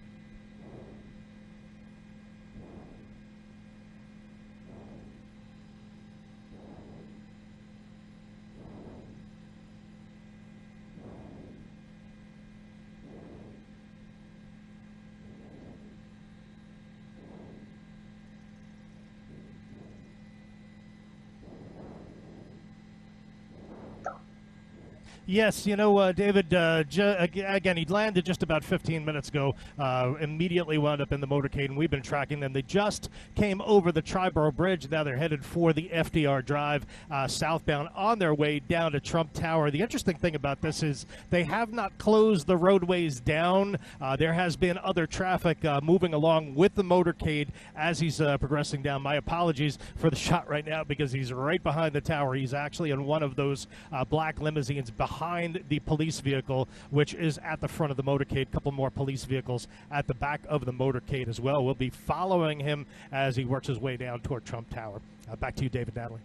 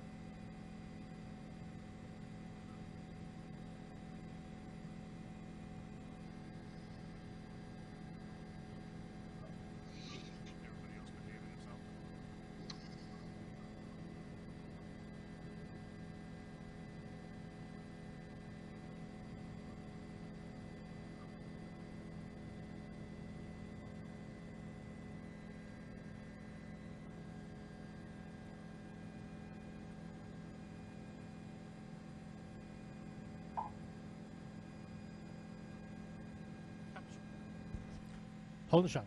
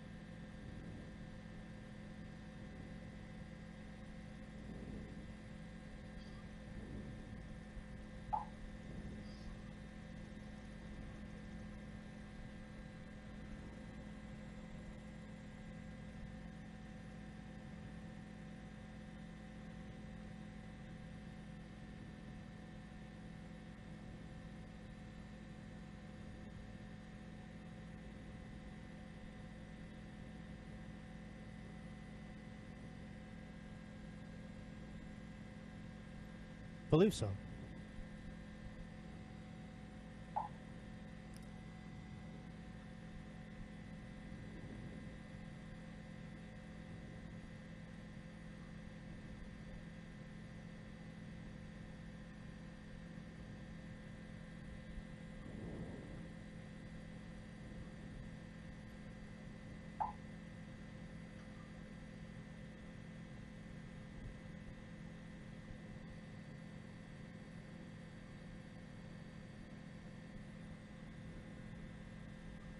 Yep.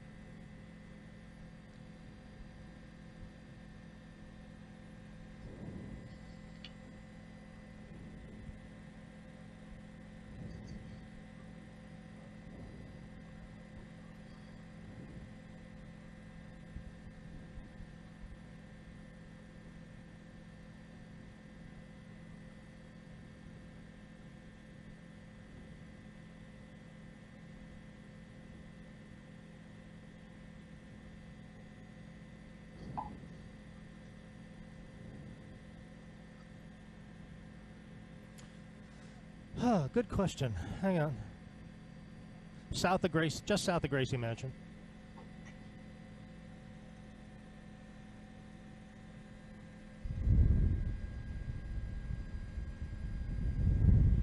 So, es sieht jetzt so aus, Hospital dass Special die Surgery. bald da sind. Die sind jetzt in Manhattan angekommen. Hier, das ist noch East Side, soweit ich das erkennen kann. East River. Und jetzt geht es auf den Weg nach Manhattan zum Trump Tower. Der Trump Tower ist auch auf der East Side.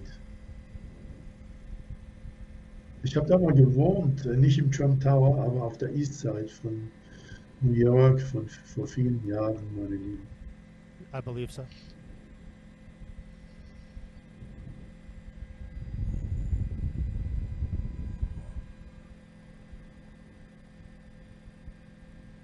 So, die fahren natürlich alle auf in einen gewissen Abstand. Ne? Da gibt es ein Reglement, wie man da zu fahren hat. That's 5'9" right there.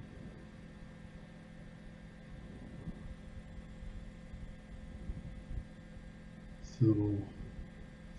New York ist Might be eine losing him. riesengroße Stadt. Ja, die sind jetzt da hinten, da kann wahrscheinlich die Drohne gar nicht dahinter. Mal sehen, ob wir jetzt hier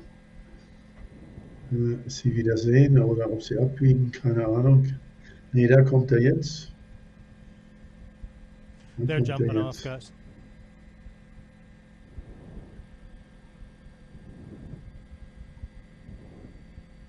I might lose the shot, guys. So, jetzt geht's eine Seitenstraße.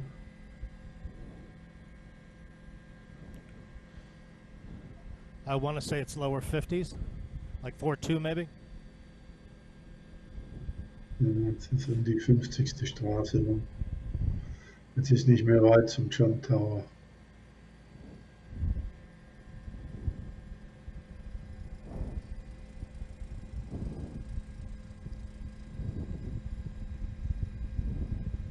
Still got him. Also die Seitenstraßen hier. I want to say it's 42nd, but I'm not. No, it's not. I'm not sure. Ist jetzt auch sehr schwer zu erkennen, wo sie sich genau Sounds good. befinden. Yep. Thinking 53rd, guys. So, das könnte jetzt die 53. sein. Mit der Second East Side irgendwo was. I got him now, man. I'm still holding him. So, die Drohne wird hier von Profis gesteuert. Ja. Bin jetzt mal gespannt, ob wir hier noch irgendjemand haben, der hier eine Kamera direkt vor dem Trump Tower hat. Also ich kann jetzt hier nichts sehen. Es wäre vielleicht ganz gut, wenn wir das rausfinden könnten. Vielleicht. Gotcha.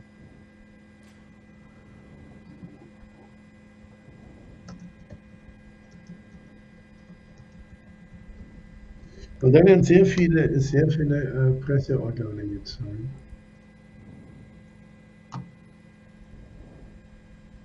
Wir müssen einfach mal sehen, wie es da aussieht, ob wir da noch was reinkriegen. Also natürlich jetzt die ganze Welt ist da draußen.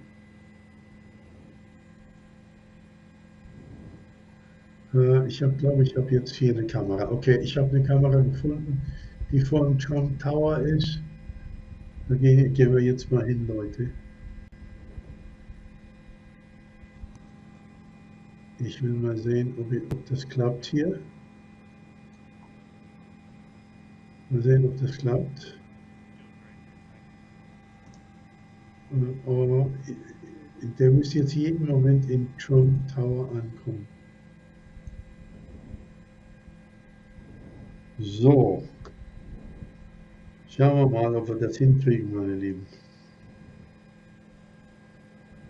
Also, jawohl. Ah, die sind angekommen am John Power.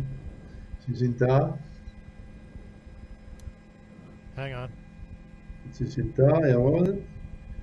Okay, ich gehe jetzt mal rein.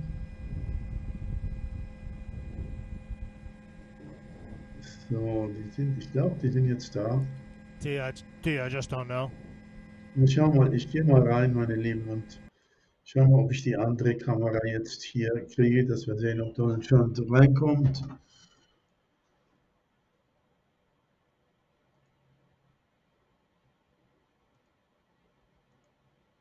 Ich glaube, hier müsste es jetzt sein.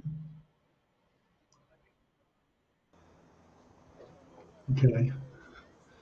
Wir schauen jetzt mal, ob wir das hier mitkriegen. Jawohl. Sieht gut aus hier, meine Lieben. Ja. So, jetzt kommen Sie an. Wir haben jetzt die gucken jetzt direkt vor Trump Tower. Jawohl, da ist die.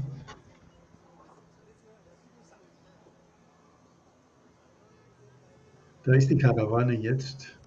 Da sehen Sie jetzt ein bisschen was. Jawohl. Fahren jetzt hier in die Richtung.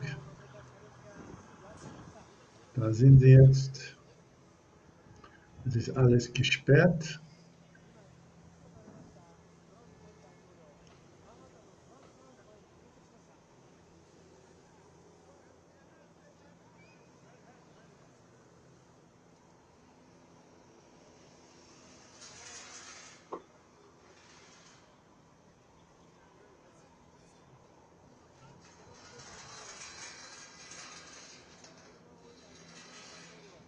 So, ich weiß nicht, ob wir Donald Trump sehen werden. Wird sehr unwahrscheinlich sein, aber die Geheimagenten steigen jetzt aus, gehen rüber zum Auto, wo Donald Trump drin ist. Wir wissen nicht, wer das ist.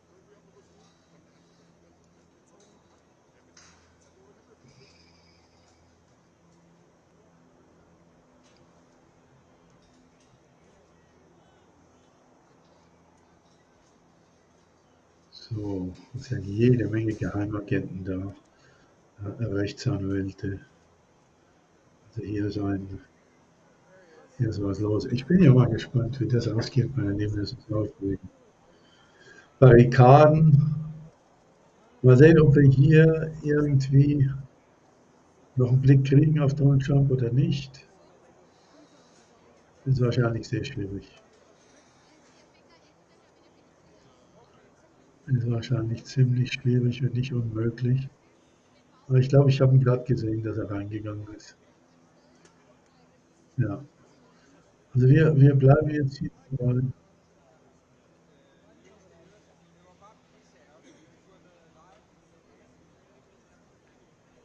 Da kann man nicht sehr viel sehen, meine Lieben.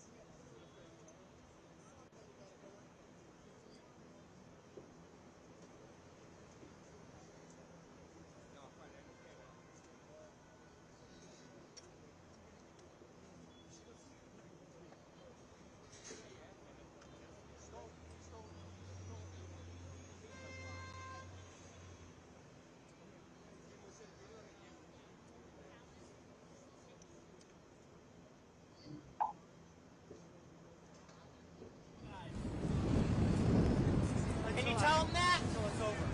We'll stay up until it's over.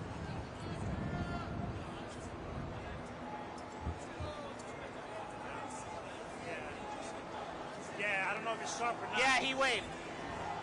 Did you see him go in? Yes, I did. You did? Yeah. He waved twice. Yes. Yes.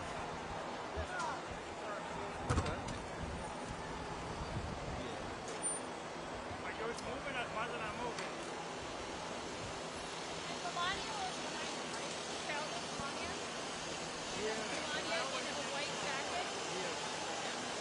Bye. Thank you. I did video. I didn't do stills. I did video. I didn't do stills. I figured that it would be a big error. You saw Melania, right? Melania was with him? No, I just saw him. Alright, I thought I saw Melania. In a white coat? I'm not sure. I did see him. Checking on it now. So I have to file. I'm sorry. I can't. No, of course.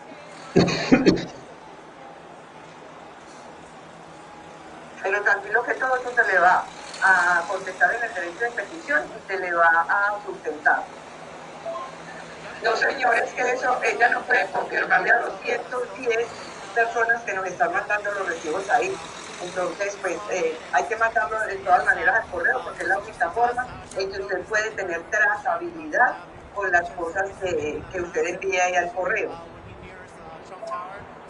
Yo no hago consignaciones para eso. Además, usted tiene el número de mi cédula y sabe identificarlo. Yo siempre soy de los primeros que pagan y pagué enero.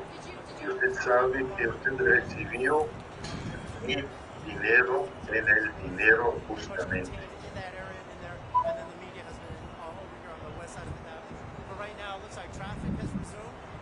Pedestrian traffic on this block is still closed, but we see that towards 57th Street that it has been reopened.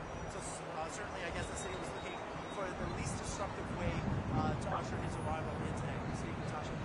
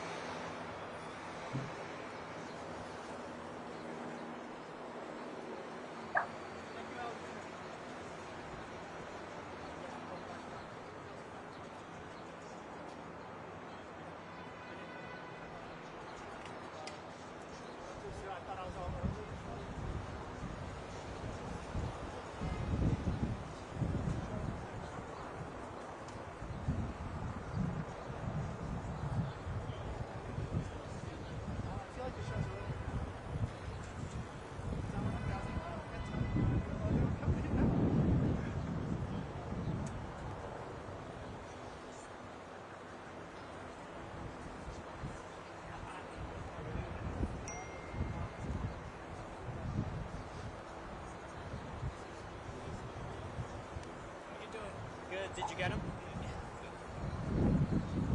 Where were you?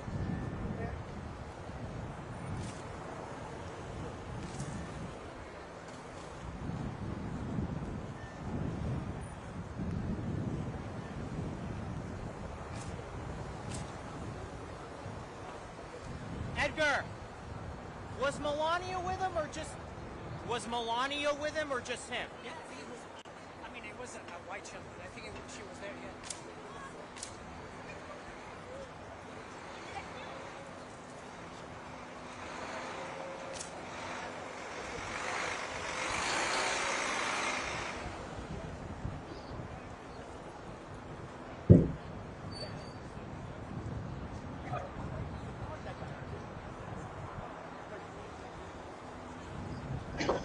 So, meine Lieben, Donald Trump ist jetzt in seinem alten Zuhause, leider unter nicht sehr schönen Umständen, muss man dazu sagen. Wir werden morgen wieder live sein, werden das Ganze weiter verfolgen. Mal sehen, was so weiter passiert morgen.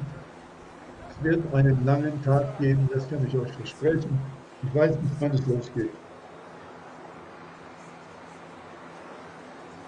Ich schätze mal so circa 15 Uhr eure Uhrzeit, Ortszeit Berlin, werden wir online gehen. Mehr oder weniger. Ich kann es nicht genau sagen. Bis dann, meine Lieben, alles Gute, vergesst uns nicht.